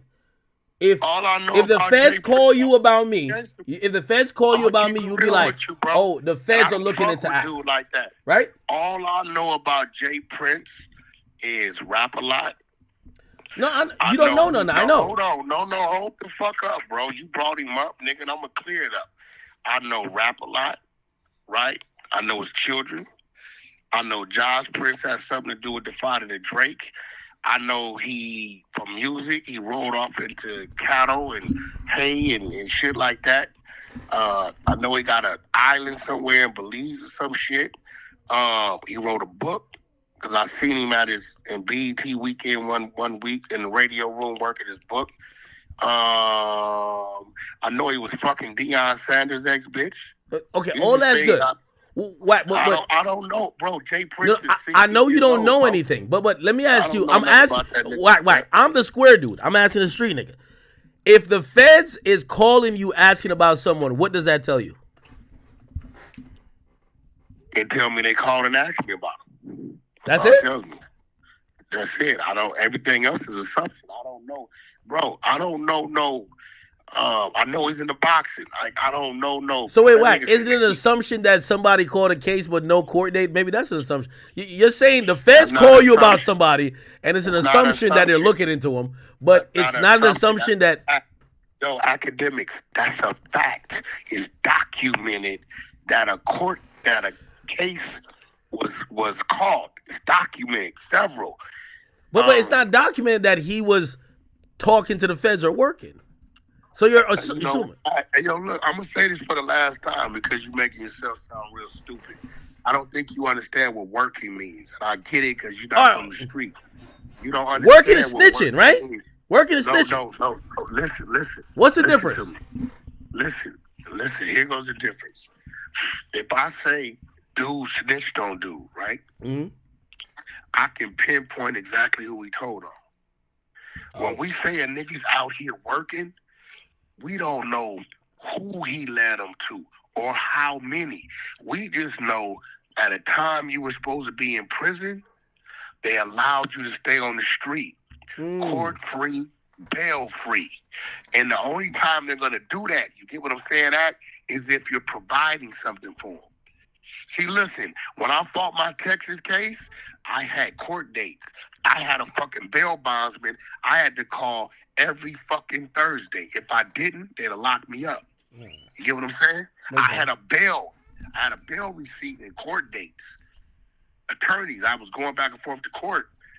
Nigga, you don't catch them type of cases for 22 months as an ex-con. You have no record of arrest at that time, and you have no court, bro, and you running around.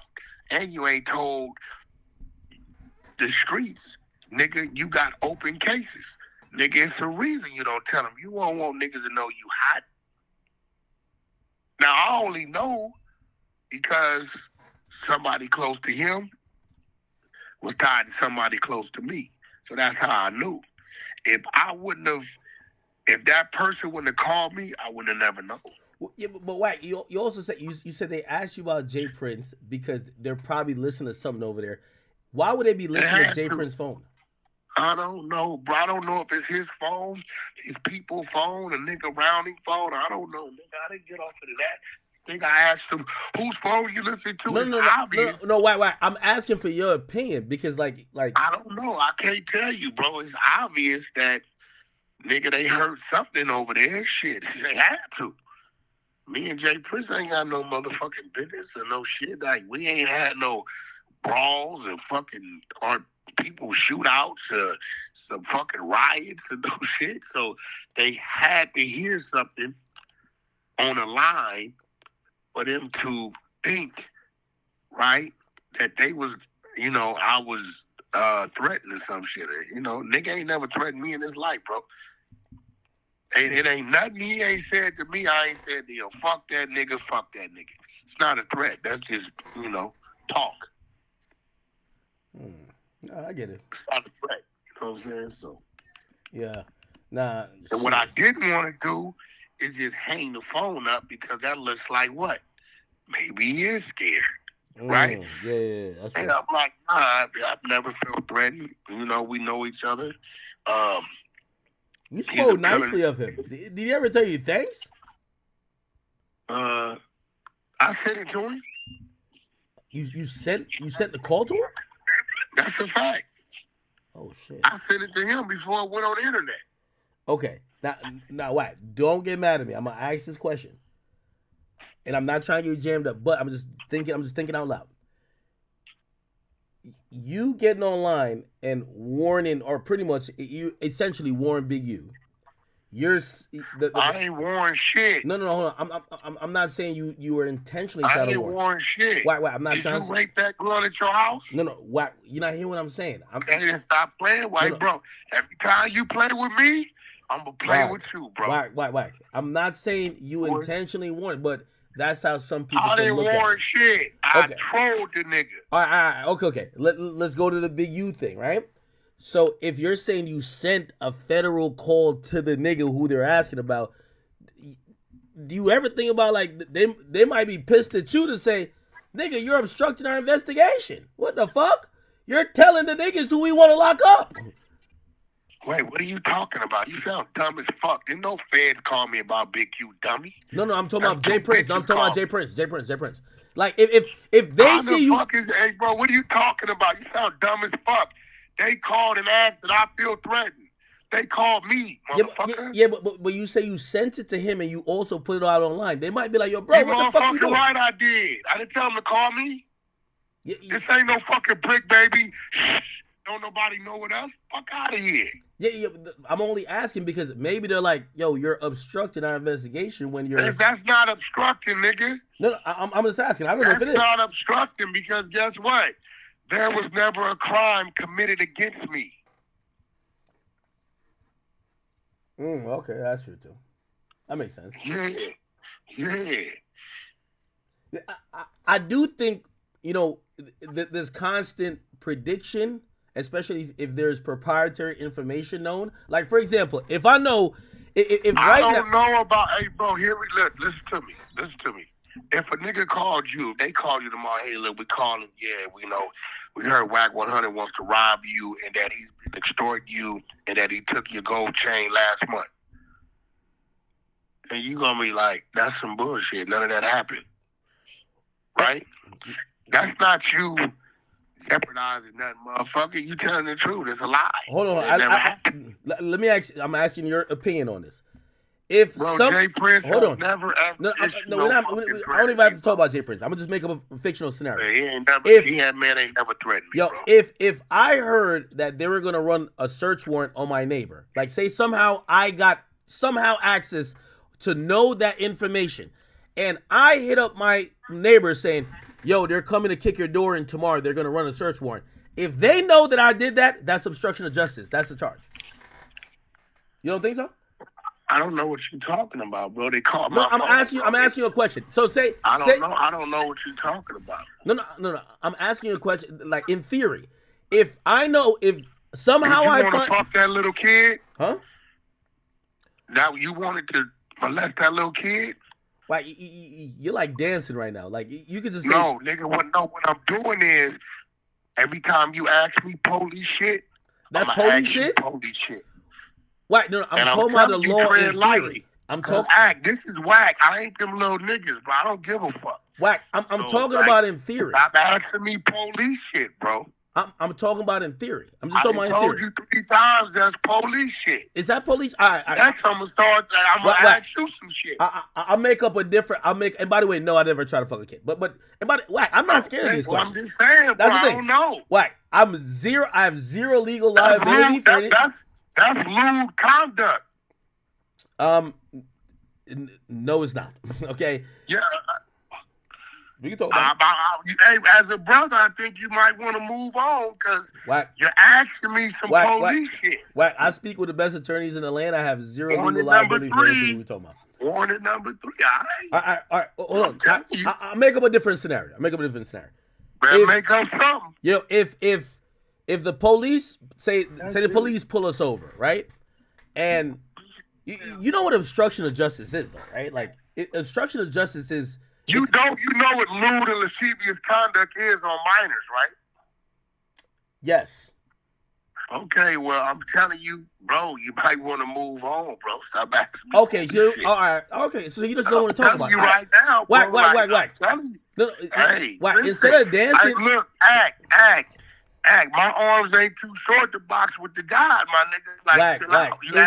Instead of dancing, what you're doing, you think you're doing. You the dummy, not me. But every time you say something, I'm gonna say something, and I'm telling you, homie to homie, let's move on. Oh, okay. No. If not, nigga, I'm gonna start standing on some shit. No, Wack. That's all I wanted to hear you say. To be like, yo, listen, let's talk about something else. Cool. That's perfectly fine. But you ain't stupid. You know what you're doing for you do it. No. I'm asking, and if you were like, yo, we're not talking about that. Okay, well, I'm asking. Do you know what grooming of a minor is? I absolutely Do you know know what it is. suggestions of sexual acts to minors can be deemed as grooming and lewd and lascivious acts? Yes. Okay. Stop asking me police shit. So that was your way of saying let's move on. Because I'm down to talk about anything. I mean, you can play dumb. I can play dumb. We could be two dummies. We can start a podcast, me and you, Dumb and Dumber. I'm with it. I thought a pretty cat, and you can say I did. Or Wack. It's we always have hold brains. on. Wack. It's always okay to just say, listen, next topic. Like for example, said 5 times, nigga, but you go to think. I didn't. Fuck what you talking about. It feel like you were bro. trying to answer, but answer a different way. You know what you're doing before you do it. Stop playing with me, my nigga. I don't drink or do drugs, my nigga. I'm drinking. I'm a very witty guy. I'm probably the wittiest GED having nigga it is on the face of the earth. You're one of the smartest content creators I've seen. I'm saying, well, nigga, hey, listen. Let's keep it cute. That's how you say it, baby? Keep it cute. Shout out to the 100 Side Late Nights. All y'all tired of listening to this big waffle head, Easter egg head, having ass nigga right here. Bowling ball head, pencil neck, wide shoulder, small feet, motherfucking academic. Academic's real name is Leonard, y'all. Just to let you know. It's Livingston. His real name is Leonard. It's he Livingston. did a name change. No, fuck it, huh? We gonna tell on some shit? Let's tell on some You gotta innocent tell the shit. truth. Hey, listen. His real name is Leonard. The real name is Livingston, and here's the backstory to it. Because No, your real name is Leonard. No, they could know my government. They already know my government. Hold on, here's the thing. Livingston's my first name. In America, that's a last name. But I'm from Jamaica, which is a English colony. And in Jamaica, Livingston's a last name, if y'all don't know. Just like You don't know nothing about Jamaica, bro. Talking about you Jamaica. I was born there. Okay, well, watch this. What was imported in to control the population of what, but in the long run, end up overrunning the island? It ain't gonna be. Listen, that is not a.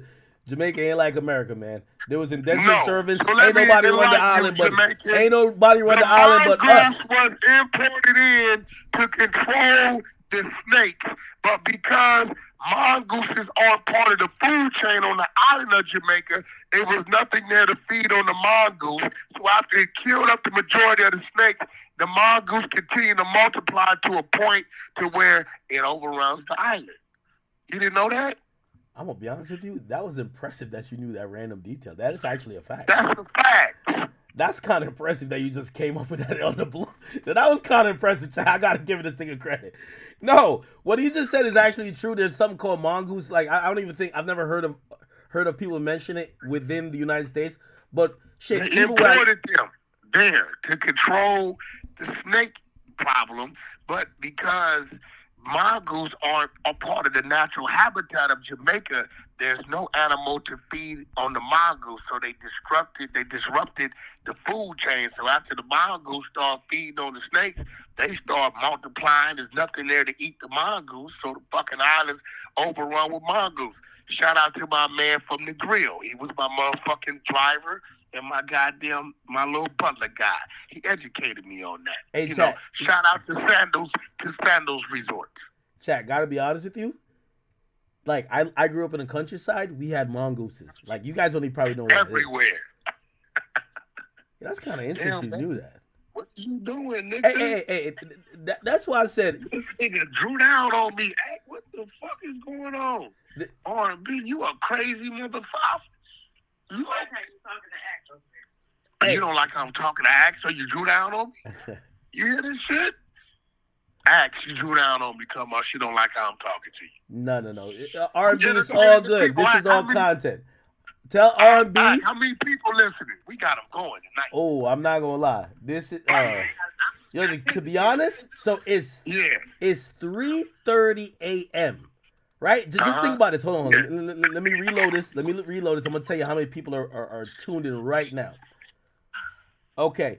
Between my two YouTube channels, we have 11,000, and then on Rumble, give me 1 second. I'm gonna tell you how many people over at Rumble. And on Rumble, we got 3,100. So is that good for 3 a.m? Of course, anything over 10K is good. So So hold on. So the accurate numbers is we have 14,000 people listen to us right now. Okay, so check this out. Hey, by the way, hold on. Could I say this real quick? Because I know they're going to get super upset. I know when this get clipped up tomorrow, me and Wack, we are cool. We make content. We talk shit. We go to the line. We have respect for each other. We don't cross the line. It's cool.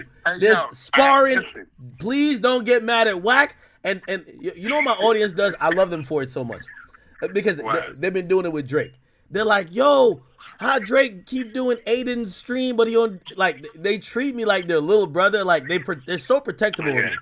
But I'm always telling them, I'm like, I gotta do this shit, bro. I gotta do this. R&B, you just took up for another nigga. It's quits tonight. We get back together in the morning. Okay. I mean, I can't sleep in the same room tonight now. Like she's academic to fuck out. Talk about ask her little brother. Get the fuck out of here. Nah, shout out to R&B, man. Wait, you be paying that nigga too. I looked on your cash app. You been paying this nigga. You been really sending act money and shit. What's up with that shit? Oh shit. Hey, yo, Act. So look, bro, I'm gonna let you know. Adam been gone for 2 weeks, right? So yesterday, where is he at? Tell me where is he at? Because like you know what a good narrative would be? They got him in Guantanamo Bay, interrogating him over anything. Because by the way, you know they said Brick Baby dissed him, right? I keep hearing Brick Baby insinuating he didn't get a check, but I never heard him say that. Sharp said that. So what they're saying, I was reading in the chat. They said Brick Baby said in his newest video dropped today, he said, for all the people who are kicked up with their feet on vacation, and supposedly Adam's on vacation. He is. But here goes the thing. Me and you both know Brick's been in there about a month, right? Me and you both know Adam. Act. Usually when we go on vacation, that shit's been planned 2-3 months ahead of time. So Adam is not going to disrupt and not go on his vacation with his wife and his child because you go to jail. That don't even make sense. That's why you got to fill in Wack. You got to put at least 500 on his books and I match it. Let's do it. You put 500 on Brick Baby books and I'll cash app you right now if you say you'll do it. I'll cash app you the 500. So you put 500, I put 500. Well, you don't got to do it yourself. Have somebody else do it. But I want to know $1,000 from Ack and Wack to Brick Baby's commissary, whatever it's called. I will send it to you right now. I'll send it to R&B. Are you down to commit? If you don't do it, I ain't doing it. Here goes the thing, my brother. Here it goes. Baby, So Wack, every time, you got a few phrases that I know what you want to say. Hey, bro, here goes the thing. Now, I got a homie named No Brains, solid guy. Yeah. We can put some money on his books. No. All right, hold on. Okay, we'll do this. You want to do this? I will commit 500 to, what's his name? Solid what? No Brains. Oh, no. Okay, No Brains. No Brains. I'll commit. Listen, we're going match for match. I'm going to give 500 for No Brains, 500 for Brick Baby. Matter of fact, you don't even got to match it directly. You just got to give 250. Wow. 250 for Brick Baby. 250, and I'll give $1,000 right now. Nah, you got it. We could do 500 No Brains, and this 500. Could send 500 to Loose Cat. Okay, let's do it like this. I'm gonna commit. Let me check. Let me check right now. What we could do if you want to call it fair, right? Yeah. We let Adam sit next to Brick. Now we gotta see because Adam might be taking this shit personal. I'm gonna tell you why. Why? Fucking Brick Baby already swindled Adam out of 10 grand on the fake bail the last time. Yeah, but this is like real problems. That was fake bail last time. This is real problems Well, now. he gave it up, but it was never no bail. So he kind of like he got a credit. Okay. You get what I'm saying? Like that was some real shit. He never gave that bread back to Adam that was never really used for a bail. Okay. And then Adam, even after Adam found out he fucking swindled him, he still let him keep his job and continue to pay him. All right, Wack. My last offer. I'll give 1,000 to Brick Baby. You just got to give a shout out to the 22ster. Wack. No. You know what? I give 1,000. I give 1,000 on the commissary to Brick. You just got to give 250. He be good for a couple months. He don't have to keep making these calls because I can see they're still uploading to YouTube and AdSense is going to take a long time to collect. I'll just send the money to him. I do 1,000. You do 250. I can't tell you what to do with your No. bread. I want Wack and Ack sent money to Brick that he can't say nothing about us. No more sneak this. Well, he never sneak this me because he can't explain shit out of me. Listen, bro. One thing I do know is Adam was definitely going to send him his last check. One thing I do know is Adam would definitely put money on his books. But what I'm saying is he swindled the 22ster out of 10 grand on the last fake bail back in June 2023, which is going on down in 20-something months, and he never gave it back to him. And Adam allowed him to keep his job and continue to pay him. So that got to be worth something, bro. Yeah. But what about me and you? We got to contribute, Wack. Come on now. Got to contribute to what? I'll do this. $250 each. You give $250 to Brick. You give $250 to Loose. I'll give $1,000 to each. I'll tell you what. Yo, it's the same deal. Come on, Wack. Wack, we got to help the Brick. We got to help Loose. Content is better with all of them outside. Loose is not an issue here, right? I'll tell you what you could do. What? You could send the money to Brick Baby to a significant other because his kids over there. Yeah, but Wack, I want us to be in cohesion. Like, you don't got no problem with Brick. This nigga said, I've never met Brick. Yo, Wack. But I would say You this. talk to Brick more than me. I've never met this nigga. He talk a lot of shit. And then the paperwork say the nigga said he tired of dealing with what the police do. That's a little different. So you can send the rack to a significant other. So you won't help you won't match it 1/4 at all. All right, 150. You send 150. I send 1,000. Bro, listen. No brain. My homeboy, no brain. I think he down to $6, a Calipac. Yo, Wack is the greatest. No brains could get that, right? And some real shit. You can send that to Brick's girl. Because Brick girl may say, look, nigga, the lights and then we need some groceries. So I'm going to send you 150 and I'm going to feed your kids. Wack, you my OG, so like I want whatever you doing, I'm doing. So if you don't want to send to Brick, I can't send to Brick. If you send to Brick, like I will 10x it. So if you send 100, I'll send 1,000. You can send something to Brick significant enough. When it comes to the institution, it gotta stop at loose cannon with those people right there. That's it. Yo, Wack, let me tell you, man. On top of that, my girl been sending you cash apps. I still looked on her phone. I'm still trying to figure out what the fuck is going on. Wack, you are undefeated in these streets. Let me tell you that. Hey, Wack. This, you know why we have a good relationship? Because I listen to you on Clubhouse every morning. And you know, like I was listening even today, and they kept saying, oh, Ack said, listen, Wack crash out on y'all niggas. He tell you gonna break y'all shit, he can catch a fade. Wack allows me to push for content the furthest that any of you niggas gonna get. Y'all gonna talk about this call, and y'all gonna try him, and then he gonna wild out on y'all. Wack, no matter what you say, Wack has the respect for me. He knows we going back and forth. We doing our thing. And by the way, this is why when Wack says come to the Hunter side of Clubhouse, I'm always there. I don't care if I was there for 4 hours. You know what I mean? I got a situation. No, I got 2 people I want you to look into, Wack. Okay, well, if it's some business shit, we can talk. No, for real. Okay. Cause this dude been buzzing like crazy, and I know when I put people on your radar, you'll pay attention to him. Zoe Osama. Okay. Right? Yeah, I know. ZOEOSAMA. Check him out. See if you may want to have a conversation with him.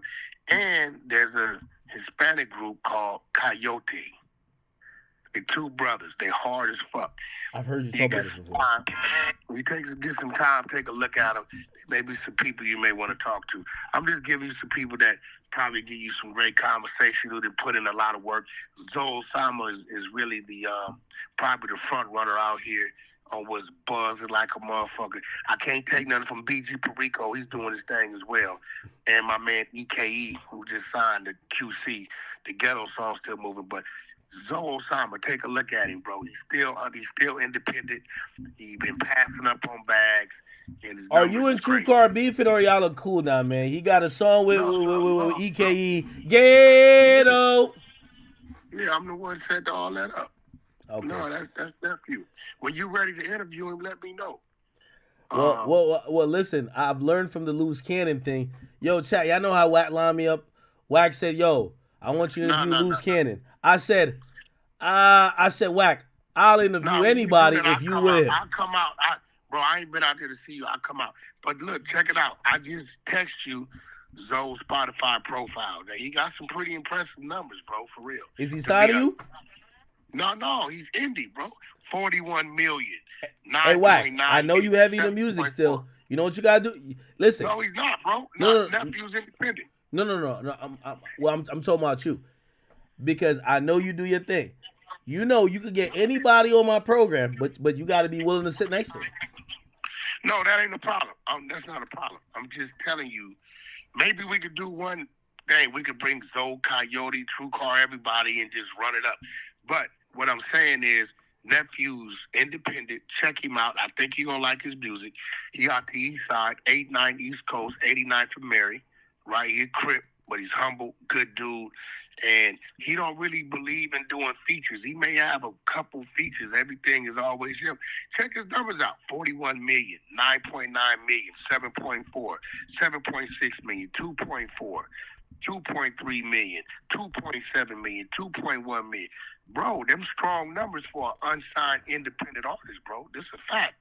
That's a fact. I agree. Yeah, check him out. You know what I'm saying? So, I'm one of the gatekeepers over here, so it can't always be about me. I'm colorblind when it comes to the people out here on this West Coast. But, nah, man, check him out on some real shit. Check him out. He been hustling. He humble, good kid. ZOESOAMA. Check him out, man. For real, Wack. And then let me know if you see something in him. I could bring a couple of them out so we can just kind of run it up. Him and Coyote, True Car, EK. Maybe we can all come out. But check him out. Nah, definitely. In the meantime, between time, we've been on here 2 hours, 16 minutes, and 15 seconds. No, thank you. And listen, chat, I just want to put it out there. Listen, because I think what happens is that we have great conversation, and I know the audience. There's an audience. Yo, Wack got a significant following too, and I got a significant following. Please know that this is never some shit where we're like, well, I don't like Wack no more. We're gonna do this again, whether tomorrow, the next day, or the next day, and he gonna have his shit to say. I'm gonna have my shit to say. Man, Wack, thank you so much for even entertaining me for this show. On top of that, bro, it's gonna be a new show coming, bro. It's some other shit coming, but I can't talk about that. Hey, by the way, I also want to say this. And Adam, I fuck with you, okay? But you should know, if me and Wack have this rapport over the motherfucking phone, and you be in person, if me and Wack was in person like you, that shit would go crazy. So, anyway, I love the Adam and Wack show, but just know that the Wack through the phone and act on stream, that shit is almost classic. Come on now. Free Blueface. I'm gonna talk to you about that. We got 3 huge deals that we closing out for him. Nephew on his way home. Be on the lookout for Ego, which is coming as R&B. And it's me and R&B's podcast, our little relationship show. Oh, that's great. And we got another one that's about to go viral. R&B and Carlissa, Blueface Mama. Oh, called Bitch Please. And this shit finna go up. I agree. I can't wait for the first run for that, man. Wack, thank you for calling in, brother. It's love, bro. Chat, that was great. That was great content. That was great. Chat, I've been doing this shit for so long. And also, chat, y'all gotta, when y'all watch this later on YouTube, y'all gotta just give me the credit. I sat in the paint with this. By the way, Wack took up 2 hours. Whoever said that, this is about to be the Wack and act shit for a bit. Y'all right. I'm gonna table a bunch of topics we had, and I'm gonna just knock it out tomorrow because it's already like 4:00. Chat, I love y'all. This is day 3. We are going to day 4, rolling in tomorrow strong. I gave y'all about, if you're on Rumble, you got 5 hours. If you weren't on Rumble, you probably got, let me see what YouTube is saying right now. YouTube saying 4 hours and 40 minutes. Chat, I love y'all so much. Please, y'all got to do me one favor, man. If y'all in the tri-state area, I don't care if you got to fly, walk, take a camel. You know what I mean? Just don't take a cable car. Y'all heard what happened in Italy. Y'all just got to go to Ticketmaster, type in DJ Academics, look in the description, and you will see the link to my birthday event. I need everybody to go buy a ticket, man. Buy a ticket. I need y'all in the building, man. I want to see your face. If I've ever made you laugh, I've ever picked you up from having a down day, please just come out and support me. Just come support me. Like, just have some fun with your boy. Just, again, I'm trying to do my best. I'm trying to put on the best show for y'all. It's going to be way more than what you're paying. I wish I could just make it free. But please, I just want to see y'all in the building.